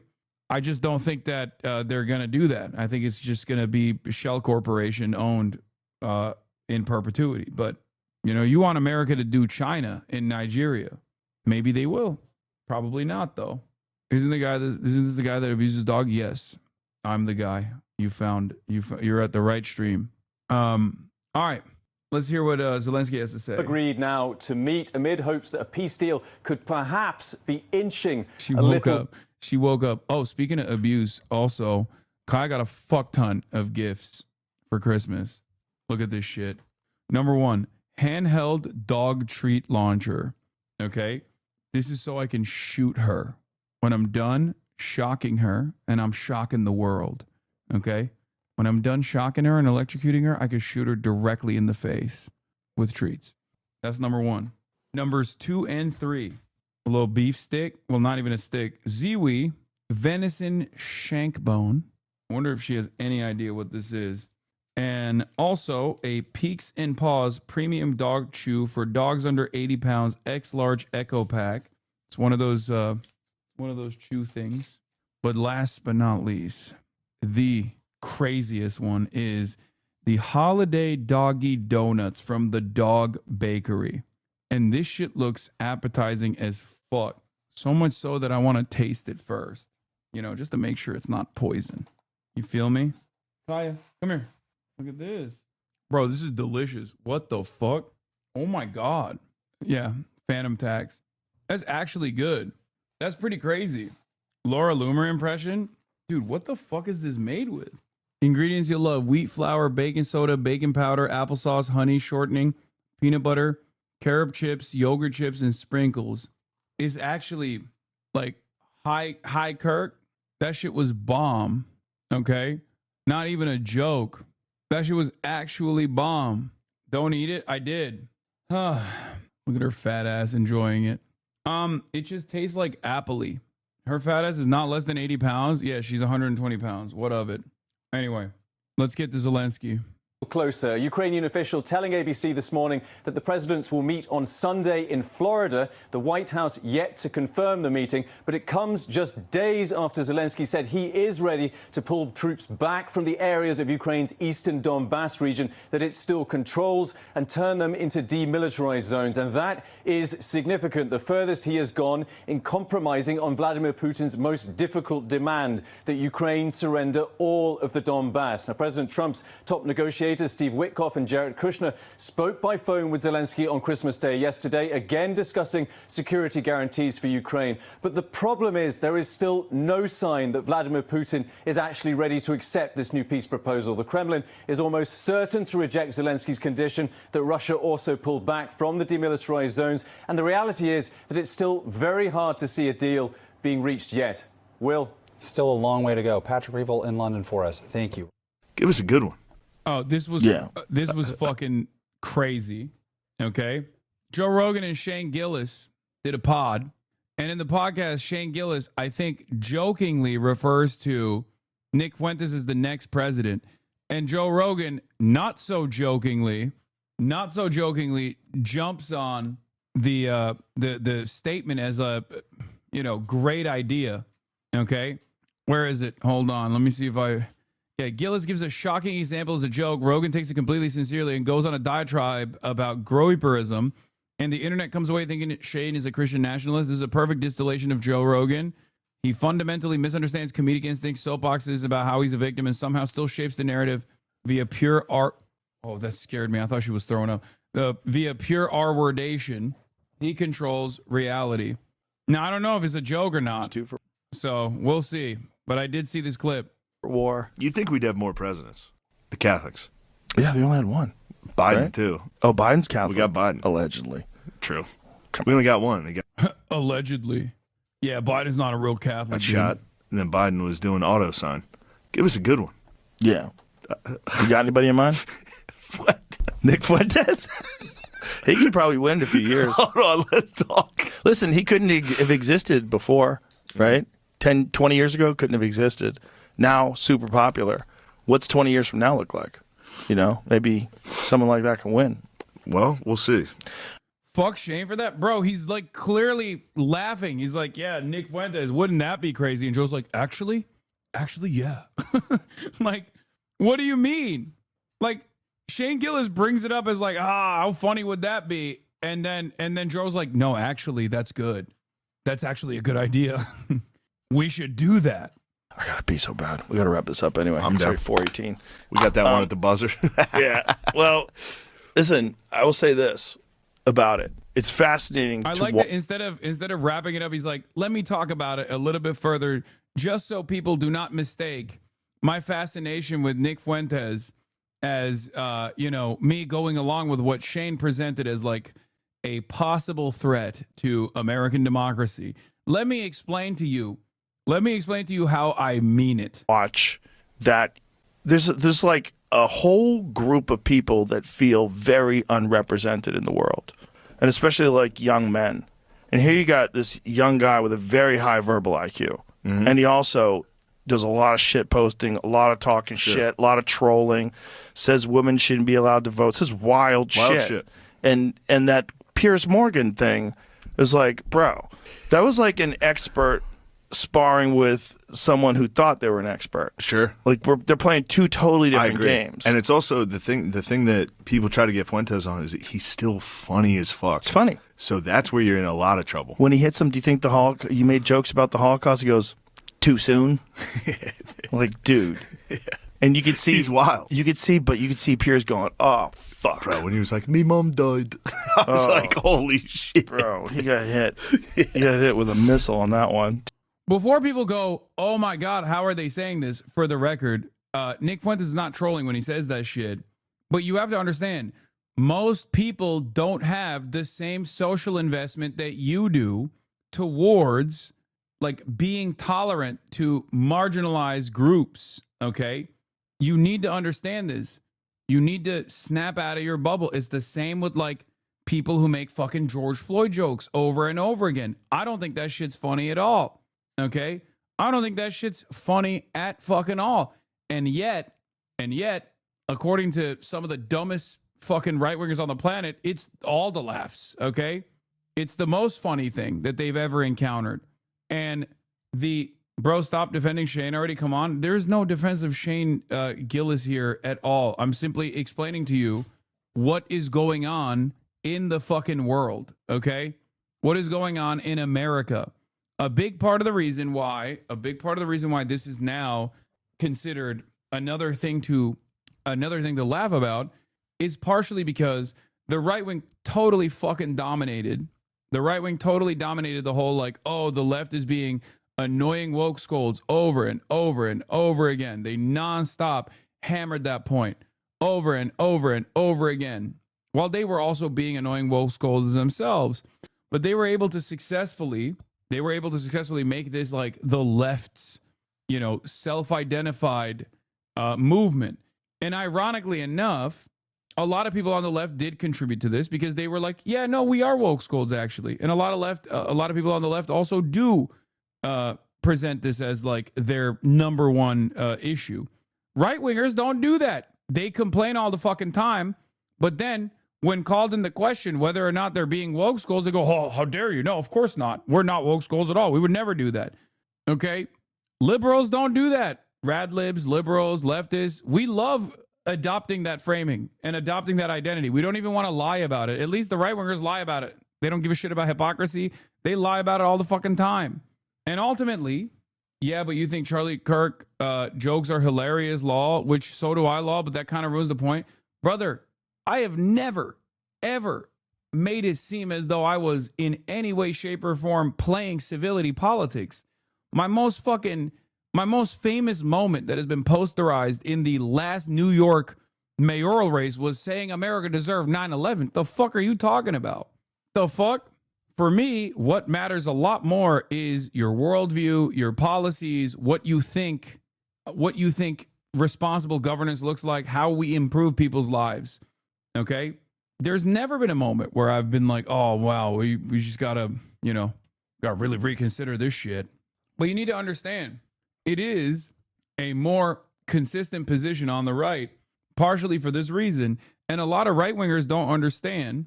The ones that like still want to go back to the old days of like at least like leaning into anti-Semitic memes, but not having that affect America's unshakable relationship with Israel, want to basically put the toothpaste back in the tube. They want to do a version of like woke where you can only be woke about Jewish people, but you can be the least woke about everybody else. It's not going to fucking work. It's just not going to work at all. Wikipedia defines your version of leftism as scumbag left. No, dirtbag left. That's what it is. And yes, dirtbag leftism, which is so stupid. Again, it's identified on like what you think is funny versus like what your actual fucking worldview is. It's so stupid. Or how invested you are in terms of changing policy around like how to command language or compel language. I don't give a shit about that much. I care about it as long as it actually reveals your ideology, your actual worldview, or how much you are invested in dehumanizing entire groups of the population. That's it. Shane's fans have been ferocious as Bowen Yang left SNL. Too soon? Too soon was like, oh my God. But in any case, the reason why, like, the thing is, I'll give you context, right? If Adam Friedland said that because as an anti-Zionist Jew, he went on Piers Morgan, and Adam Friedland was the one who said too soon to someone talking about the Holocaust, everyone would fucking laugh. Everyone in this community would laugh. But because we know Nick Fuentes' background, and because when he says it, he actually fucking means it, right? And he actually is doing this as a point of propaganda to expand the permission structure on what can and can't be said, especially with a more nefarious agenda to tie everything back to like some kind of Jewish control conspiracy, right? Come for Hassan. Please stop dying on the joke hill. You have to learn not to get upset with jokes. You were just making the left less probable to win next election. Wait, what? No, I'm not. I'm saying that same thing. I'm saying that context is what matters. People's personal background is what matters. People's ideology is what matters. That's the point I'm making. The reason why when Nick Fuentes says that, even though he has good comedic timing, which is what they're simply talking about here, the reason why it's dangerous when he does that, the reason why it's dangerous to platform Nick Fuentes in general, and now it's a complete fucking lost cause, is because contextually he's doing that for a specific reason, and that reason is to expand the permission structure on cutting out Jews as non-white from the broader American understanding. Ugly onion smells. Thank you for the 50 gifted subs. But that's the point. And for Joe Rogan to go on and be like, yeah, this is actually pretty brave, pretty bold, pretty beautiful. I hate that shit. The reason why I don't appreciate Joe Rogan's analysis here is because he's taking it sincerely. Like, Shane could have brought it up to be like, haha, isn't that crazy that a fucking Nazi could like run for president? I don't even know how that would work. Wouldn't that be bad? And then Joe's like, yeah, he has great comedic timing, and I think he'd be really dangerous. It's basically just like another step in the direction of potentially having Nick Fuentes go on the Joe Rogan Experience. Why? How come you never went on Joe, brother? What are you talking about? There will never be a moment where he will have. There will never be a moment. I've shit on Joe Rogan far too much for him to ever have me on. Anyway. Speaking of which, let's see. Joe Rogan, socially, I'm left on almost everything. If someone comes along to the left that is an objective, sensible person that's making sense on like immigration, foreign policy, then I'm still along from the left that is an objective, sensible person that's making sense of life. And for the record, Kyle Kalinske used to be a big Joe Rogan guy. He used to get invited on Joe Rogan quite a bit. And if you notice, he's no longer invited to Joe Rogan, and that's probably because he's been criticizing Joe Rogan. Joe Rogan does not like when people shit on him. Okay? He understands how much power and how much influence he has.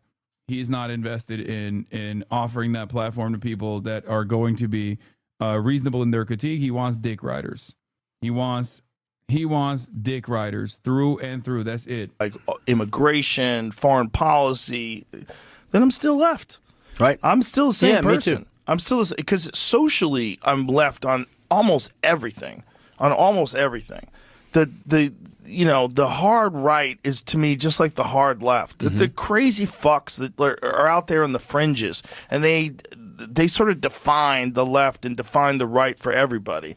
Like you define the right by like white supremacists, KKK. You define the left by Antifa. Like Jesus Christ, most people are like right here. Sure. Most people are like, I just want rules and law and everybody be kind and healthy and a prosperous society and no pollution. And I feel like we could all work together and do a better job of all these different things. But like Jordan Peterson says, who's like my favorite human in the world. I love him so much. But he was saying like it's really easy to identify and rebuke the far right. Like we're very good at identifying it and going, I disavow or whatever the term is. We don't want that. Yeah. But then with the left, the very extreme left, we kind of celebrate it and we post it and we brag about it and we go, look how good I am. I think they thought we have thugs. I think that it's one of those things. And I'm against the far left. It's the bullies, idiot. I love motherfuckers who just hit this like enlightened centrist route where it's like, one, where is the far left? Does the far left have a fraction of power? Two, what is the far left? Because if you were to say someone like myself represents the far left, right, as many do on the internet, what are the immediate tangible policy goals that I have that you fucking disagree with? No more senseless military conquest all around the fucking globe. No more imperial domination. Take the fucking revenues that we've generated so far and spend it on Americans to rebuild our infrastructure, to have a government jobs guarantee, a federal jobs program, building unlimited fucking social housing, free healthcare, free college education.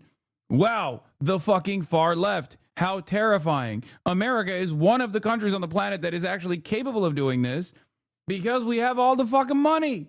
And we are the country that stops others from engaging in this kind of endeavor. If you sincerely talk to a person of the far left variety and you dig into their positions, you dig into their immediate solutions to some of these problems, okay, it becomes very stupid. Because on the far right, it's easy to identify the far right and actually admonish or disagree with the far right. Because the fucking far right is running on making this a white nationalist country, which revolves around the eradication of non-white people. Whiteness as a concept is already like not very well defined. Is it based on skin color? Is it based on cultural attitudes? Is it based on religion? We don't know. That, I mean, it's currently being led by, you know, a bunch of non-white people, unironically. So we don't even know fully what that would look like. But let's say it's just about like, you know, purging the boundaries of the state from all the Hispanic population or whatever. Like, how does that, how is that, is that something you agree with? Is that something you identify as an issue personally? Do you agree with that? Why do you agree with that? What kind of problems are you know, the Latino population on U.S. soil creating for Americans in general? What kind of problems is the black population in America creating in general? Are those problems related to the structural hurdles that they must overcome? The structural inequalities, such as abject poverty, for example. Is that the reason? Is that the reason why there is crime potentially in these communities? And that is the main point of contention here. When you ask someone like myself, I'm very open about my worldview. I'm very open about what I want to do, what I want to accomplish. And that's perhaps the reason why a lot of these guys have a harder time identifying what the issue is with the fucking far left. Because when people ask those questions and the far left answers those questions, all of a sudden they find themselves in fucking agreement with the far left. These are the type of things that I don't think Joe Rogan would be against, right? So they have to create a bastardized version of what they think the far left actually is. Okay? Oh, we have to trans every single person by force, or everyone has to be gay. Everyone has to be woke at gunpoint or some shit like that. That's it. They think the policies of the far left is Kamala Harris, and they don't even know what Kamala Harris even stands for. So they just believe whatever others have invented is the Kamala Harris policy positions, and all of it revolves around everybody transgender. That's it. It's such a great motivator that people literally go, "What is this?" The moment from my previous comment, Alex tweet, I found this reply to be even more clownish in that community. What is this? What are you talking about? What the fuck is this? Oh, H3 fans love Nick Fuentes now. I thought these people are supposedly staunchly against anti-Semitism. I'm an H3 fan, but I enjoy seeing Fuentes' ridiculous takes. They like Nick Fuentes and call him funny. They also support Asmongold, who's been boosting Fuentes for years. They never cared about anti-Semitism. It's always a cynical ploy to defend the indefensible genocide in Gaza. Yeah, I know. These guys don't give a shit. I know. As long as it's not someone that attacks them, it's very, very transactional. I don't think Nick Fuentes has ever talked about Ethan Klein, so he doesn't give a shit. Asmongold does not attack Ethan Klein, so Ethan Klein doesn't give a shit. The moment that they do attack one another, he would care.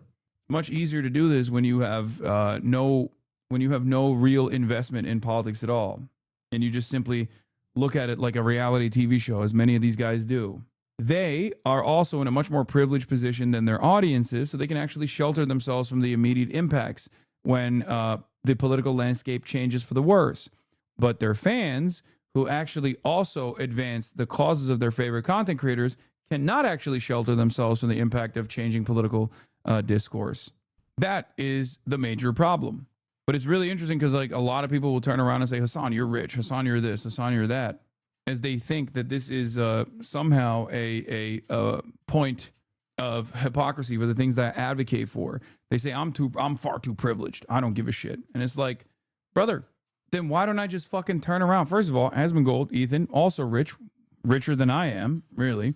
But if that's what is the expectation here? That you want me to present my politics in a similar vein to them? Is that what it is? Like, because it seems like that's the only difference there is what I'm advocating for.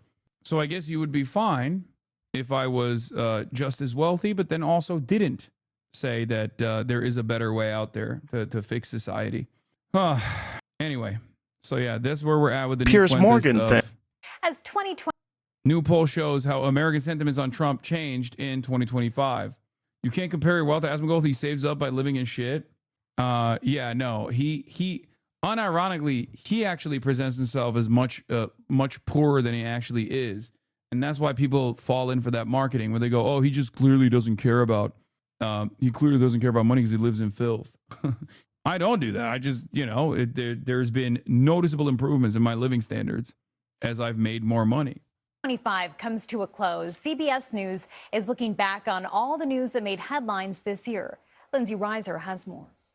From tariffs to immigration to a government shutdown, 2025 marked a year of historic political events and policy changes, and CBS News polling was tracking Americans' reactions through all of it.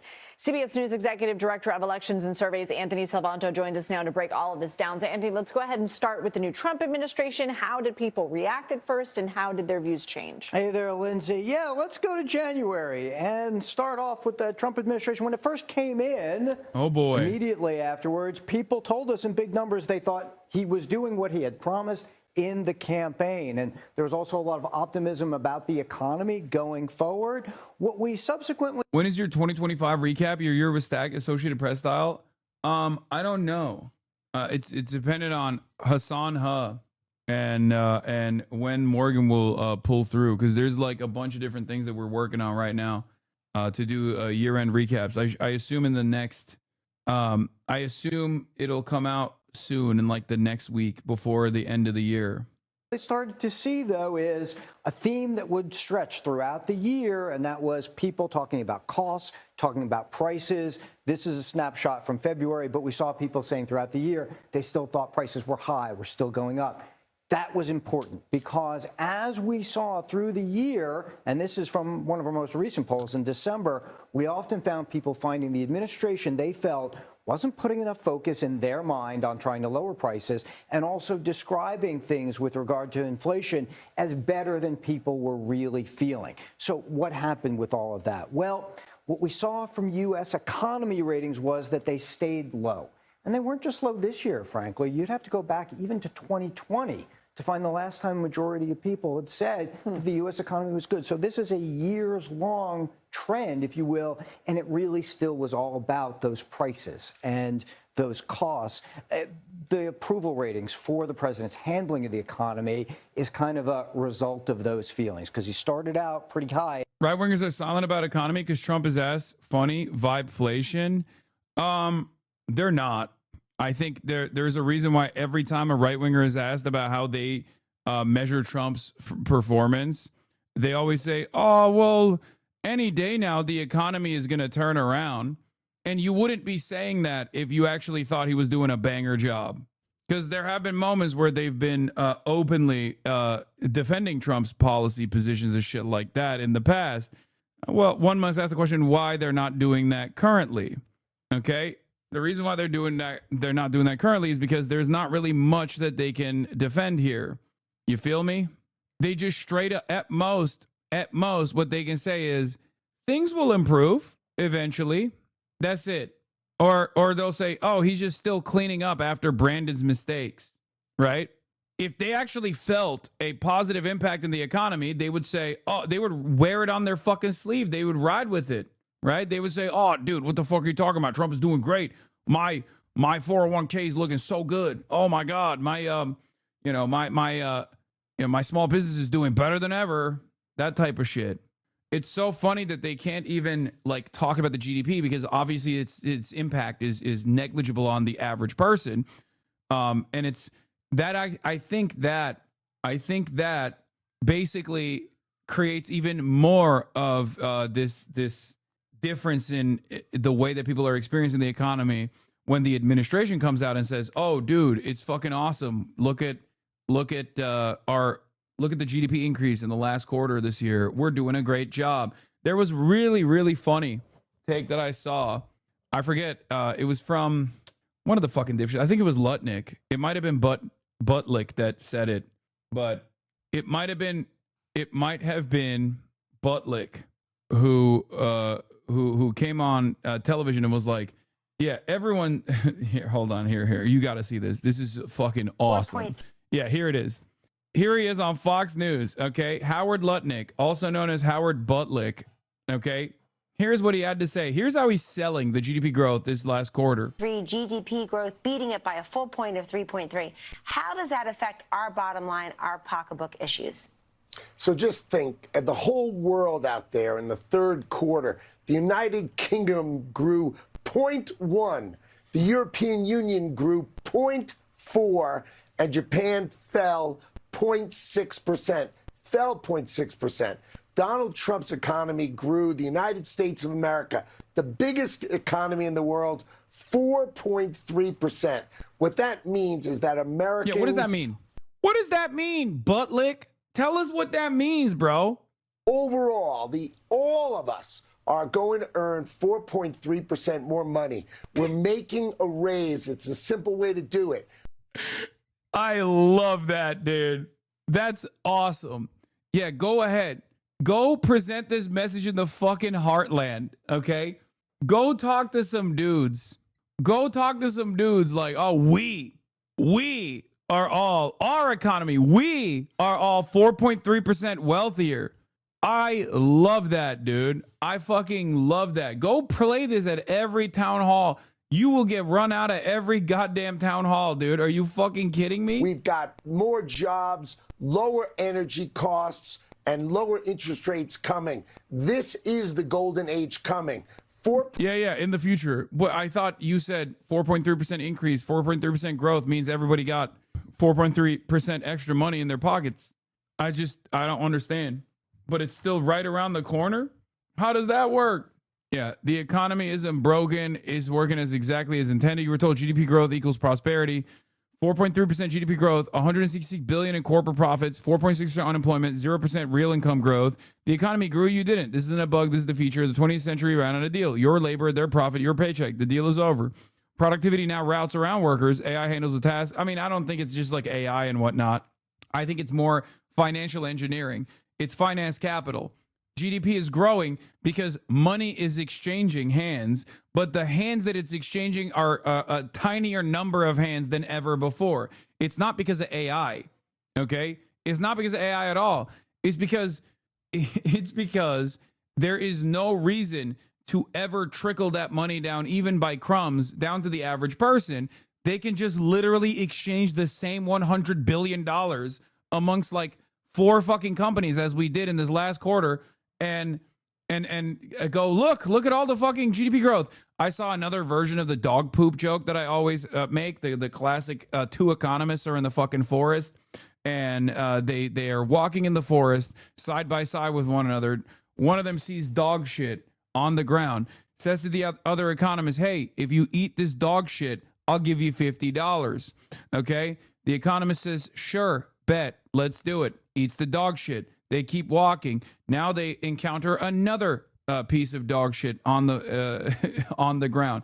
The economist that just got the $50 says, hey, you take this $50, I'll pay you this $50 if you eat this dog shit. Second economist eats the dog shit, takes the $50. They keep walking. They ask themselves, what did we just do? What the fuck? We just both ate dog shit. Neither of us are wealthier as a consequence. The first economist says, but the GDP improved by $100. That's it. Or another example of this is wait, what do you mean rage tweet? Another example of this is me and my family are all PhD earning economists. We have this wonderful tradition of giving to the right of us $100 as we sit in a fucking circle. Think about how much improvement on the GDP that created. Oh shit, your rage is out too. I'm sorry to supporters I/we let down. Thank you for letting us come in to do our thing, to try and save this shit. I wish it didn't have to be this way, but the chapter of my life is forever closed now. What the fuck? Even rage left. Holy moly. Another FaZe Clan member is down, dude. Another FaZe down. Holy Toledo. Paul Rage, he's crying. Are you still phasing up? No, I mean, there's more info dropping. What is this? Blackboy Moses' cousin.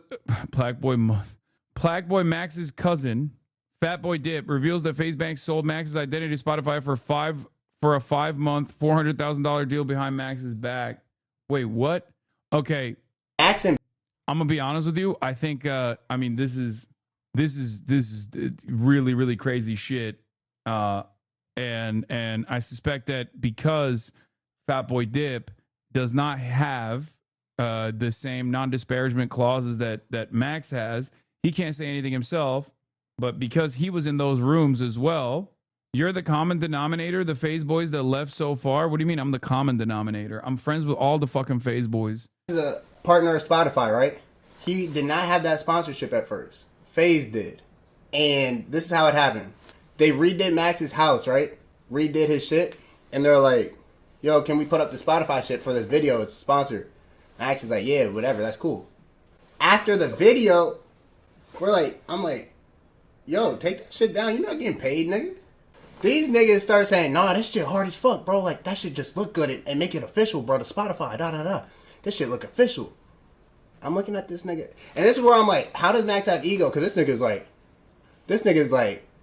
yeah, this shit is a little hard. This is official. How does a nigga like, nigga, I'm like, gang, you're Blackboy Max. You can get that yourself.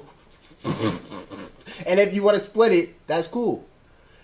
Heartbreaking day for the unemployed. I mean, I know a lot of people disparage the commentary and the coverage here, but like, it's not just about drama. I mean, there is definitely a real angle. There is definitely a real labor exploitation angle here. And I keep stressing that over and over again. And it's so weird that like a lot of y'all just refuse to comprehend this. What the fuck?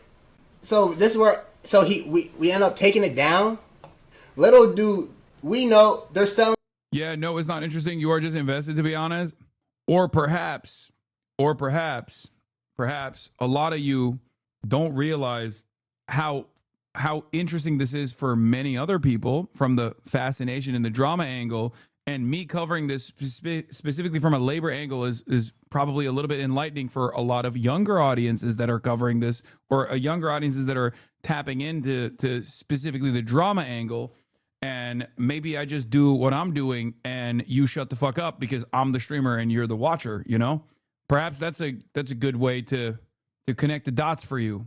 His identity without letting him know. And so Max ends up leaving FaZe. We only knew this because he left FaZe. He got the deal on Spotify. They dropped FaZe and gave it to Max. Guess how much this was for? 400 bands for 5 months. Niggas about to run off a half the ticket off a nigga. Half the ticket off a nigga. Chat, just so this makes sense, imagine LeBron James and the Lakers working together and the Lakers take all the money from a commercial with Beats. Imagine LeBron is wearing a Lakers jersey, and he's wearing his Beats. And so LeBron and the Lakers are like, okay, we'll break this off, but da-da-da-da-da. Imagine the Lakers take all the money, LeBron gets nothing. What the fuck? Yep. No, that's precisely what it is. There's also this as well, which is fucking crazy. Blackboy Max's cousin Fatboy Dip reveals that one of the final factors behind Max leaving FaZe was Banks calling FaZe boys after an argument, calling him the N-word. That is fucking nuts. Got in an argument, a crazy argument. They hang up. He calls other FaZe members and says, fuck this nigga. Fuck this nigga. He says, fuck this nigga. That was his last straw of like, oh, nah, because now it's like, gang, you overly playing with me. And it gets worse.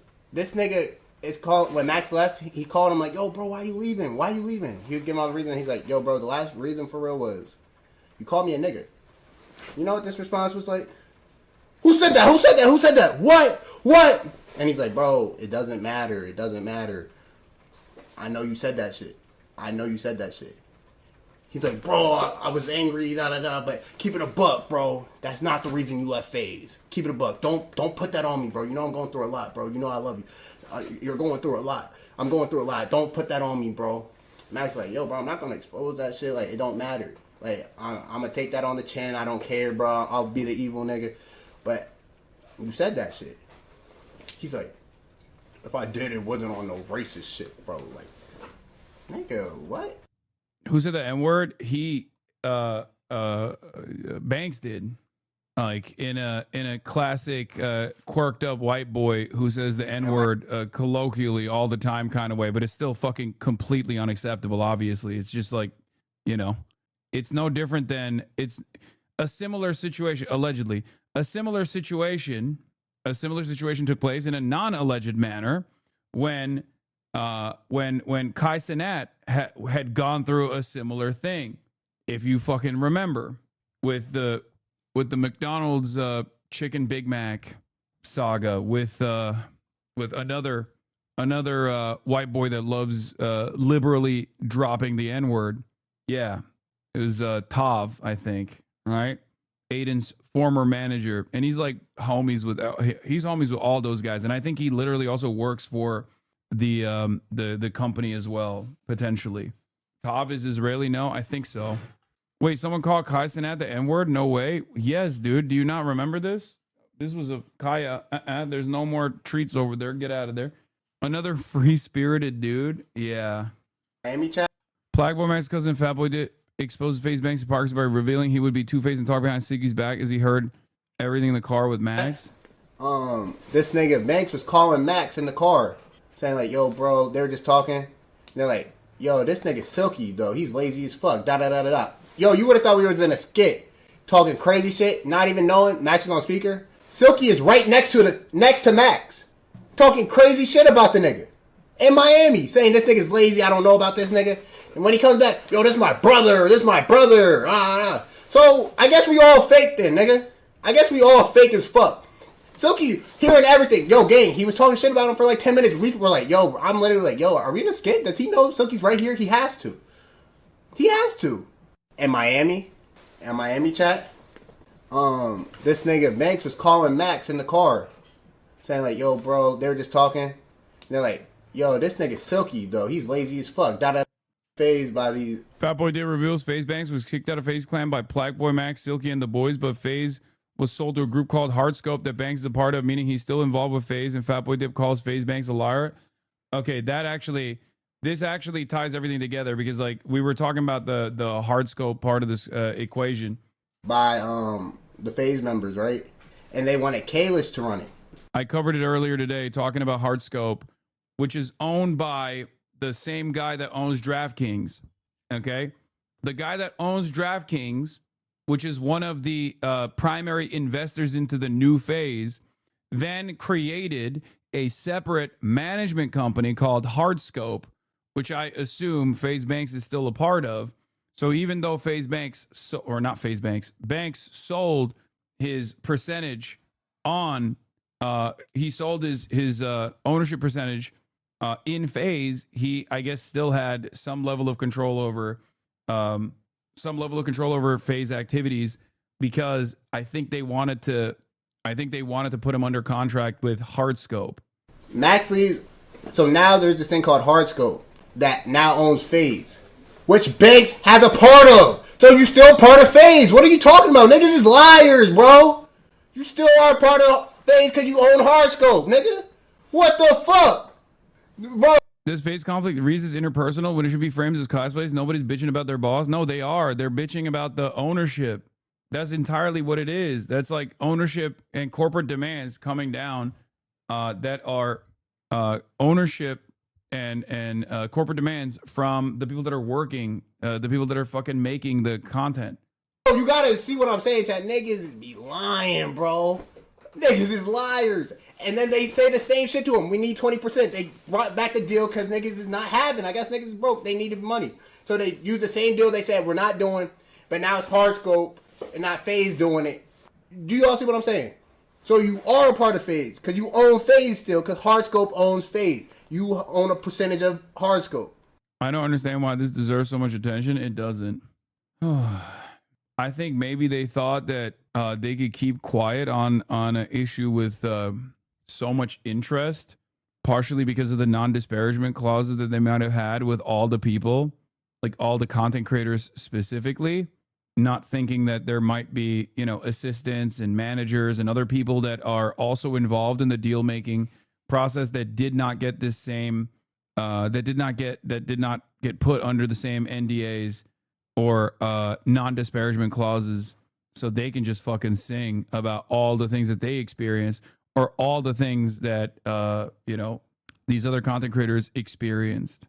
Also, this isn't like, for those of you who are complaining about the commentary here or even any amount of focus on this, like, don't misunderstand what I'm saying. This is not like this isn't like the peak of fucking this isn't like the end all be all of just like labor commentary or labor analysis. It's just that it is an issue that a lot of people are interested in, and I think it's good to cover this from the perspective of labor versus capital, as opposed to simply leaving it up to the drama angle in general.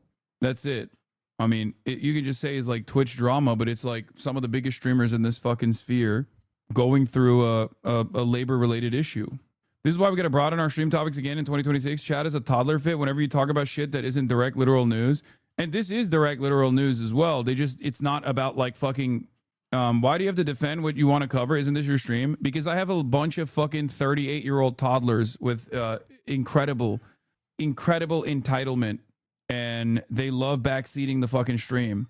They love backseating the fucking stream, and they lose their shit if I'm even a little bit dialed off the normal coverage. Like they want to see, like, they want this to be a stream specifically designed, whatever the fuck they want to.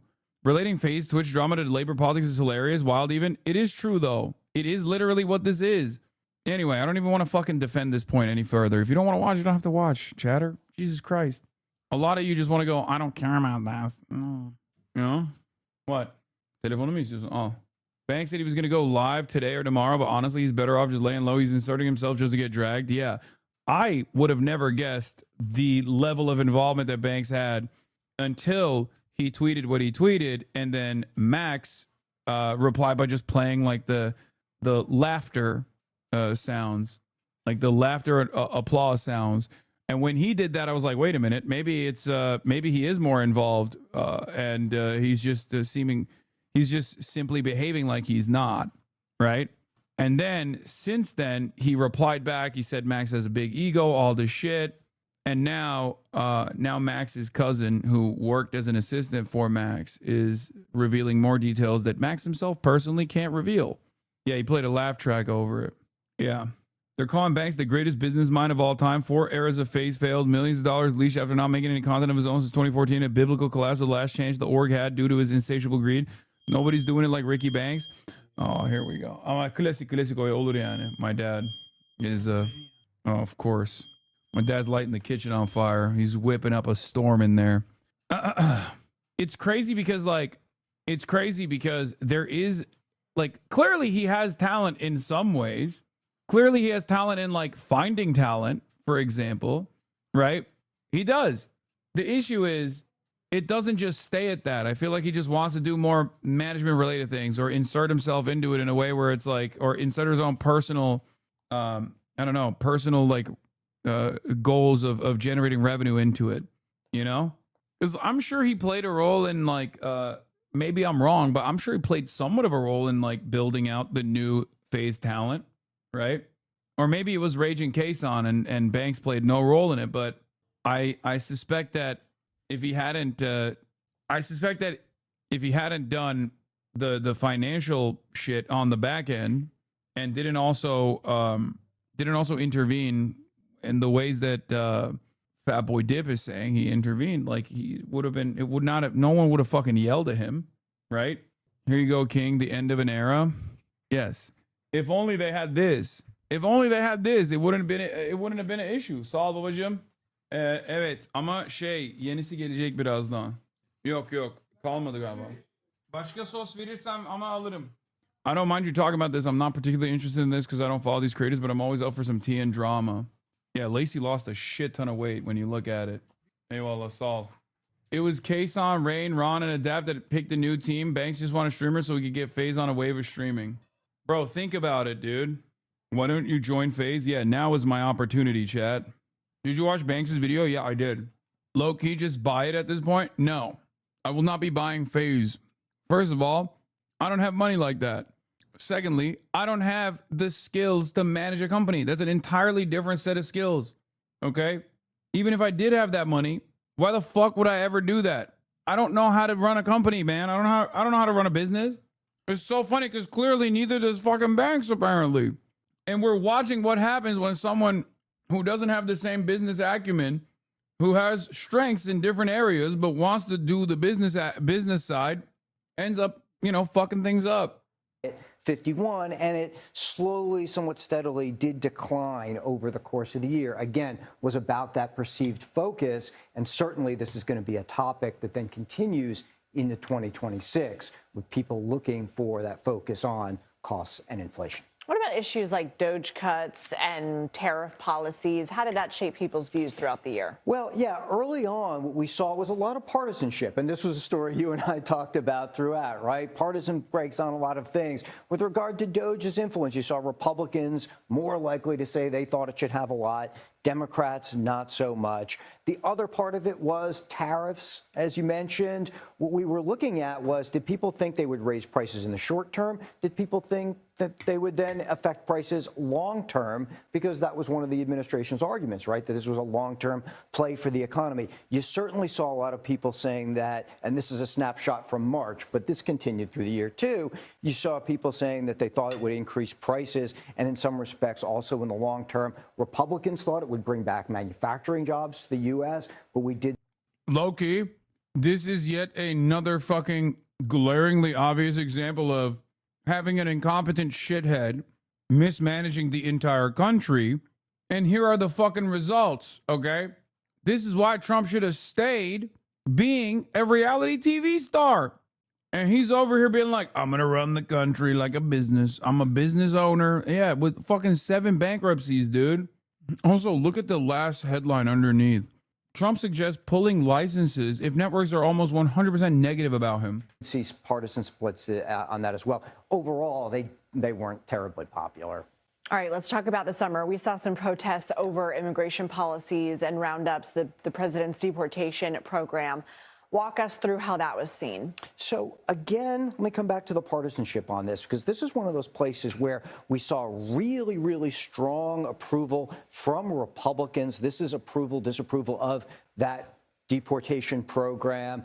Very much lower among Democrats, split among independents. So this was a policy Republicans really liked. And in many ways, throughout the year, Republicans told us that this was the way they were evaluating the president, more so in many cases than on the economy. And that stood out as a difference as well, right? The other part of the deportation program, and what underpinned a lot of the movement on it, such as there was, or the differences on it, I should say, is this. When people told us that they felt like the program was deporting more people than they had expected, they were more likely to disapprove of it. But when they felt like it was trying to deport fewer or the same amount, they were more likely to approve of it. So it was how they saw it going about the program that really affected their views of it. And this is from the summer, but this was also throughout the year. Few political stories in the fall that you were closely watching. Of course, the government shutdown, some major elections also. What did we see? And also, what some of the issues you pulled? This is psychotic, by the way. And yes, it 100% shows that a big chunk of Republicans are just animals, okay? Not all of them, but goddamn. Part of that, for the record, is because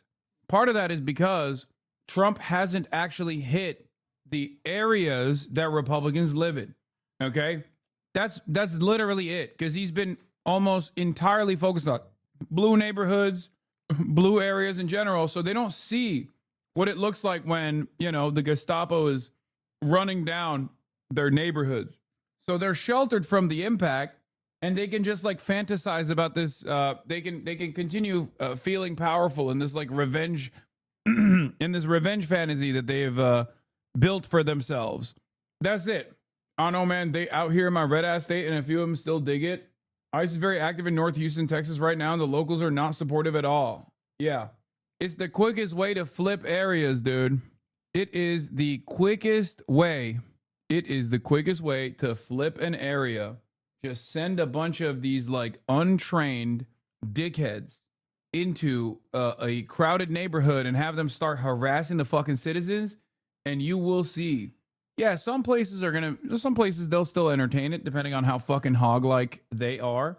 You know, oh, they're fucking up my neighbors, you know, but when you increase the frequency, when you increase the likelihood that you're going to encounter one of these shitheads, their approval of it goes down. About in 2025 inform 2026. So let me reference a couple of those things. These are from the exit polls taken the nights of those elections. In California, where they passed Prop 50, a lot of folks who voted yes said that was to counter the changes they saw Republicans making in other states. And what that really sets up for context is this was a very nationalized sort of contest. And you saw a lot of fights throughout the year over redistricting. We don't normally see redistricting a lot in the middle of a decade, so that was something notable about 2025 and certainly sets up a lot of what to watch in 2026.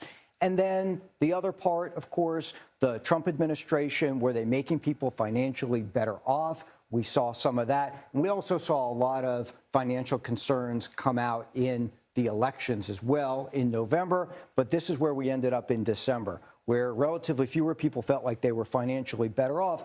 Yeah, Harry Emden is so much better. Let's be real. I'll be honest. Like, I recognize it.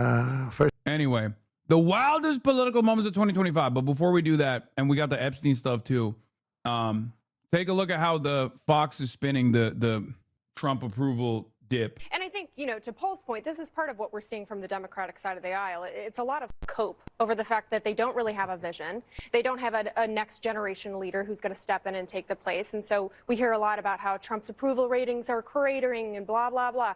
I mean, look, yes, they're down from where they were earlier in the year. That's to be expected. But I think in some ways, Trump is a victim of his own success and that voters expect a lot from him because they know that he can deliver on it.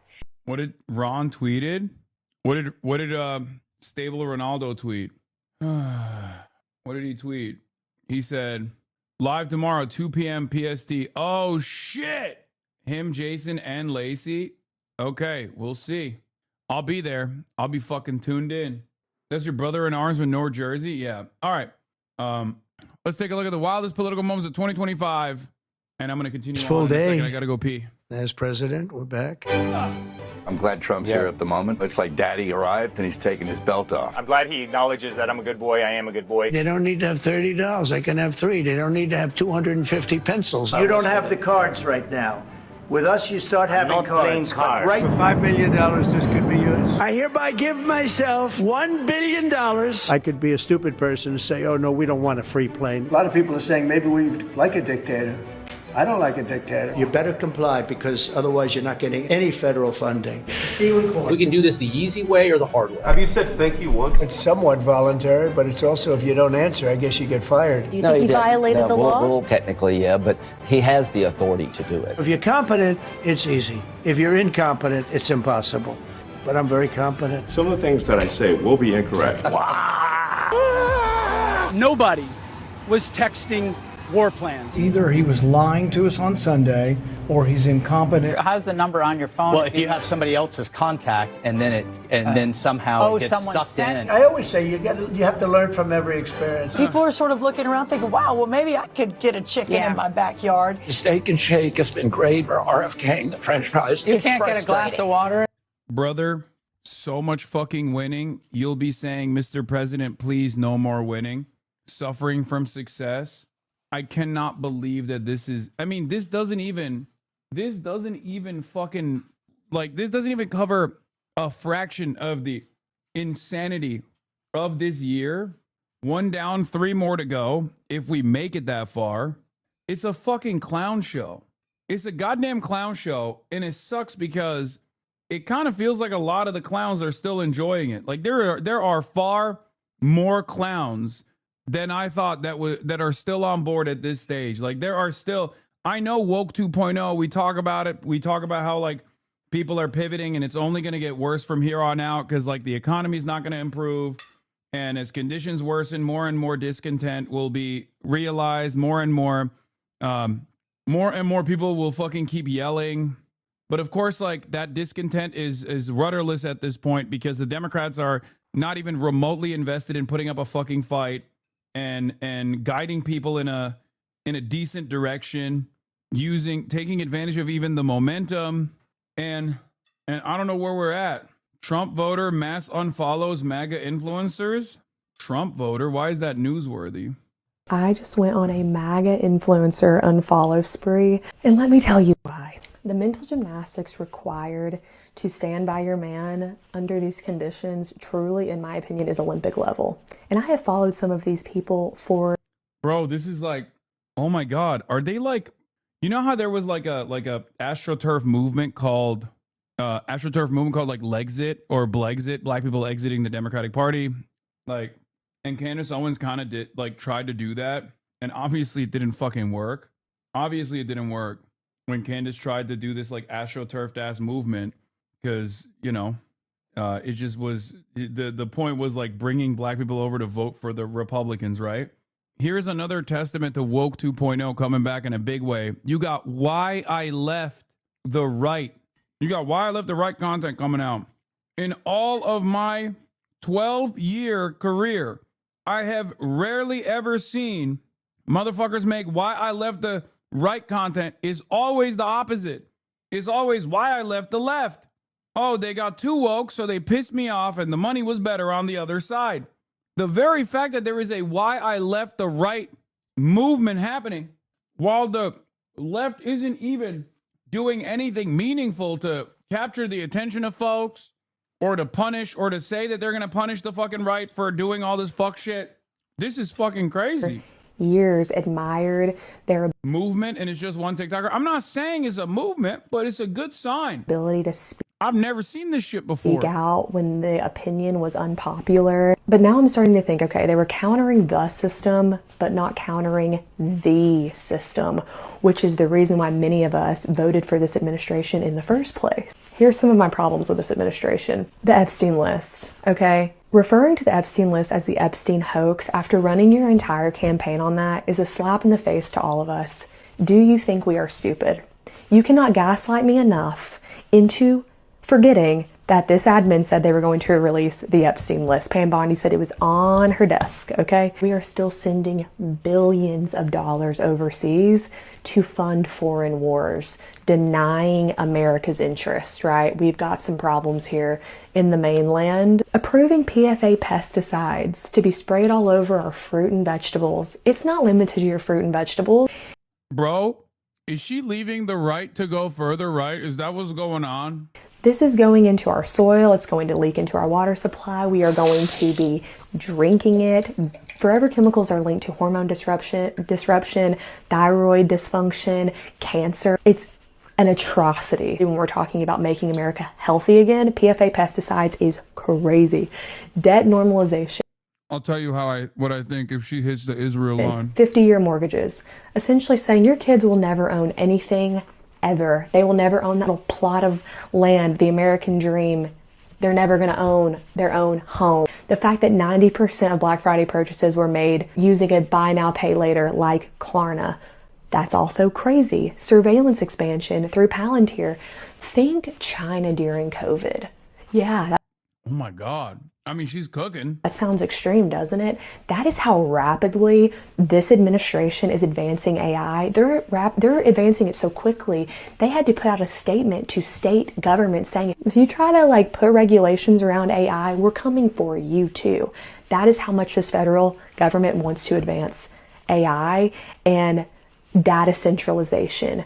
So freaking scary. And then you can't ask anything about any of this. If you start asking questions, you were never really MAGA. You're not based, right? All this infighting is caused by Candace and Tucker. Y'all, please be so serious. Don't insult our intelligence like that, right? We might like Candace and Tucker, but they're not changing our opinions. They're just saying what a lot of us are thinking. I'll take it. Now imagine a world where the Democrats were saying this shit. Imagine a world where there are Democrats who speak like I do on these issues, okay? There are some, but imagine in unison, the left flank party is constantly fucking railing against these points. What are you talking about? What I'm talking about is the fact that Democrats want to fucking lose. What I'm talking about is every single point that she brought up is correct. Even like the things that you would assume is like kooky with like the pesticides and shit, even that's not wrong. Unimaginable amounts of debt that people are taking on, endless fucking foreign entanglements that we are funding and facilitating, all of the things that Donald Trump promised he was going to do, including releasing the Epstein files, but then not actually releasing the Epstein files, now saying it's a fucking hoax, being the biggest Israel dick riders of all time. Straight up, this administration, Israel has its hands shoved so far up this admin's ass that they're basically moving Trump's mouth at this point. And motherfuckers still on the Democratic Party side don't want to bring that up. They don't want to bring it up. It's an 80-20 issue. It's a 90-10 issue on the base for the Democrats. What the hell are we doing? And yeah, here's Candace Owens even taking it one step further, saying no matter how hard the GOP tries to make radical Islam happen, the base doesn't care about it. We are way more concerned about Israel. You can deny reality and scream about Tucker, but the party can no longer be governed by those who refuse to acknowledge the Zionist elephant in the room.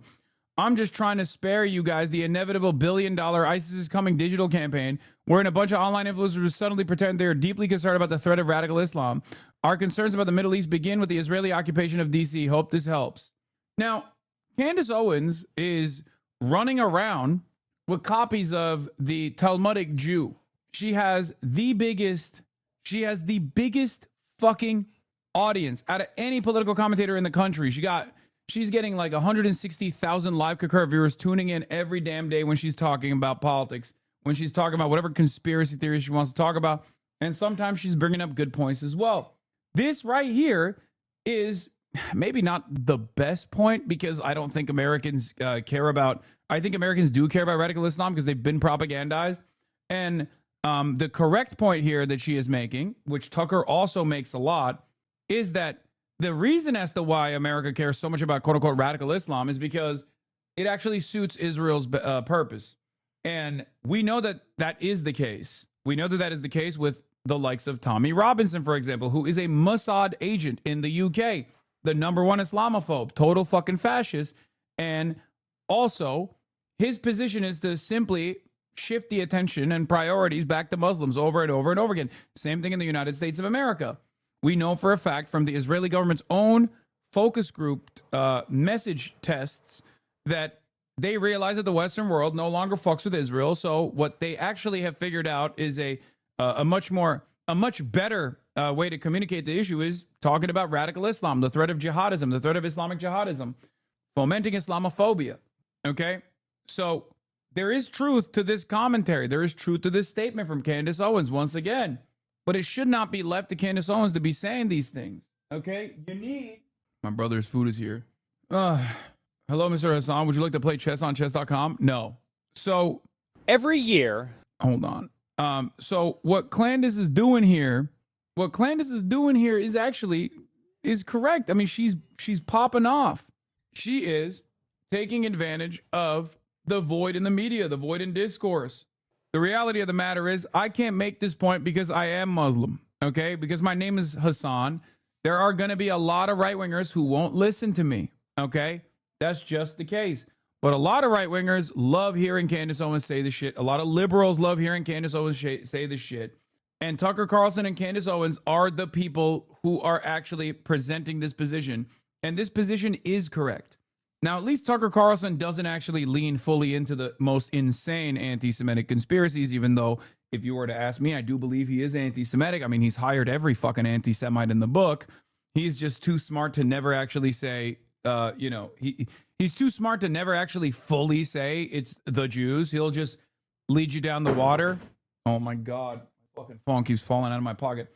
Anyway, but for Candace, for example, what she's doing, and the reason why I find it distasteful, the reason why I actually criticize it quite a bit, is because she's basically doing the Randy Fine thing, right? The reversal of the Randy Fine thing. Now, obviously, the Randy Fine thing is much more impactful. He's a congressperson, and also there is systematic disenfranchisement and direct systematic racism that Muslims are subjected to that Jews are not, okay?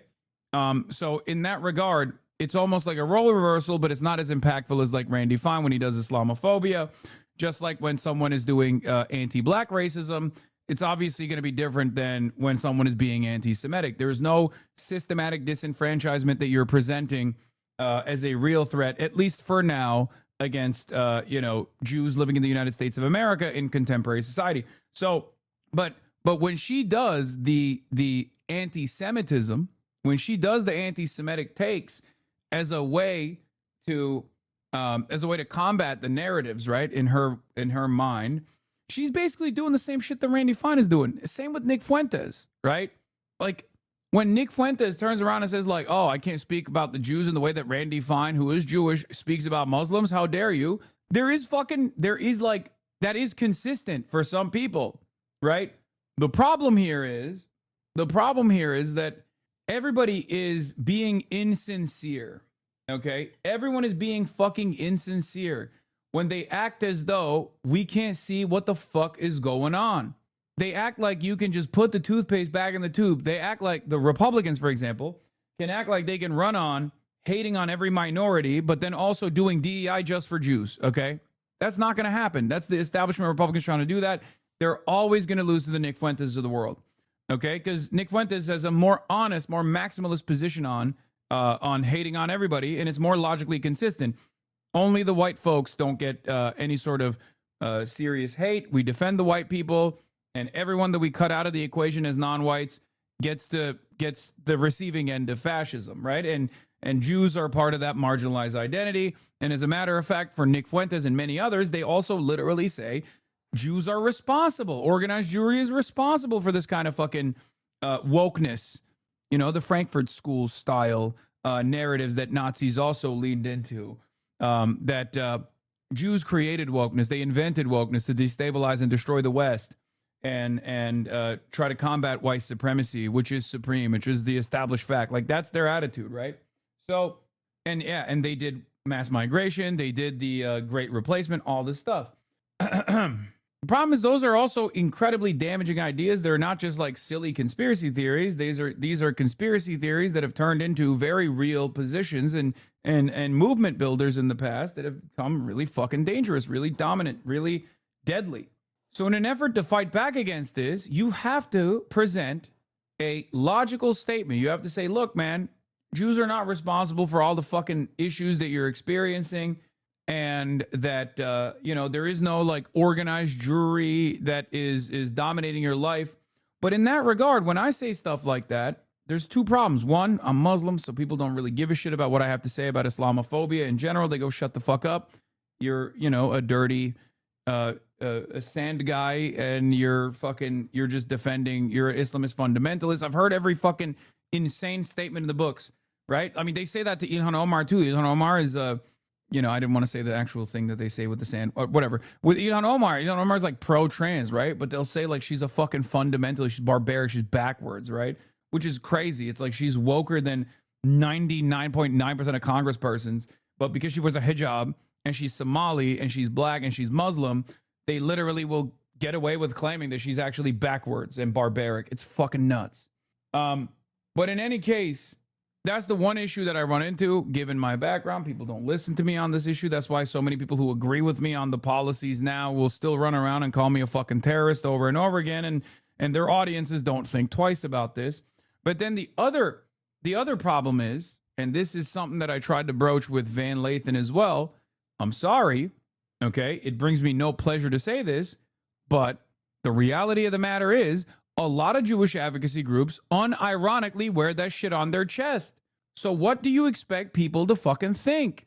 If you have a million different Jewish organizations that are like, Jewish National Fund, Jewish this, Jewish that, running around being like, Israel is the most consequential thing. Shut the fuck up. You better not talk about Israel. Oh my God, this Jewish director, Jonathan Glazer, actually criticized Israel. He's an anti-Semite. We must actually never give him a job again. Oh my God, a bunch of people in Hollywood, including many Jews in Hollywood, that are demanding to boycott Israel. How about those guys never get a job ever again? What do you think is going to happen when people see that shit? You can't fucking wear this shit on your chest non-fucking stop and then assume that a bunch of goyim, right? A bunch of cornbread white boys are not going to fucking hear that, see that, and tie that back to what they've heard already about how there are so many Jews in positions of power within finance, within the government, within Hollywood, and then they tie all of that shit back together and they go, okay, maybe Jews do control the fucking media, and maybe America is actually Zog. And then we have to sit there and talk about how damaging it is to run along with these sort of fucking narratives. That only causes people to double down, okay? That only causes people to fucking double down. They go, oh, here we go again. There's people dying. You can't even say people shouldn't die. And what is actually an issue of much more significance in Western media is the fucking feelings of a bunch of pro-Israel students in Columbia campus where they're acting like there's pogroms taking place. Meanwhile, there's actual fucking Holocaust taking place, and we can see it with our own two fucking eyes. And everybody wants me to give a shit about some of the wealthiest fucking students of all time who are running around with Israel flags and trying to defend the genocide publicly and getting pushback in many circumstances from Jewish anti-Zionists themselves. It's ridiculous, right? It's ridiculous. What the fuck do you think is going to happen? So yeah, the reality of the matter is it's almost impossible to fucking push back against this stuff because on the one hand, what I'm saying, right? What I'm saying is entirely different than what Candace Owens is saying. What I'm saying and what what I'm saying is entirely different than what Candace Owens is saying. However, what Candace Owens is saying and what Nick Fuentes is saying is identical to what Jake Tapper is saying. All Jews care about is Israel. That's what they are united on. So if 90% of the media is consistently dialing in this narrative over and over again that Jews care about Israel, Jews care about Israel, all Jews care about is Israel. If you speak out against Israel, then you hate Jews. Every Jew is a Zionist. Every Jew you've ever encountered is a Zionist over and over and over and over again, both wokely and also from the anti-woke perspective, then yeah, it's not going to fucking, it's going to be an abject failure. Oh, come on. Don't ban that guy. That guy had a really good point. Where is it? Bear-esque, you need to review reality TV or something. That's how anyone of substance is ever going to take you seriously. First comment. Yeah. Look at the big brain on this guy. This stream is a shit show, by the way. GG. Why? Does it offend your sensibilities? Does it fucking offend your sensibilities? Are you sad? Is that what it is? Oh no. I don't like hearing things that make me question my pre-established biases. No. Here we go again, honey. Time for chatters' feelings, okay? Let's hear it from the chatters. I'm offended. Anyway, yeah, here's also Tucker Carlson putting up LeBron numbers on this. TPUSA did a poll during AmFest, or I guess it was after AmFest, and they asked the audience, what they considered to be the greatest threat to America. And they did put radical Islam at number one. I'm wondering where you think those sentiments are coming from. I mean, I've heard you say before that this is an op, and that we all know which foreign government it's actually coming from. Which government is it, and can you explain how that operation works? How is it, kind of lured into those? It comes from the Israeli government and its many defenders and informal employees in the United States, of course. And I guess I would just say if that was actually, I don't know how people respond to the poll. I don't know who answered it. Tucker Carlson, if he runs, will win 100% of the Arab vote. Will win 100% of the vote from any number of different diasporas that come from like the region, the third world in general. Like no one will be able to.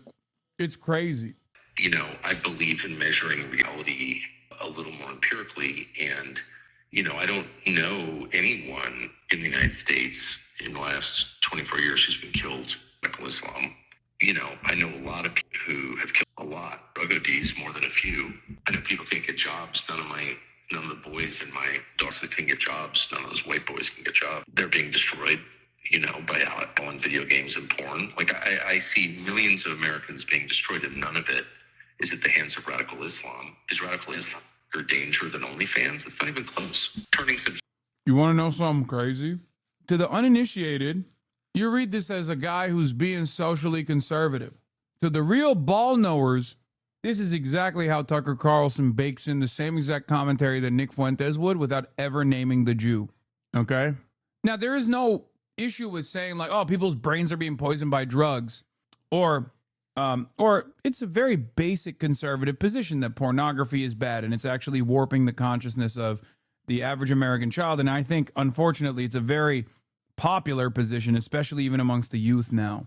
But there's a reason why he's bringing up OnlyFans, because the reason why he's bringing up OnlyFans is not because of OnlyFans' popularity. The reason why he brings up OnlyFans is to say it's not radical Islam that's harming Americans. It's actually the pornographers like OnlyFans. OnlyFans, famously owned by a Jewish guy who donates quite heavily to the IDF. Do you understand? So Tucker, when called in the question, or donates to AIPAC, sorry, maybe not the IDF. Tucker, when called in the question, can just be like, oh, you're being ridiculous. Of course I'm not mentioning that. I've always had a long career of criticizing pornography. Okay? But what he's actually doing in this moment is not being critical of pornography. What he's doing in this moment is saying, like, Americans haven't been harmed by Muslims in quite a while. They've been harmed by Jews. Jews are doing pornography. Jews are warping the consciousness. It is expert level. It is expert level anti-Semitism.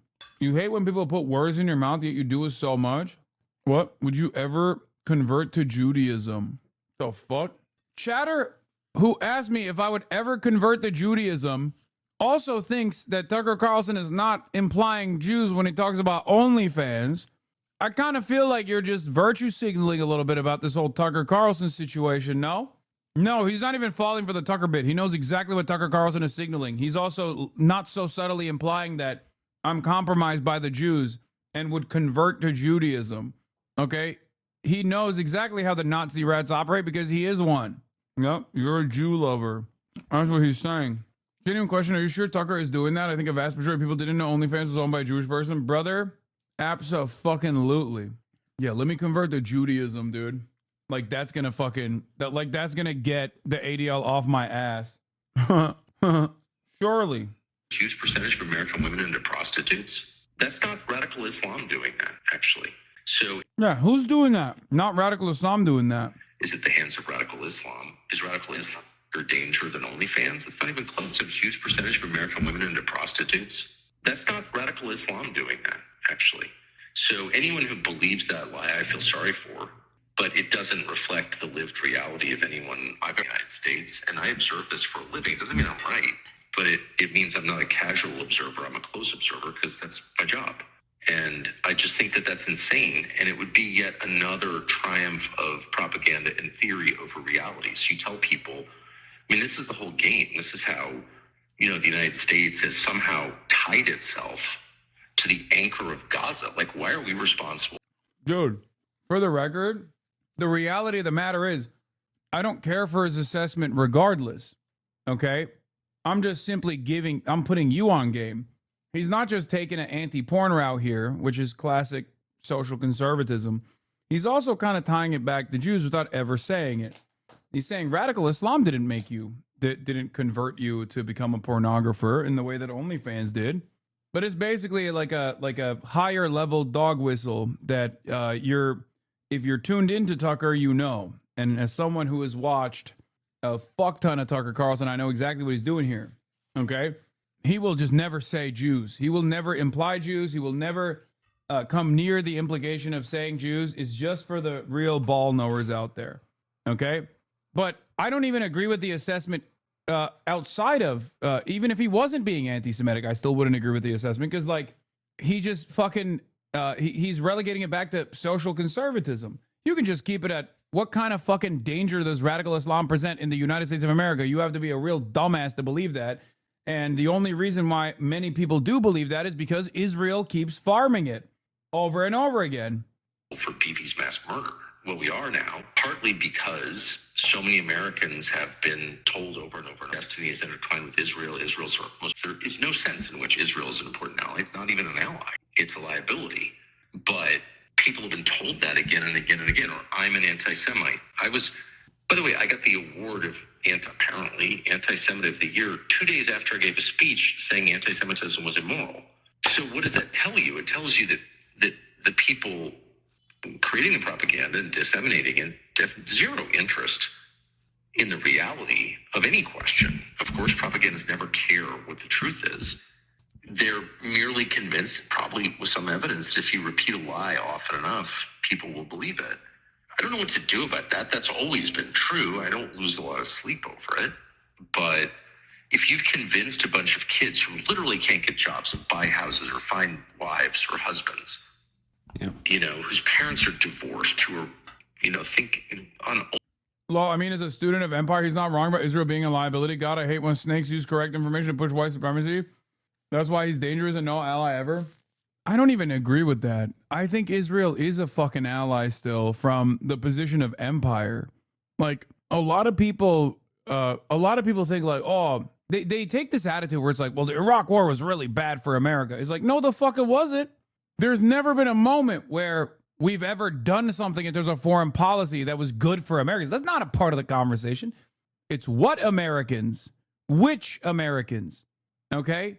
For capital owners, the Iraq war was fucking fantastic, okay?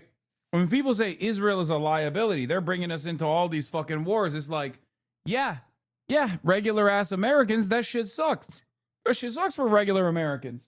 But you know what it's good for? Capital owners, the military industrial complex, people who profit off of death and destruction. That's it. So yeah, technically Israel is a bad ally, but it's not a bad ally from the point of empire. It certainly ends up reaching and taking a lot more than it gives back. And that's frustrating. I think it's embarrassing for Americans, for old school WASP nationalists like Tucker Carlson, cut from a good cloth. It's embarrassing to be humiliated by Jewish donors like this. 100%. That's what it is. That's how he sees it. That's how I think a lot of, let's say, white nationalists, or maybe white nationalists of a different variety, neo-Nazis, that's how they see it. They want Israel here in America. Some of them do. But they hate how fucking embarrassing it is that this glorious nation, the #1 nation on the planet, a nation for prosperity, for those who work hard, strong men, builders that comprise the foundation of this beautiful country that has dominated all around the globe and has built so much prosperity everywhere, is now being dominated, embarrassingly, by our own vassal. By our own vassal that would not exist if it wasn't for the $300 billion fucking dollars that we gave them for the last 80 fucking years. The vassal that was handed over to us by the other superpower that we also took over, that we took ownership over, the British. The sun never set on the British Empire, and now they are our vassal as well. That's how domineering of a force we are, and that fucking force is being humiliated in broad fucking daylight by our own vassal that constantly demands more and gives us nothing in return. God, I could be such a good propagandist on the right. You have no idea. Holy shit. Because a good propagandist has to say the truth. And especially if you say the truth about an issue that other people don't want to say, oh my Lord, you will be seen as a legend. But that's the reality. It's just, that's what it is. They want to do Israel here in America, but for whites, who knows what that means, right? But they also, on top of that, want to change this dynamic. They want to stop being run by people who put Israel first. Our Middle Eastern policy is entirely dominated by Israel. That's it. It's entirely dominated by people who do put Israel first in many instances. And it doesn't matter if they're Jewish or not. There's plenty, more often than not, they're not even Jewish. They're fucking WASPs, right? And I think that's also kind of an ugly humiliation for someone like Tucker. Again, Tucker's dad was in the CIA, right? He considers himself a legacy American. And now he sees other people who are also supposed to be legacy Americans just like him, that was responsible for this big, beautiful nation that dominated, that tamed the barbarians, the indigenous population, and endlessly expanded all the way to the West Coast and made something of this country that then turned around and, you know, defeated the Nazis, which maybe Tucker doesn't think was too good of an idea. Maybe we fought the wrong side from Tucker's perspective. Who knows? I'm not going to get into that, right?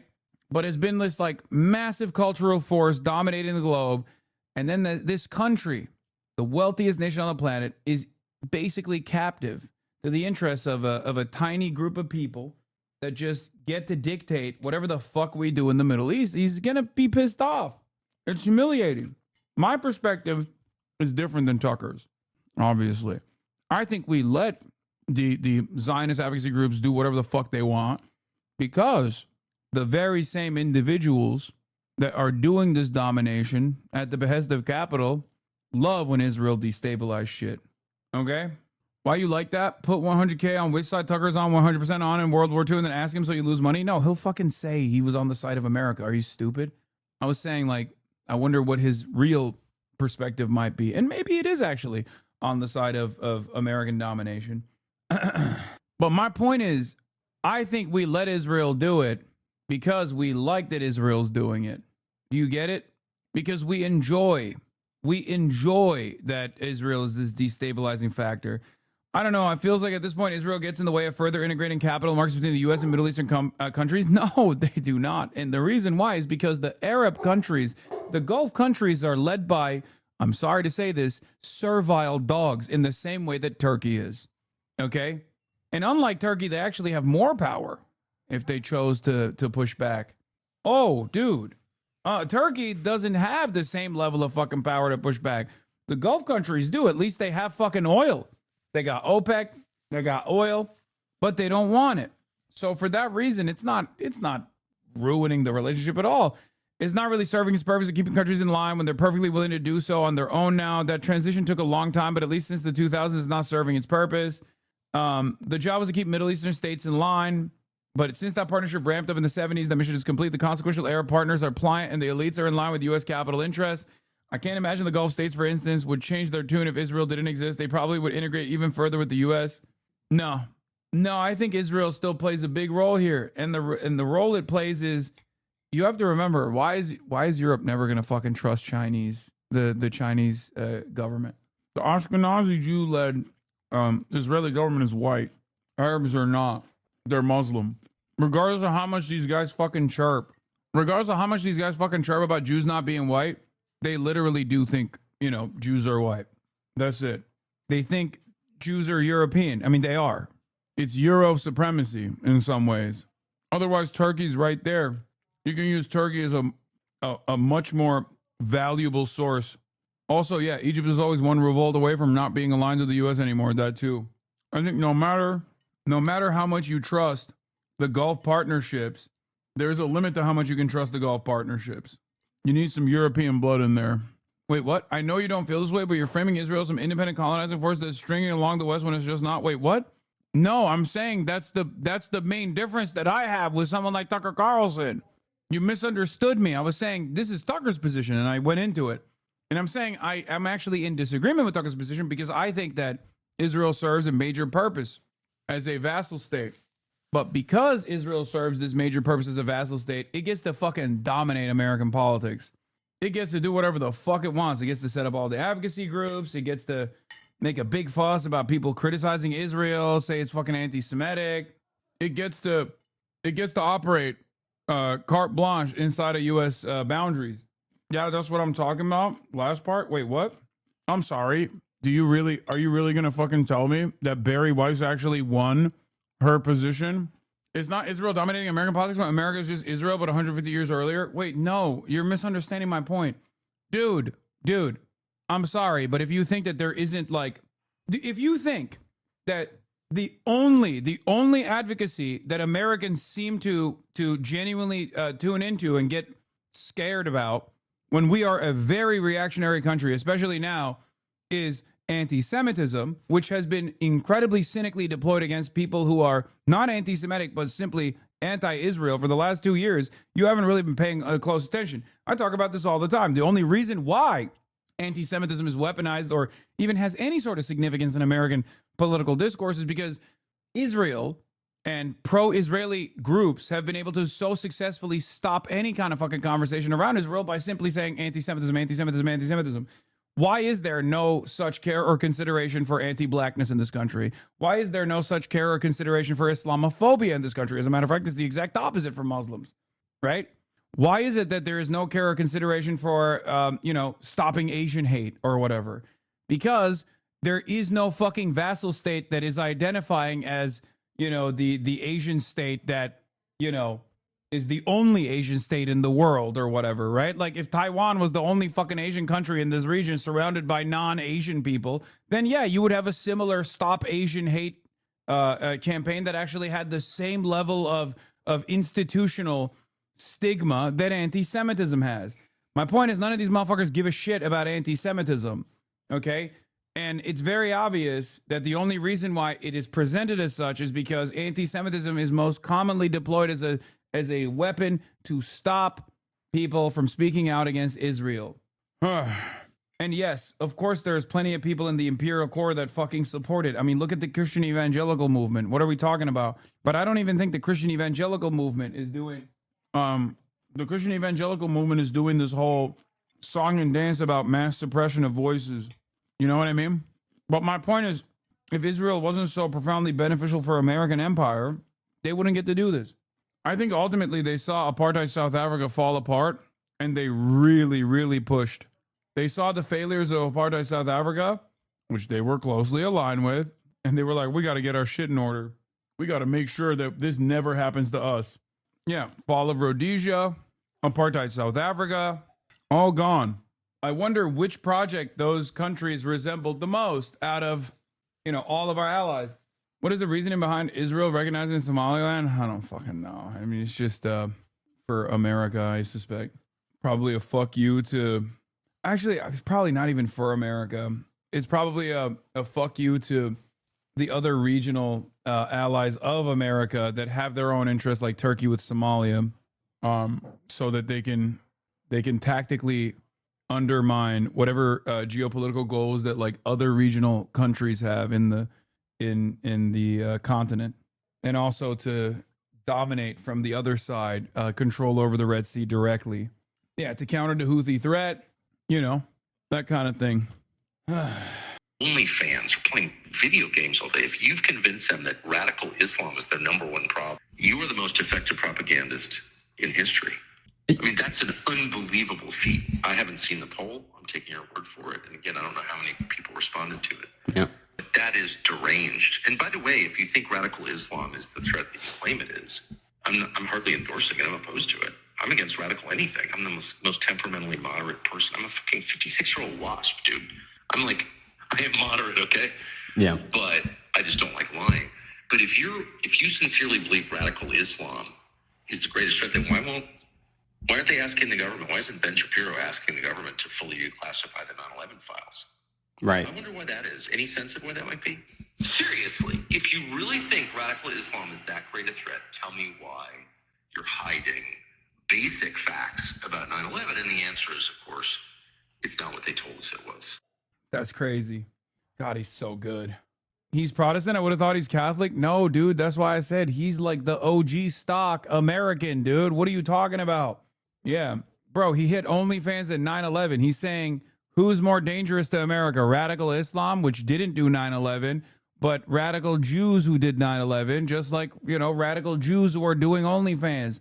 If you can't fucking pick up what he's putting down, you inevitably will when the time comes and he actually does say it, when it's like allowed, when it's allowed to be openly said. But that's what he's doing. And he's such a good fucking propagandist for this reason, because he basically presents it as like, he presents it as this thing that's like obviously commonplace. I mean, what's going on? He never says it's the Jews, right? But in any case, he does believe in great replacement. No, yes. But once again, he does not say the great replacement is by Jews either. Like, he won't say that. But yeah, both Tucker and Candace are actually positioning themselves as defending Islam, which, you know, there is a lot of fucking Islamophobia in this country. I'm sorry. You are never going to win a Muslim vote ever again. That's it. If you run around consistently defending Israel and also beef up Islamophobic narratives, never actually talk about Islamophobia, and you only consistently, when Islamophobia is happening at the systematic level, right, in a way where anti-Semitism is not, okay, at least not for the time being. I always qualify. It might change. Things might change in the future. But the point I'm making is, when you don't do that, when you don't ever like speak out against Islamophobia as like supposedly the progressive left, the liberals, right? you let it foment and maybe even lean into it like Kirsten Gillibrand did, right? And simultaneously always talk about anti-Semitism, anti-Semitism, anti-Semitism, anti-Semitism. Most people that would have watched along from other marginalized backgrounds too will go, the fuck do you mean anti-Semitism? Like, I'm thinking of like Latino people, black and brown people, right? People that are victim to systematic racism with regular fucking frequency, constantly hearing people chirp about white people, Jewish white people over and over again. That's what dominates the fucking media. Anyone who fucking leans into this shit is unironically going to fucking win favors with those guys too, even if they're objectively racist. And Tucker Carlson, at least despite being a WASP supremacist, Muslims are 1% of the population. Can't they just chalk it up to a loss? Brother, first of all, that is clearly an important demographic in places like Michigan. That's number one. Number two, it's not just Muslims. Do you not understand? When you say, fuck Israel, Israel's dominating American politics, you're actually capturing a very diverse coalition of voters' interests. That's number one. Many of which are in the fucking throes of the Democratic Party. Many of which are actually pro-Democratic Party, or at least in the coalition that is most likely to vote for Democrats.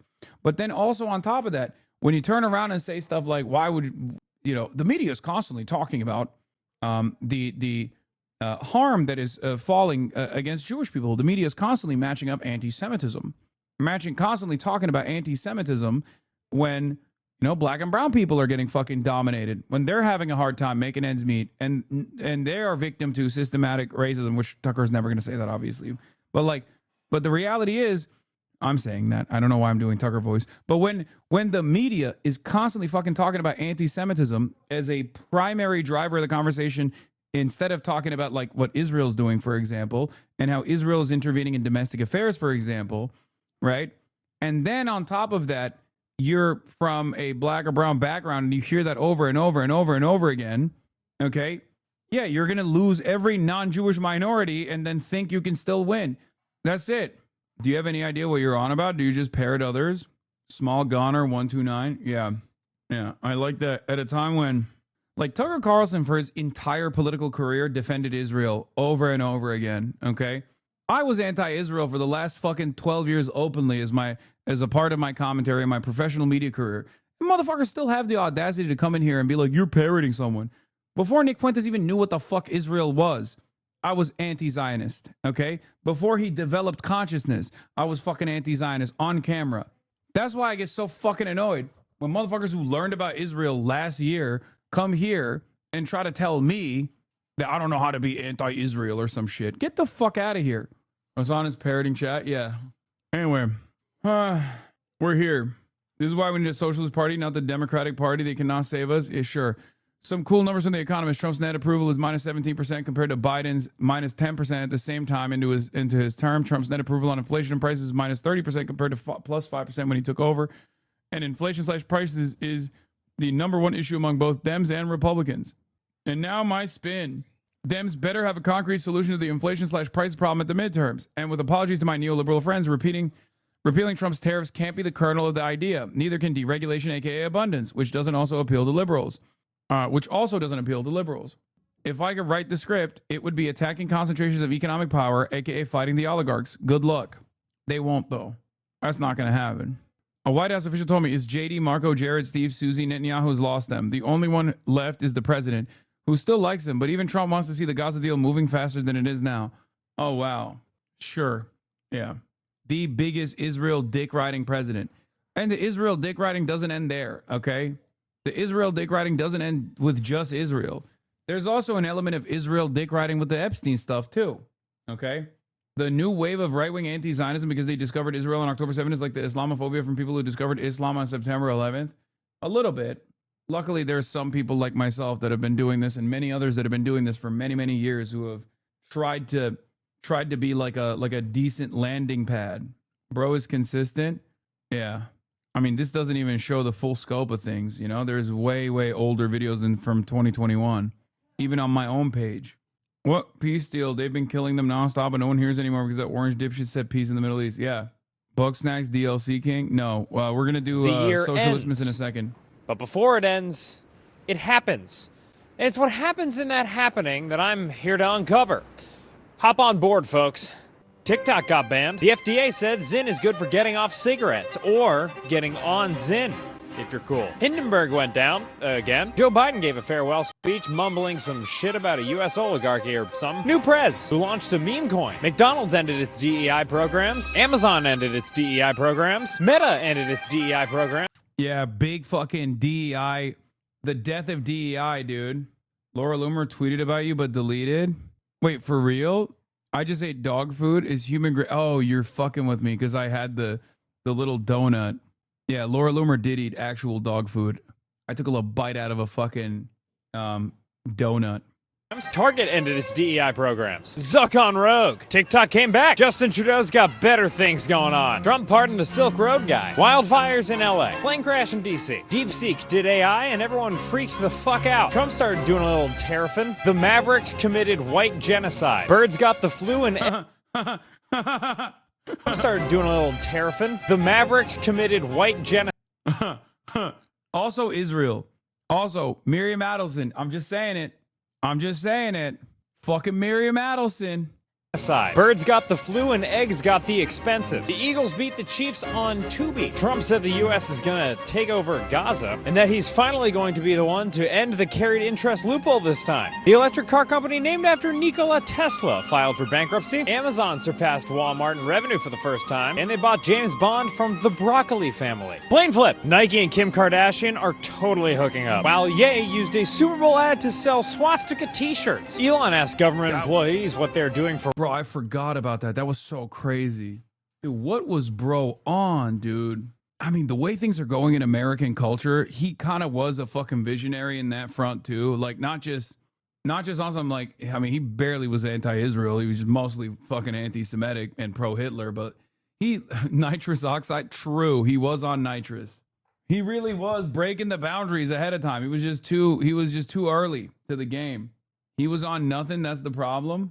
Work, and female government employees what they're doing after. Also, while cutting a bunch of government agencies and laying off a bunch of workers, and beefing with Sam Altman, and trying and failing to buy OpenAI. Pepsi bought Poppy. A man won $50 million the old-fashioned way, suing Starbucks after getting burnt by his tea. The company finally landed on the moon.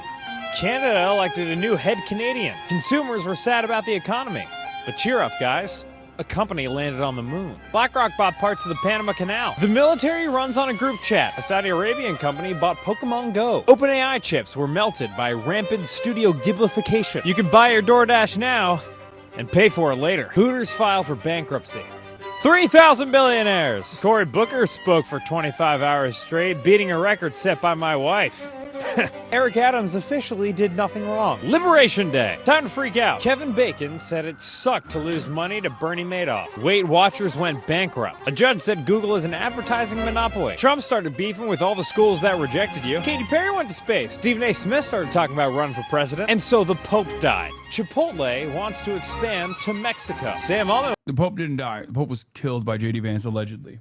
Wants to scan your eyes. The Minecraft movie made $800 million. The Kohl CEO is fired for funneling business to his romantic partner, but who among us hasn't funneled their partner? GTA 6 got delayed. Labubu. Real ID. New Pope. Warren G. Buffett announced his retirement. Moody's downgraded the U.S.'s credit score. Guess what? Elon Musk made a town. Private equity bought Skechers. Grok got obsessed with white genocide. North Koreans started taking American jobs. Max, formerly HBO Max, is now HBO Max, formerly Max. An Italian businessman got kidnapped and held at chainsaw point so he would give up his crypto password. Trump Gold Card. College athletes can start making bank. Meta AI employees can start making bank. With plans to revolutionize their products, Apple instead chose to come out with something called liquid glass. Trump and the army invited everyone to their humid birthday parade. Ice in LA. Trump Gold Share. Kraft Heinz removed artificial dye from products like Jell-O, and I am wondering what other ingredients there were. The U.S. bombed Iranian nuclear sites. Oklahoma City won the basketball championship with the help of a Canadian man. Finally, someone had a tasteful, low-key Italian wedding. Paramount paid Trump for a 60 Minutes lawsuit. Oh, look at these two. Foot fetishers wept. You can Venmo the government if you want. Trump and J-Pal hard hat spat. Skydance acquired Paramount, marking the biggest media deal of the year. The viral tea app came out, where all the ladies could get the tea on the men that they'd been seeing. Until hackers dumped all the website's data out in public and probably bought us another decade until the gender wars. Hospitals struggle struggled after getting bought out by PE. Or so I'm told. I was too busy watching Figma's rockin' stock price. A weak jobs report came one guy weaker after Trump fired the BLS boss. RFK cuts mRNA vaccine contracts. Some people might still be paying for last year's Coachella. Claire's went bankrupt. The National Guard went to D.C. A lot of people aren't boozing. Americans had another constitutional right stripped from us when we were asked to not bet on the Little League World Series. The White House took a $10 billion stake in Intel. Cracker Barrel white genocide. Spirit Airlines went bankrupt. Trump crypto money up big time. Kraft Heinz is splitting in half, just like that baby in the Bible. The U.S. developed a concerning fetish for bombing boats. Gold prices up big time. Klarna IPO. Charlie Kirk died. Larry Ellison, richest person for a little bit. Kimmel off air. Government shutdown. Rite Aid shutdown. AI circle jerk. AI layoffs. AI friend. Louvre heist. Amazon outage. Betting scandals. JP Morgan building. Rate cut. Household debt and car repos went up. GTA 6 got delayed again. Peel bet $100 million in the New York City election. And this guy won, which isn't surprising. He's clearly best friends with the president. Elon secured a $1 trillion bag. The Big Short guy is now a big Substack guy. And Meta isn't a monopoly, apparently. Private credit? Cracked. Doge? Dead. The penny? Dead. The lowly soybean? Trapped in the crossfire of the U.S.-China trade wars. Epstein photodome. Bitcoin When you put it like that, kind of a shit year, huh? bombs. OpenAI goes code red. Zuckerberg puts the brakes on the metaverse. Kalshi partnered with the news. Netflix makes Warner Bros. Their Warner bitches. Canadian Prime Minister Justin Trudeau and American Secretary of Attention Katy Perry got linked up. Flop. Australia bans Instagram and other social media for children under 16. World Dart Championship. That robot vacuum company sucks. Trump sued the BBC for $10 billion. And it's Battle of the Kevins for the next Fed chair. Truly, these last 12 months. Bro, and the end of the year brought us the disbandment of Phase. Only a month, not even an entire month after Phase 1 Org of the Year. So much shit happened, dude. Have been a year. And it's been an honor to have reported alongside you throughout. So for the good of you, me, and work, I'm Dan Toomey. Dude, American Century of Humiliation Year 1? No, I think we're already in the American Century of Humiliation. We've been in it, but I think it's eventually going to become impossible to deny, and then it's over. Like empires, back in the day, empires took 200 years to decline and like fully die. Like the Roman Empire took like even longer than that, right? It's gotten far faster for major empires to fall apart. Because of the internet, because of the internet, you're not like information isn't traveling. The information isn't traveling by horse anymore. It's not traveling by ships. It's traveling in real time.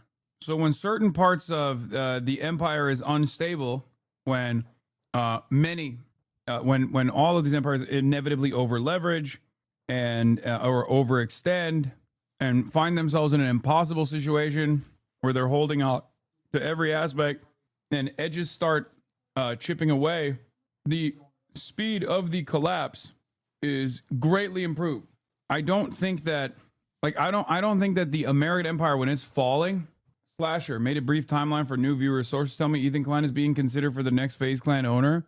Brief timeline of FaZe Clan owners over the years, run by a guy who slept with a 17-year-old and a guy who broke up the world record for Adderall consumption, gave control to an insane Norwegian scammer who put an IDF-loving maniac in charge who sold it to a DraftKings overlord. Phase up, man.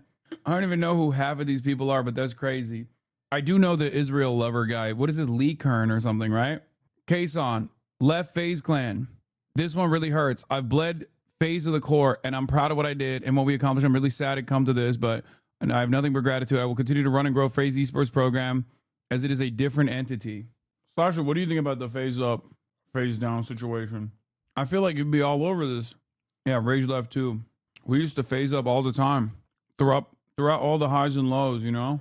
I guess FaZe Slasher is not going to be a reality. The Zoomers don't talk to the press? You and the mods would get together, hate America and FaZe up? Yeah. Wait, how did you know? Were you part of the secret mod meetings where we were hating on America and phasing up? Aiden Ross, is that you in my chat? I've heard a lot of people asking about socialismus. Not me, though. It's other people. I don't know them. All right. Hold on. Many people are asking about socialismus. Put the hijab on. Put the whole suit on. I'm not putting the whole suit on. Okay, calm down. This is good enough. This is good enough. Please, Hassan, I need my Stairmaster or else I'll die. Okay, well, you're probably dying then.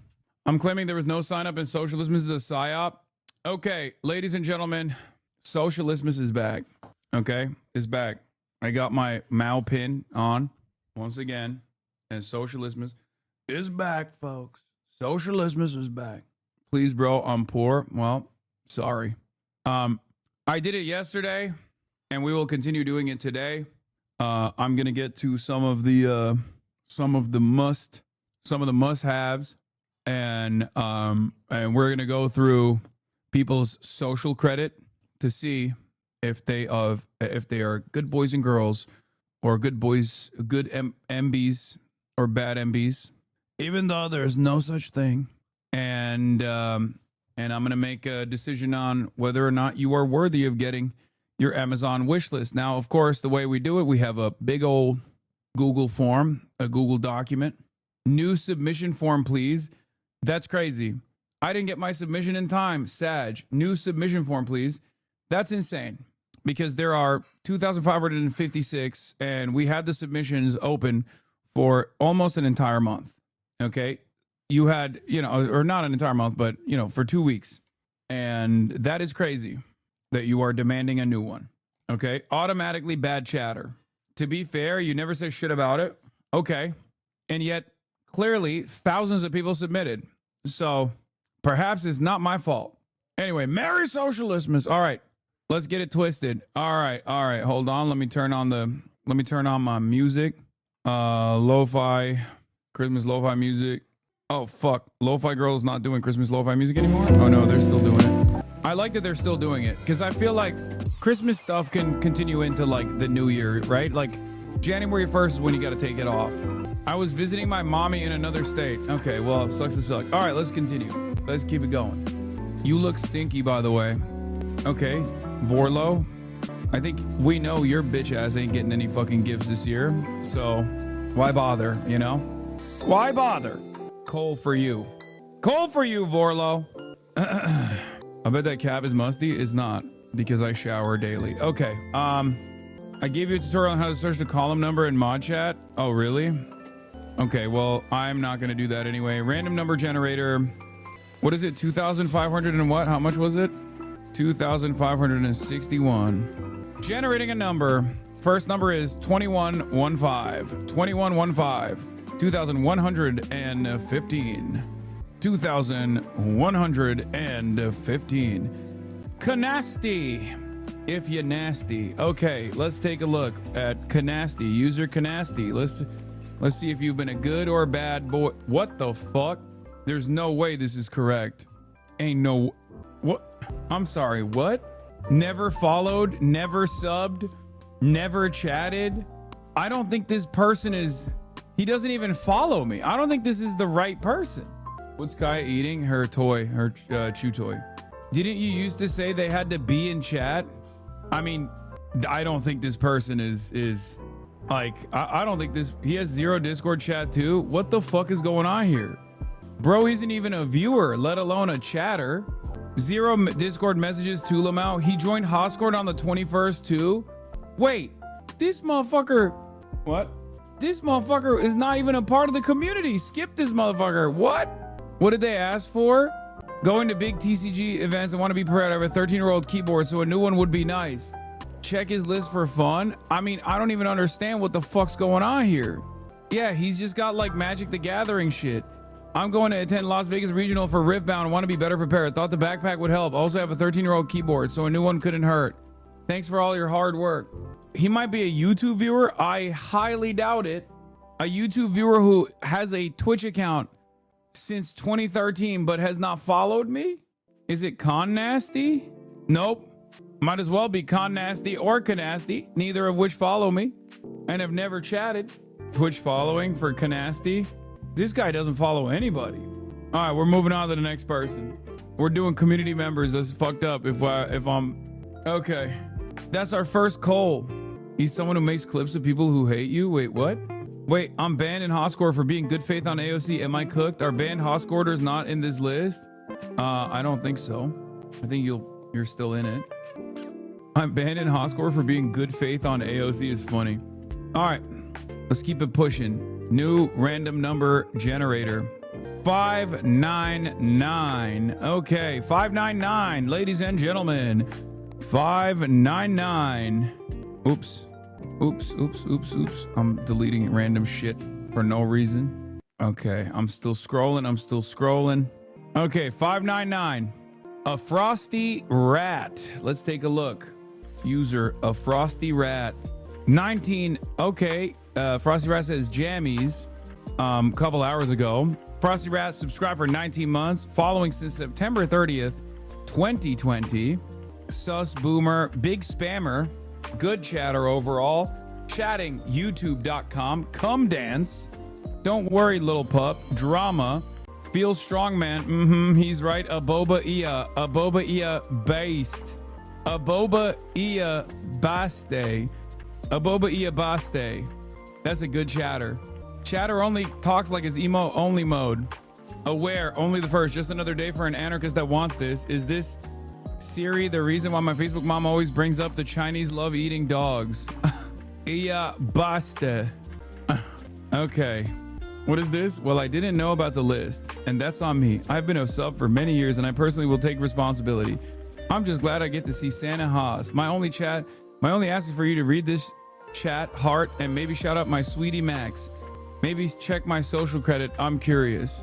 Okay. Shout out to your sweetie Max. Is it the real Plaque Boy? I'm the real Plaque Boy Max.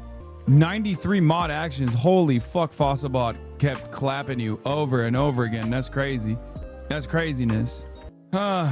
Okay. Let's see what you got on your list of Frosty Rat. It says, I have an old Switch from sister after she moved out, but no games, and the Joy-Cons are basically garbage. Lamau, also Pokemon. Okay. Pokemon Legends Arceus and Real Life Rebuild Your Life Dip Station. Okay. All right, let's get them both. All right, you're getting both, chatter. Congratulations. Merry Christmas. All right, moving on.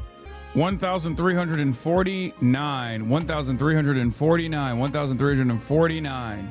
1349. 1349. 1349. 1349. Okay. 1349. Thunderstrum. Weird name. Thunderstrum says, my current webcam is giving out and I would like a replacement that has better quality. 2007 account, BB Boomer. Bitch, you have a 2012 account. You're also a BB Boomer. That's crazy. Is Thunderstrum in here? Oh yeah, he is in here. 99 mod actions. That's all Fossabot. Firefighters are so hot. Hosso. My therapist asked me for a final message for 2025 and I chose it'll get worse before it gets better. And I think we're finally leaving the worst part. That's hopeful, but I don't think that's the case. Drama, a little. I was 12. My dad died this year, and coupled with all this shit, this year was the worst one of all time for me. Oh no. Damn. Oh my God, yes, I finally won something. I'm 26. That's crazy. Well, RIP to your dad. But you're getting a new webcam. Elgato Facecam Mark II Premium Full HD webcam for streaming. What is this? What is this? Auto mod. Wait, what? Racial slur? They did a racism. What was it? What did they do? I feel bad. His dad died. It was in 2022. What did you do, Thunderstrum? The GIF link had a slur in it. Being banned in Hoscord is actually bona fides around here. Fuck that place. It serves its containment purpose. Hoscord sucks. Wait, so you linked the GIF link and it had a slur in the link? The GIF link had a slur in it. I swear I didn't know. The GIF searcher on Discord does that without people knowing. Wait, so this guy's been unjustly maligned for 3 years now. For 3 whole years, he's been banned from the Discord. He almost didn't even get this. We got him, right? All right, you got it, Thunderstrum. The year is turning around for you. Merry Christmas. See, you almost got destroyed. You got pulled in front of 25,000 people as a racist, bro. I guess you do have some bad luck, but hey, it's turning around today, okay? It's redemption time. All right, next up is 727. 727. 727. 727. Okay. It's Zilliot. Zilliot says, I need to cure my back pain. Oh my God, don't I know it? Don't I have the same exact issues? Holy fuck. Zilliot, following this is November 7th, 2025. Yo, new chatters are way more locked in, okay? New chatters pay attention to things that are in the title. This is crazy. Like, new community members never subbed, barely talks, says Kaya is so adorable, that's it. New chatters are readers. Old chatters are fucking not. Kaya enjoyer. That's a good chatter. Let's take a look at what you wanted. I need to cure my back pain, she says, or he says. Okay, mattress. Wow. An Apple iPad 11-inch with M3 chip built for Apple Intelligence. How does that work on your back pain? A PlayStation 5 console that's 1 terabyte. Chatter, quickly describe to me how this is going to be helpful to your back pain, please. I assume you're in here. You last spoke 10 minutes ago. Are you gonna put the iPad on your back? Bro, I was talking about the bed. Notice how there's no games on the wish list? Yeah, because nobody plays video games or watches me play video games, let's be real. As an old head chatter, I would never milk you like this. This is rigged against the old heads, what the fuck? Yeah, because old heads don't know how to read. Y'all's eyes are so bad. You don't know how to read.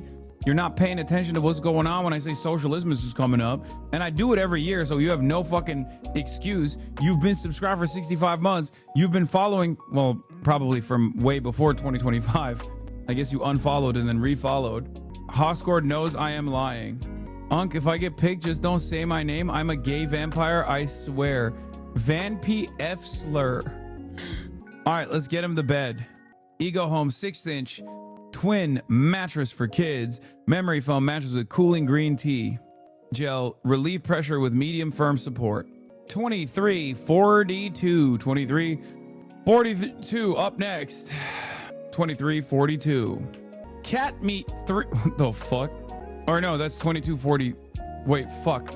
I said 2342, right? Or 2342. Oops. Volant old friend. Let's see. Yeah, but at least I also asked for dog treats at the same time. I hope I get picked so I can at least get stuff for my senior dog, even if the crazy stuff on this list don't get picked. Lol.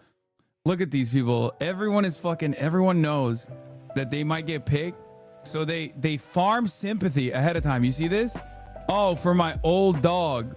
Volant old friend says, this presidency has made my workplace really shitty. This stream helps me make the day go by really quicker and help me cement my worldview in a very positive direction. Plus, who doesn't want cool shit for their dog and themselves? P.S. Tell Austin Show to learn something other than a blues scale for jazz singing.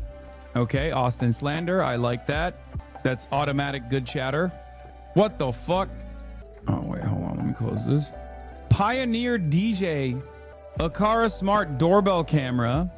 Bite Me, Will Tennyson's Guide to Low-Calorie, High-Protein Cooking Macro Wins, The Muscle Ladder, Get Jacked Using Science, Apple 2024 Mac Mini Desktop Computer, Leatherman Charge Plus 19-in-1 Full-Size Versatile Multi-Tour. What the fuck? The range here is crazy. Saxophone Mouthpiece. Chatter, your range of interest is out of control. Okay, let's get him the Leatherman. The Zesty calming chews for dog composure. The elevated dog bed. There is so much stuff in here. You are out of your fucking mind. The amount of shit you put in here is crazy. Babe, that's a whole story. Yeah, I see that. And we'll get him the Muscle Ladder Get Jack Using Science Jeff Nippard book. And I think that's good enough. Bro, put the entire fucking guitar store in here. Jesus Christ, the music store in here. I want you to be gay, jacked, and you know, give your dog the best and also do outdoor shit. What would Hassan do without my excessive spamming? I don't know. Yeah, my dog wants a 5090. It's just my normal wish list I have for myself and my family. I'll do all that. Thank you so much. All right. Next up. 1519, 1519, 1519, 1519. Gaster Ghosts. Gaster Ghost says a lot of these are for my hobbies. Some cozy stuff, some stuff to share with my sister. She knows I'm a house frog and still denies that Hassan is entirely straight. Maybe the spirit of socialism will change that. Either way, this year has been hard, and even if my list doesn't get selected, the stream has helped me through it. Happy holidays, Every nyan. What is that even? What is that?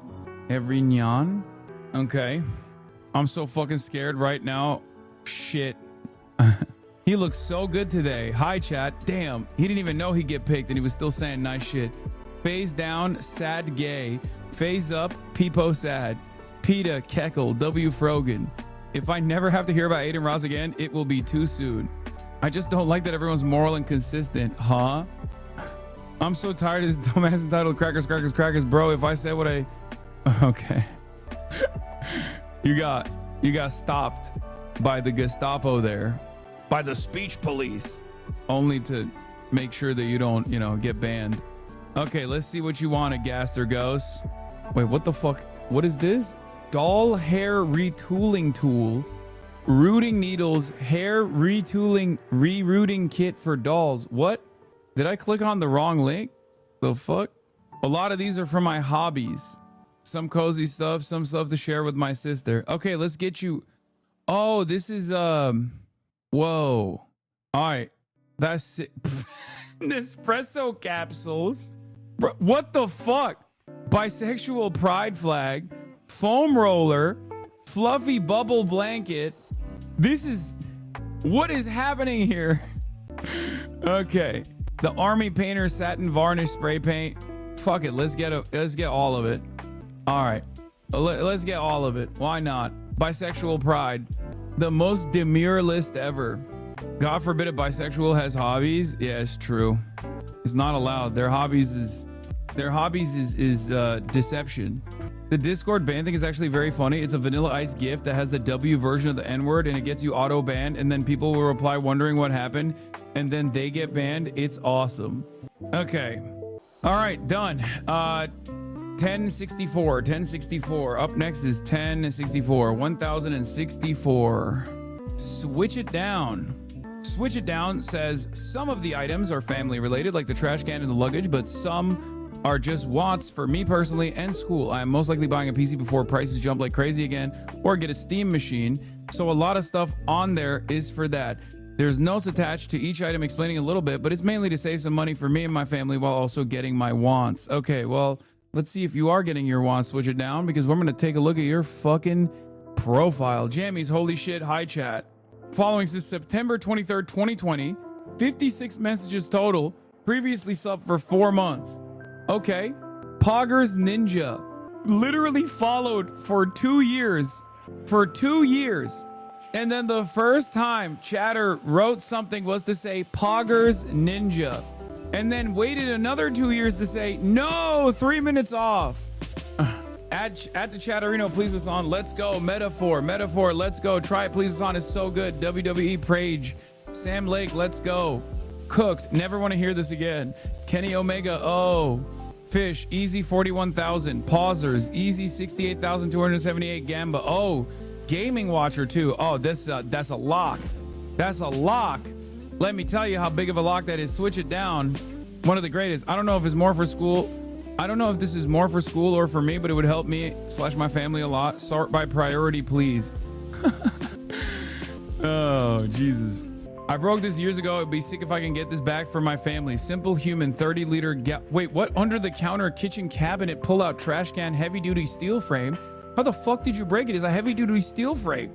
That's $100 garbage can. All right, fuck it. Why not?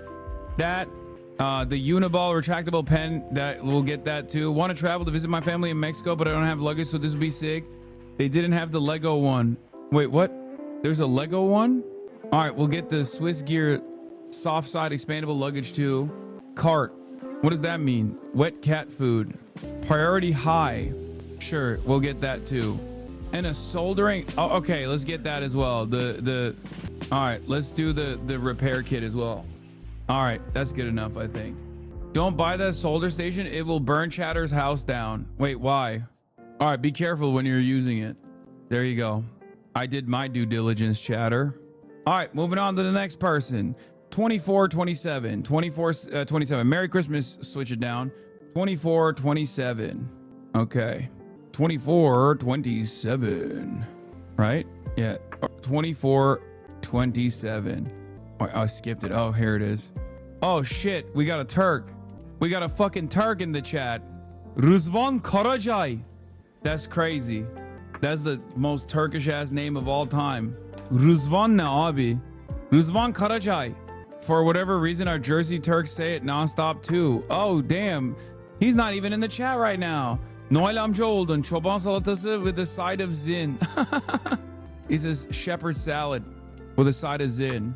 And Noel amca is Uncle Noel, which is Santa Claus, but as Unc. Okay. I was in the IDF. Yes, we can tell. Israeli Chirper learns the golden rule on stream. Okay, good chatter. Switch stuff for gaming with my friends. Legos are cool. Trying to learn photography or honestly tickets for my parents to go to Turkey and visit her family. Thanks, us. Happy holidays all. Wait, what? Tickets for your parents? You can't even buy that shit on Amazon, can you? The fuck do you mean tickets for my parents to go to Turkey? Canon Rebel T7 DSLR camera. Lego Icons Lord of the Rings building set for adults with 5. What the fuck are these Legos, bro? Legend of Zelda Great Deku Tree 2-in-1, $300. Bro gave me no options here. He's gonna sell the camera for tickets? Brother, I didn't even know they made Lego sets for 500 buckaroonies, man. The Legos are just as expensive as the camera. Get an R50 for him, not the T7. Yeah, chatter, you know what? Let's get him an even more expensive camera. I suspect that it's more expensive. Fuck it. Fuck it, I'll sign him up for photography lessons too. The fuck? Don't look at a Millennium Falcon. Why do you think Lego movie? That's not even the worst price Legos? That's crazy. All right, let's just get him the Zelda Deku Tree and call it a fucking day. Jesus Christ, dude. That's crazy. That's crazy. Did it ship? All right, nice. Okay, Ruzvan Karacay. Vay amına koyayım, Türkler de iyice götümüze soktular. 501, 501, 501. Let's take a look at who's at 501. 501. Via Redux. Via Redo. My greed consumes me and closed mouths don't get fed. That's what Via Redo said. Grown ass man. Girl, you've already talked to him. You've literally spent 2 hours talking to him before and that shit didn't stick. Merry Christmas, happy holidays. I don't pick my list. I'm busy and won't be able to engage unless, incredible. If I get picked, let it be known I have no regrets. Hello, yay family, Hassan. Hassan, please. Hassan, no more. I'm begging. I'm not a petty bitch. Lie again. Personal news. My cousin is naval. They're sending him off to the coast of the Venezuela. It makes me sick to my stomach. Hassan, not to be annoying, but did you get an MRI done on that bad boy? Like, no shade, no wiki shit, no WebMD, but did you get an MRI? BB, an MRI is different than an X-ray. Chat, I did my best. Hassan, turn back now. Oh God, it's Jover. Hassan, we are not strong enough to take on the Barbs, not again. Why are you reading this shit? Nuke that chatter. Hassan, I need you to ignore the Barbs in the chat. Any tongue that rises against Megan Thee Stallion shall fall. Respect. Respect. I'm a hot girl too. You already know this. Okay, let's see what Via Redo had. Uh-oh. If they ping another month, another mod in the server, I'll give a mod time off. NSFW prohibited items filter, posting your own tweet plus rule 2. What? 2 years ago? Or no? January 1st, 2024. What happened? Via is a good chatter. Yeah, I think it's fine. Purple cock word, probably. It's a Gorby band. It could have been anything. I don't even know what purple cock word is, but what the fuck is going on, man? What is going on in my motherfucking Discord? Thank you, Hasanta. Thank you, Monteam, if you're reading this. Your work managing the masses does not go unnoticed or unappreciated. XOXO, shoot for the moon. Even if you miss, you might get a pair of socks or a lava lamp. All right, we got these docs. Like, what the fuck is this? Hold on, let me. Doc Martens women's. Okay, we'll get the Doc Martens women's boot, size 11, off that list. The active pain relief sleeve. Oh my God, classic chatter. The active pain relief sleeve, old ass. Put this fucking camera. Look at this. Look at the chatters putting a $1,472.39 camera in here. And then this Miss Piggy as well, because is her Avi too, is her PFP as well. That's crazy. Let's see what else we got. Oh, and then this Therice Pro too. And you know what? Fuck it. Let's get this exercise thing too. Fuck it. Why not? Dream Shamer. Chatters have an insatiable appetite. They're like, no, get the lava lamp too. Shut up, bitch. God damn. get the lava. How about you get the lava lamp? The link is right in front of you. Why don't you click on it and you buy the lava lamp for her, okay? God damn. What the hell? I felt bad putting an $80 Blu-ray player on my Liz Lamau. Yeah, some of these chatters, they were not feeling bad at all. Maybe they should a little bit. God damn. Okay. All right, be there by Tuesday. Okay, let's look at some must-buys now. We got a couple more. Okay. Next up is a must-buy from Hey Crane. Okay. Hey Crane, I don't know if Hey Crane's in the chat, but Hey Crane says, I'm a teacher at a K-8 building in Buffalo, New York. I get a $300 budget a year and whatever I can provide my principal to buy my class. I teach about 350 students and I always need to stretch the budget, spend my own money and ask for donations. I really am tired of feeling like I need to spend my own money to give the art education my students deserve. It's so hard to stop myself from ordering Sharpies, paper, and glue when we run out of it. What I really want for my classroom is enough stools for all the students. My room is so crowded with school chairs and stools to make everything better. I swear to God, there's so many. The Republicans were right. Okay, we do have a real problem with Marxist teachers in this country. Okay, we do have a real problem. So many teachers are Hasanabi heads. Okay, I'm beginning to learn that there are a lot of Hasanabi head teachers. Okay, that's it. They were right.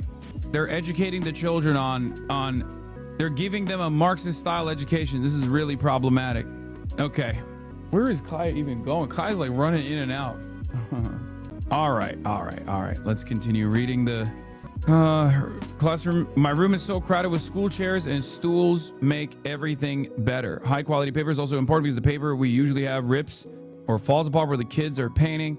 And Sharpies. We use so many Sharpies. Everything else on the list would last for a few years without having to worry about spending my own money. Okay. Oh, wow. All right. Let's take a look. There's a lot of stuff in here. All right. Crayola washable tempera paint for kids. White paint. Classroom supplies non-toxic squeeze bottle. Need 20. Where are the stools? Is this the folding step stool? The ladder? No. All right. Let's get the ladder step stool anyway. This is the priority is the highest on this. Wait, hold on. Let me look at the priorities. Hold on. Okay. Sharpies, 20 of them. Let's get it. Sharpie king size permanent. Let's get 20. Sharpie permanent colors. Let's get 10 of those. And then another 10 for all these Sharpies as well. 10. And then 20 on the permanent markers. And then where are the fucking stools? What? Oh, OF Furnishings, $91 per stool. All right, let's get all 15 of those stools. Let's get all of them. And then my list is long. I don't chat. Sorry. Thank you. Oh, you're welcome. It's all good. True Ray construction paper. Let's get all of those. Sabari 10 sheets, watercolor paper pad. Let's get all of those, all 10. Canson XL Series watercolor textured pad for paper. Sure. Let's get all of those as well. Rose paying 52% federal and state tax a year and still subsidizing America's imploding education system every December. Yeah, well, it is what it is, you know? What else? Here, we'll get 2 of the hot glue guns too, the mini hot glue guns, and 5 of the mini hot glue gun sticks as well. And then 20 of the Prismacolor Premier Softcore Colored Pencil White. I think that's enough, right? That's a lot. How much would that cost? What's the full bill? It's gonna be a lot. Okay. My mom from the other room was like, it's for school. It's good. Thanks, Mom. Are you dropping 5K, Mom? He's saying yes, it's for art class. I saw him funding the next Picasso.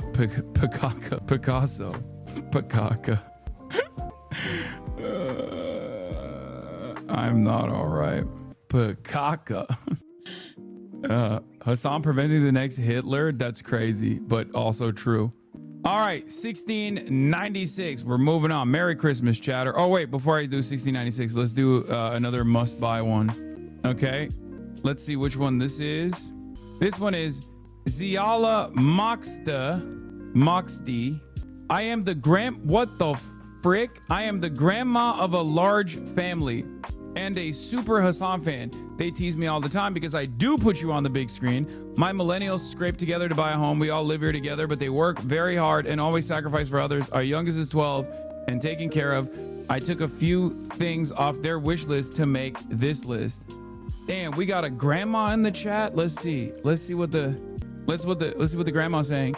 Grandma chats a little bit. 110 comments. Halal Miss, my 12-year-old grandchild hosts a Discord server of 5 to 14-year-olds. They support each other making mods for VR chat games. We call him Deporter-in-Chief for a reason. Obama shut down Occupy and is responsible for Red Fawn. Damn. I'm a grandma. I qualify, lol. Also had to pay for Des and Cali. All right, good chatter. Good chatter. Okay. Grandma is on the nice list and not on the naughty list. Family of 9. We are a multi-generational family of 9. Some biology, some chosen. Our oldest is Oma, the matriarch, and our queen. The youngest is 12, the child, the most precious. We don't have much, but we do what we can, where we are, and with what we have. And we do have immense love and care for each other. Okay, what do we got here? We got... All right, we got to get everything. Wait, what the hell? This is a Turkish tea. Çaykur, çay çiçeği, Turkish tea? All right, we got to get everything on this list for sure. All-purpose flour, 5-gallon bucket. Wild Planet... Wild sardines? Oh, ew, but sure. Zisha Dragon Tea Pet. Oh my god, a tea pet! Yeah, we gotta get it all. The Reiwonu Chinese tea set. Traditional Chinese Kung Fu tea set for adults. Damn. Dickies Men Dry Tech. Avia Avi Union 2 strap non-slip shoes for men. And a Concord stainless steel tamale steamer pot. The Honest Kitchen human grade instant goat's milk with probiotics for dogs and cats. And a telescoping ladder, aluminum extension ladder, 330-pound load capacity. Okay, grandma. You got it. Next tamales are on me, you know? And the tea too. All right, let's see what we got here. Next up, we have AC Gray. I'm a special education teacher starting in a brand new high needs kindergarten classroom in January. I would love to bring something. Dude, we will I think if there was any fucking karmic justice, everyone that has created the conditions for our teachers to have to literally pay for things out of pocket every goddamn year would suffer endlessly in eternal hellfire for the rest of time. Okay? Every time a teacher's like, hey, I just got to pay for this stuff for my students out of pocket, I just, I get so mad. It makes me so angry. I'm a special education teacher starting in a brand new high needs kindergarten classroom in January. I would love to bring some things to brighten the room and help them with their sensory and educational needs. I recommend viewing lists via custom, and I've written notes for each item. All right, let's take a look. After years of being a para, I finally have my own classroom after graduating in December. These are all the things I loved in other classrooms, and I would love to give my students the best. I'm teaching high needs kindergarten, and they would love even a couple of things on this list. Thank you for reading. And one thing for me maybe, but not a priority at all. All right, let's get it all. Yeah, I think I know the Little Red Book, the Little Red Book quotations from Chairman Mao. I don't think this is gonna be for the autistic kids. Jenks spinning chair for autistic kids 3 to 18 years. What the hell is this? This is sick. Help me label all my things. Special education must have. Timers are everything. A nice option to offer when big feelings are happening. Extra tough handheld sensory chew toys for autistic children. Not a priority, but would like to look cute when teaching. Women's airbrush one step. Is only rated for dogs because it's easy to clean and pack up. A fun sensory activity that my kiddos can work for a break. Oh, nice. Cute, fun, reusable. Would be used in small groups. A nice thing to offer when big noises are happening. These are absolutely amazing for writing and drawing practice. See, chat, this is also an investment for the future of the Hasanabi community. You know what I mean? These kids are going to get the best education, and then guess what? A couple years in, they're out of kindergarten, they're on Twitch. Who are they going to watch? Come on. Okay? You already know. Many of you were in the same situation at some point in your lives. Okay? Not Aiden Ross. Not Aiden Ross. Okay, this is wonderful. Thank you, chatter. Okay. All right, you got everything? Yeah. Hey, King, I got engaged yesterday. Is there any way I can say Is there any way you can say congratulations to Noelle? I'm at work, but I know she's watching at home. My socialismus gift. Damn. Okay, Hellbender. 78-month subscriber, Hellbender 33. Congratulations. Congratulations to Noelle. That's dope. More wife havers. No, he's cutting the line. Okay, calm down. Congratulations to Noelle and Hellbender. Another wife guy in the building. How is this happening? Proven to have sex? You don't know that. They're just engaged. You got it all? Okay. All right. Next up, we got. Next up, we got Vader Complex. Vader Complex says, I'm a community organizer in Phoenix, Arizona, and I would like to support this list created by one of the main providers for our unhoused. Wait, what? This person has not chatted in here at all. What the fuck? Is this even the right account? How is this possible? Not even following. Oh, yes, it's me. Oh, it's 2 X's. Damn, you almost got cooked. You almost got fucking cooked. Oh my God, another new chatter. Account created August 28, 2024. Following is August 28, 2024. Please, I don't want to be on the naughty list. My phone is dying. If I disappear, I'm sorry. Old chatters don't read? Yeah, I think old chatters are not literate. Let's be real. All right, what do we got here? Emergency sleeping bags. Tranken 40 to 80 piece emergency. We got tents. We got socks. Deodorant. Backpack. This is for, not for backpacking chatters. This is for fucking chatters. This is a donation drive for unsheltered people. Chatters are like, wow, this guy's real outdoorsy. He needs 50 emergency sleeping bags. That's crazy. What is he doing with every single one? Is he just using it once?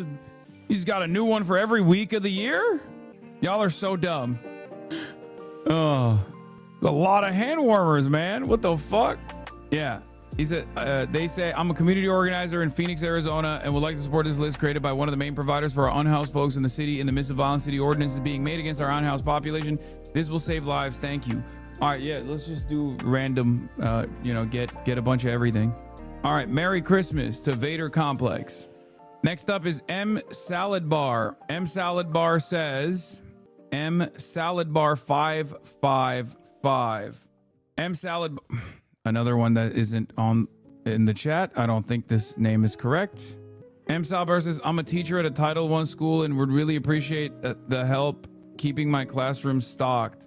The charitable chatter should make the chatters who want new PCs feel bad. I mean, it's fine. You shouldn't feel bad. Skip, they just followed. Wait, what? Following for 3 days? Fuck them kids. Okay, that's crazy. Wait, what? That's crazy. That's crazy. How is that possible? Account created April, following since December 23rd, 2025. They're stealing our presents. Fake. Word was spread out of the community. Nah, that's crazy. What's so special about this stream? Okay, Senpai Sauce, you're begging for it. You're fucking begging for it. You're begging for it. Why is it that these motherfuckers always, why is it always somehow regulators that speak out of turn like this? Do it. I have a Kalshi bet on this. Maybe wrong username. No, how humiliating. No, I watch on YouTube. I swear I'm a fan. M Salazar Creative. Following us is February 27, 2023. Oh, wait, they got 2 usernames. Wait, what the fuck? How is that? Is this your same account? You have just 2 different accounts? Did you double book? How is that possible? I'm crying. My email is wrong.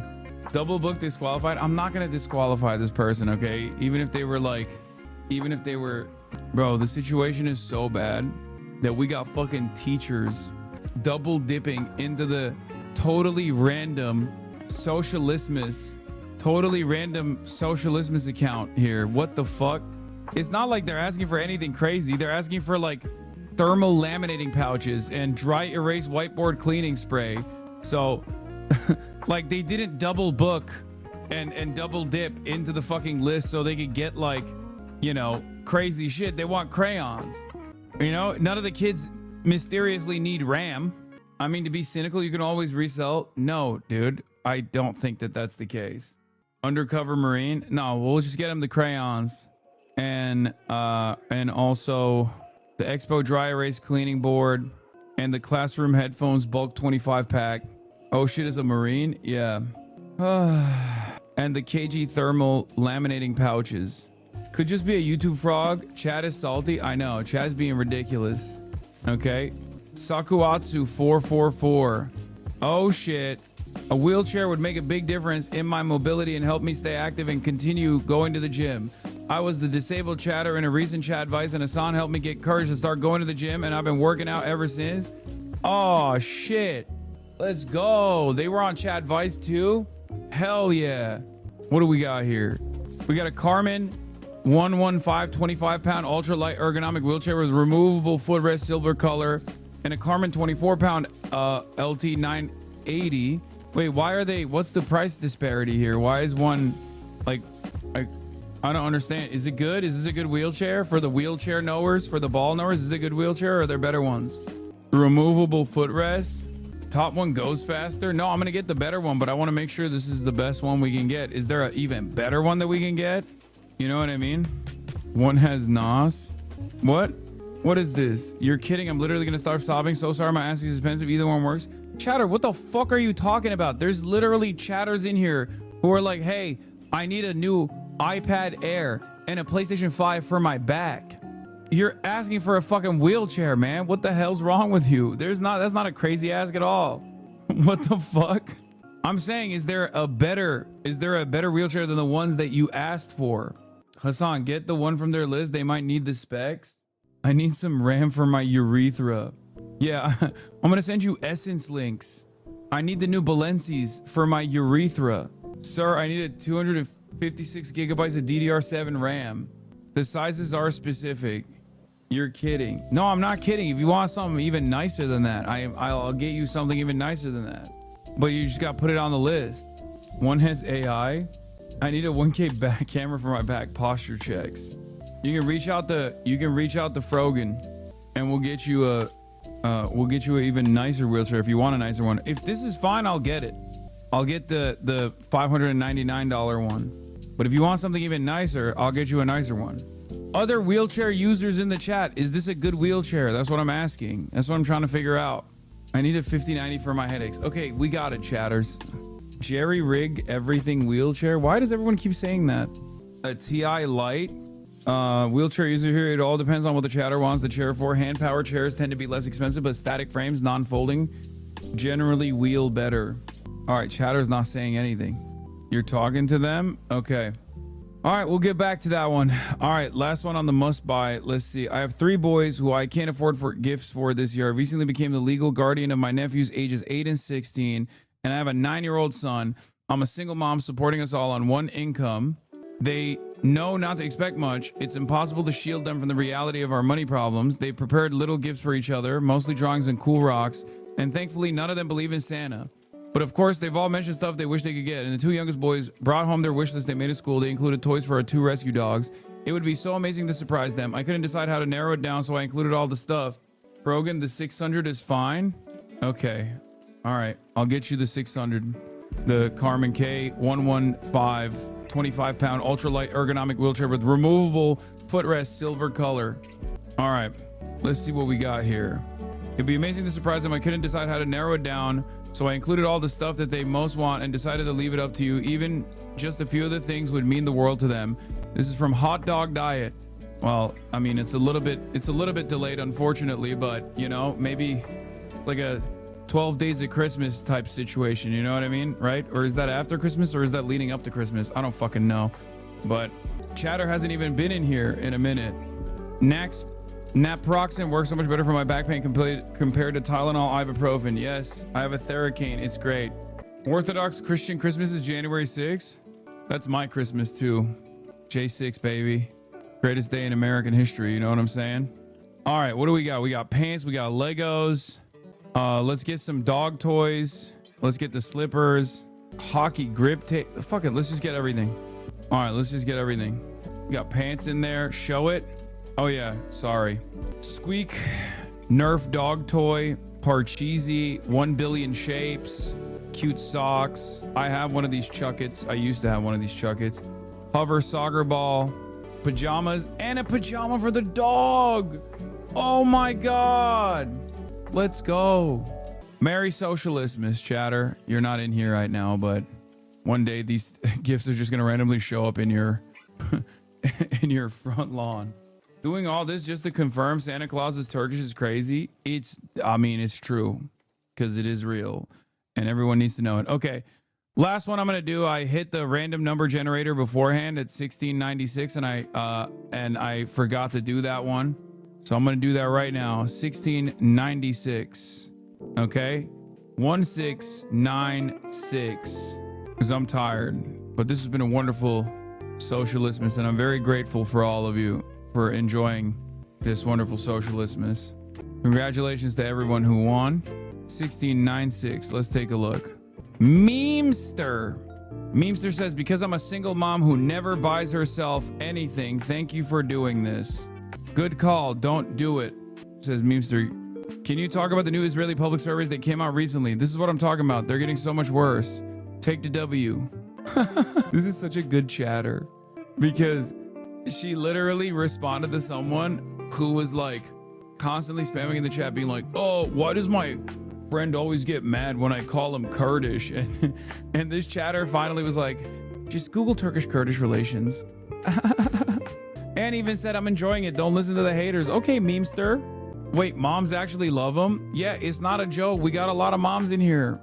That's why I don't do the I fucked your mom jokes anymore, because it's like, you know, it's moved beyond. Like, moms literally started tuning in. Okay? I made my mama Hasanabi. Yeah, we got moms, we got grandmas.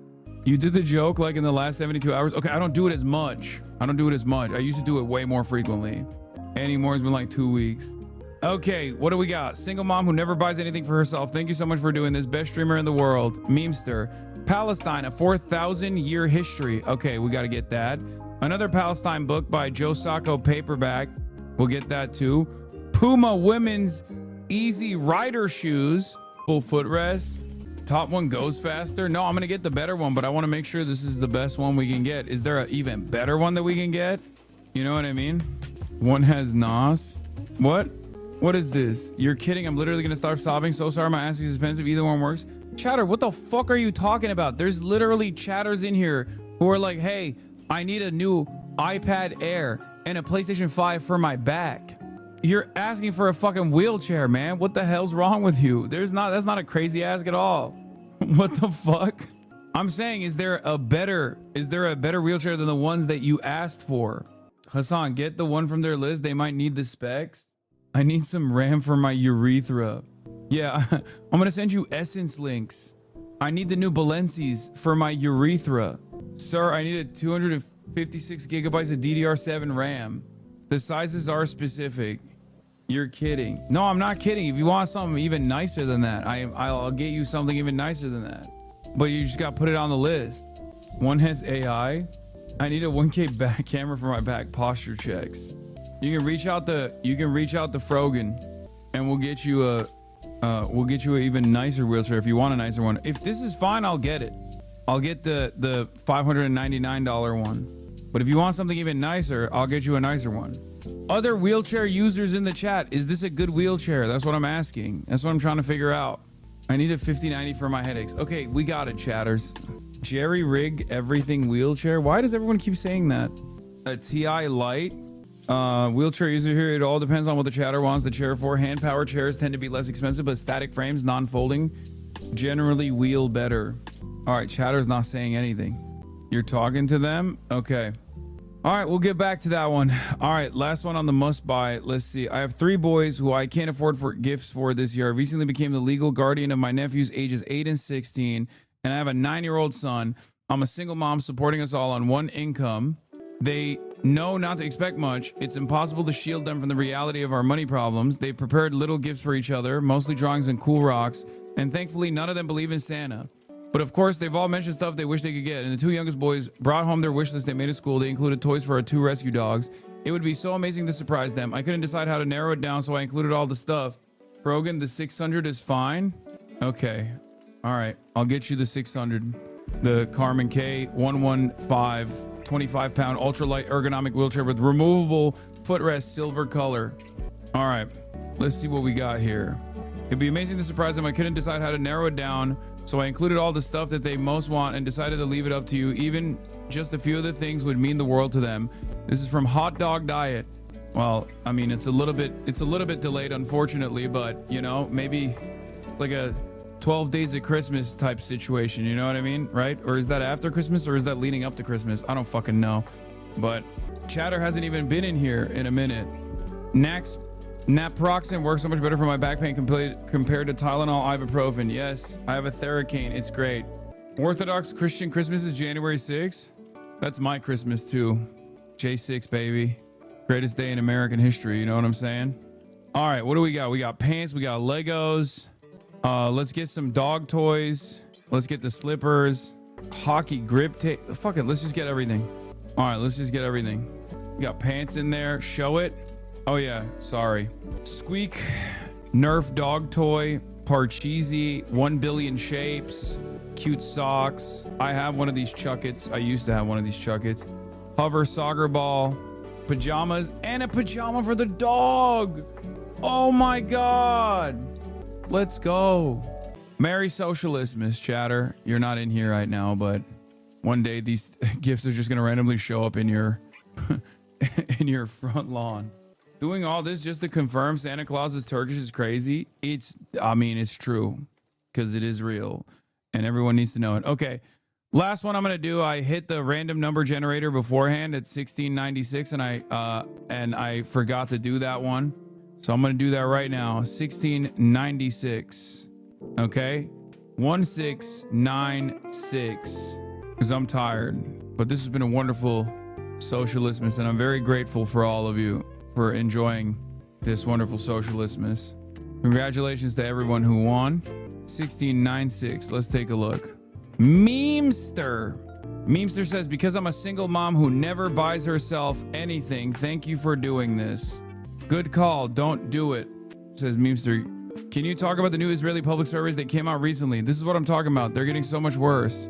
Take the W. This is such a good chatter because she literally responded to someone who was like constantly spamming in the chat being like, oh, why does my friend always get mad when I call him Kurdish? And this chatter finally was like, just Google Turkish-Kurdish relations. And even said, I'm enjoying it. Don't listen to the haters. Okay, Memester. Wait, moms actually love them? Yeah, it's not a joke. We got a lot of moms in here.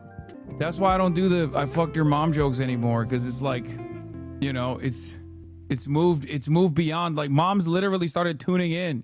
Okay? I made my mama Hasanabi. Yeah, we got moms, we got grandmas. You did the joke like in the last 72 hours. Okay, I don't do it as much. I used to do it way more frequently. Anymore, it's been like 2 weeks. Okay, what do we got? Single mom who never buys anything for herself. Thank you so much for doing this. Best streamer in the world. Memester. Palestine, a 4,000-year history. Okay, we got to get that. Another Palestine book by Joe Sacco paperback. We'll get that too. Puma women's easy rider shoes. Let's get her that too. And the Uggs. And also the encyclopedia for herbal medicine, new edition, 560 herbs and remedies for common ailments. Puma's no longer BDS, chatters. I'm pretty sure, right? I don't think it is. But yeah, the Uggs too. Puma used to be, I think Puma used to be BDS, but then they stopped sponsoring the Israeli team. So they took them off the list. All right. That'll be the last of the Socialismus. Puma no longer sponsors the Israeli Football Association. A sustained 5-year global boycott campaign forced Puma to end his contract with the Israeli Football Association as a new sponsor. The much smaller Italian kit maker Area is on notice. Wow, we got a lot of gifters. Thank you, Mohammed and Greenadine. And thank you, Yarn Witch. Hot Moms for Hassan. That's true. Ninja Iceberg.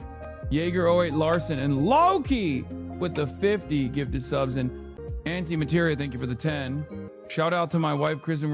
I just found out we're having a second baby. Congratulations to the chatter. This is a unk-ass stream now, you know? But anyway, I will be here tomorrow, as you guys know, as always. And thank you so much for tuning in every day. I mean, we're not done yet. I do want to watch, like, maybe some... I have my Global Times article. We can read that. Christian Cut Button, Vaki, X-Zerk, aka Warwick, Odd Jacob. What is happening? Why am I getting so many gifted subs? Goddamn. Whole wig. What? How much do we spend overall? Okay, that's not bad. $21,000. Okay. Menno Selricki, 1961 cosmonaut. Kizant 1. Thank you for the gifted. Ray said she was doing 100K. Step it up. Okay, I'm not as fucking paid as she is. What the hell? Fuck is wrong with you? Yeah, I spent the... What is this? Why'd you at Frogan? Voting is open. Oh, also, voting is open for the year-end review / competition. None of you motherfuckers actually pay attention to that, of course, but still, that is happening as well. I know all the old chatters are probably going to complain because they don't know how to read. They've lost the capacity to read. And then they'll turn around and be like, oh, I didn't know we were voting for something. We can't click the link. The gifters are going insane. Link will be !year. And it's also pinned, but the gifters are going crazy, so you can't even click on the link, I guess. But yeah, you can vote for your favorite moments this year. Oh my God, the gifters are unironically making it impossible. Holy shit. Pause it, Chronic. Thank you for the 20 gifted. Feel something. Thank you for the 5. Ibev Mike. Ibev Mike. Thank you for the 5 gifted. Trapaholic. Thank you for the 5 gifted. Nervozon. Thank you for the 5 gifted. And Dumplank. Thank you for the 5 gifted. The Anti-Corporatist. Thank you for the 20 gifted. Mulchman. Thank you for the 25. Pause Chronic, thank you for the 20. Big Labor Boy, thank you for the 5. You just made $300,000 in subs? That's insane. How is this possible? Yeah, no. I like that. I'm a chatter. I'm actually a new chatter and I can't read either. And you also don't know how to do math either. Yeah. Yeah, I just made $300,000 in subs. Yeah, no, I actually made $1 million in subs just now. Piglin Spades left on main. I'm awesome at not knowing things or reading. This is a really good value for being a lefty. Soy chorizo, space tomato, whispers. Thank you. Yeah, you need a math textbook for socialism is next time. I need a RAM and a 5090 for my math classes and my bad bag. It's Ibev Mike. I'm a dumbass union wireman, not a drink weirdo. Wait, what? I know. Like, what, you think I thought Ibev stood for like you do like what do you mean? Like you do beverages? Is that what you like you Ibev W isn't V? I know what IBEW is.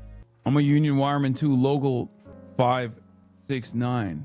I have a bad back so I can only drive a Porsche 2026 Taycan Turbo GT new. Shit, chatter.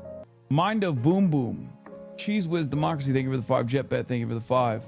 And Berkeley Pit Power Swimmer, thank you for the 5. Mind of Boom Boom, thank you for the 10. Strum Dog, thank you for the 5. I need a FaZe hoodie to support my union. FaZe is not union, as we discussed extensively this wonderful day, and also yesterday as well, as you know. Okay. Anyway, let's get back to the fucking wildest political moments of 2025. In your office? No, they have to pay for it. They have to join the water club. Why are you protecting pedophiles? That is maybe the most offensive thing you could say to me. Are you still talking about Jeffrey Epstein? Look, he's not like a friend of mine. He's somebody that I know. Have you seen that letter? I've not, but I would love to see it. Just a letter really wild.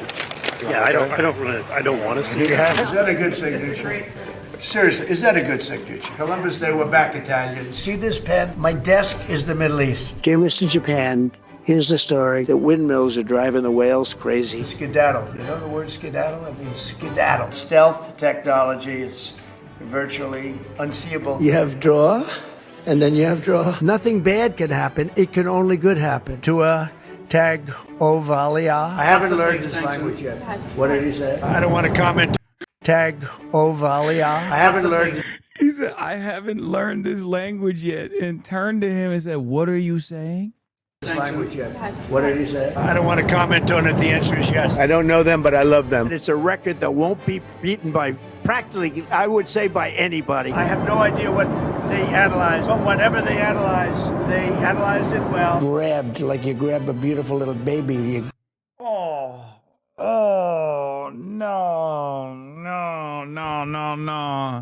Oh, hell no. God damn. Oh, my Lord. Oh, you shouldn't be grabbing babies, man. That shit's on the record. Grab your baby. They were getting yippee. I'm sending them a $10,000 bonus. Where's that money coming from? I don't know. I'll get it from someplace. The 2.7 is now 3.1.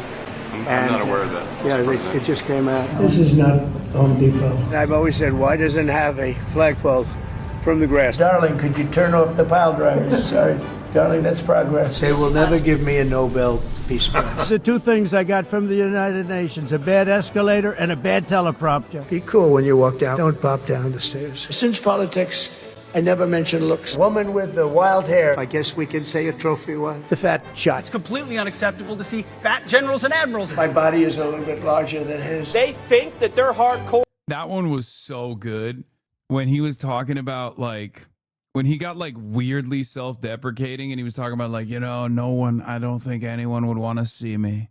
I don't think anyone would want to see me naked, my naked fat body. generals and admirals. My body. Yeah, my body is a little bit larger than he is. My body on the beach. No one would want to see me. They wouldn't say you're a baddie, Mr. President.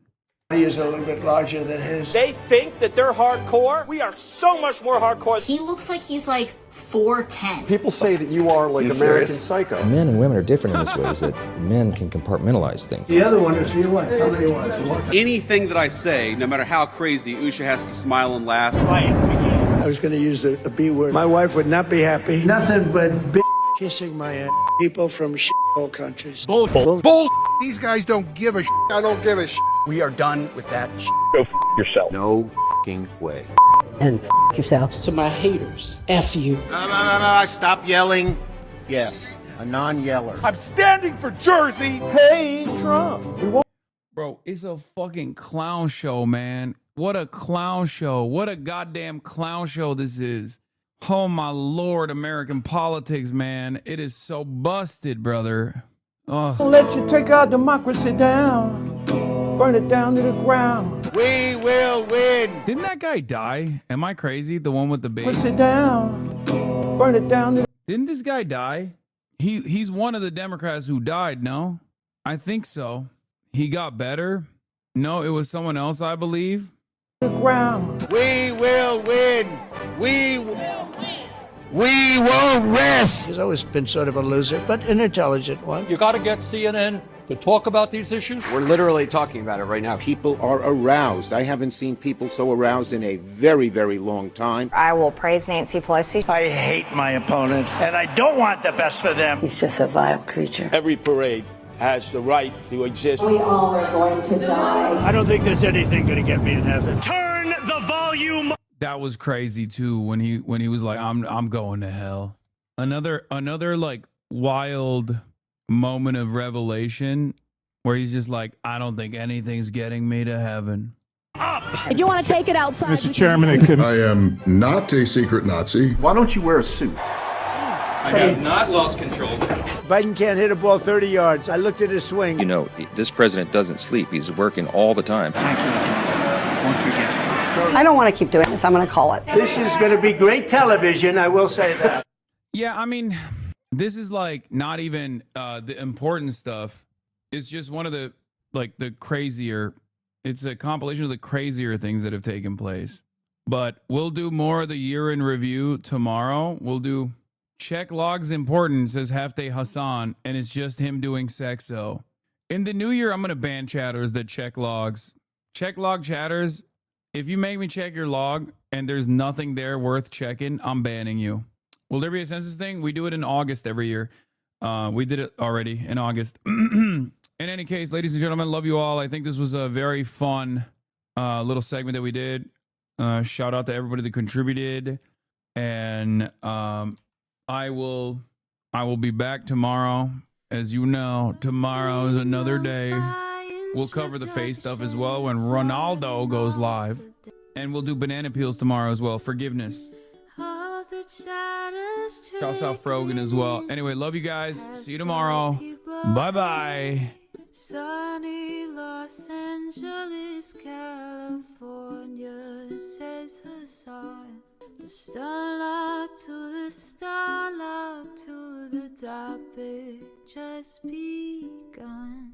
There is again, Hassan is streaming, Hassan is streaming. There is again, Hassan is streaming, Hassan is streaming. Reviewing the P.O. box, Uncle Uger's face. Sat in Discord at Chip Prop, great names take on breaks.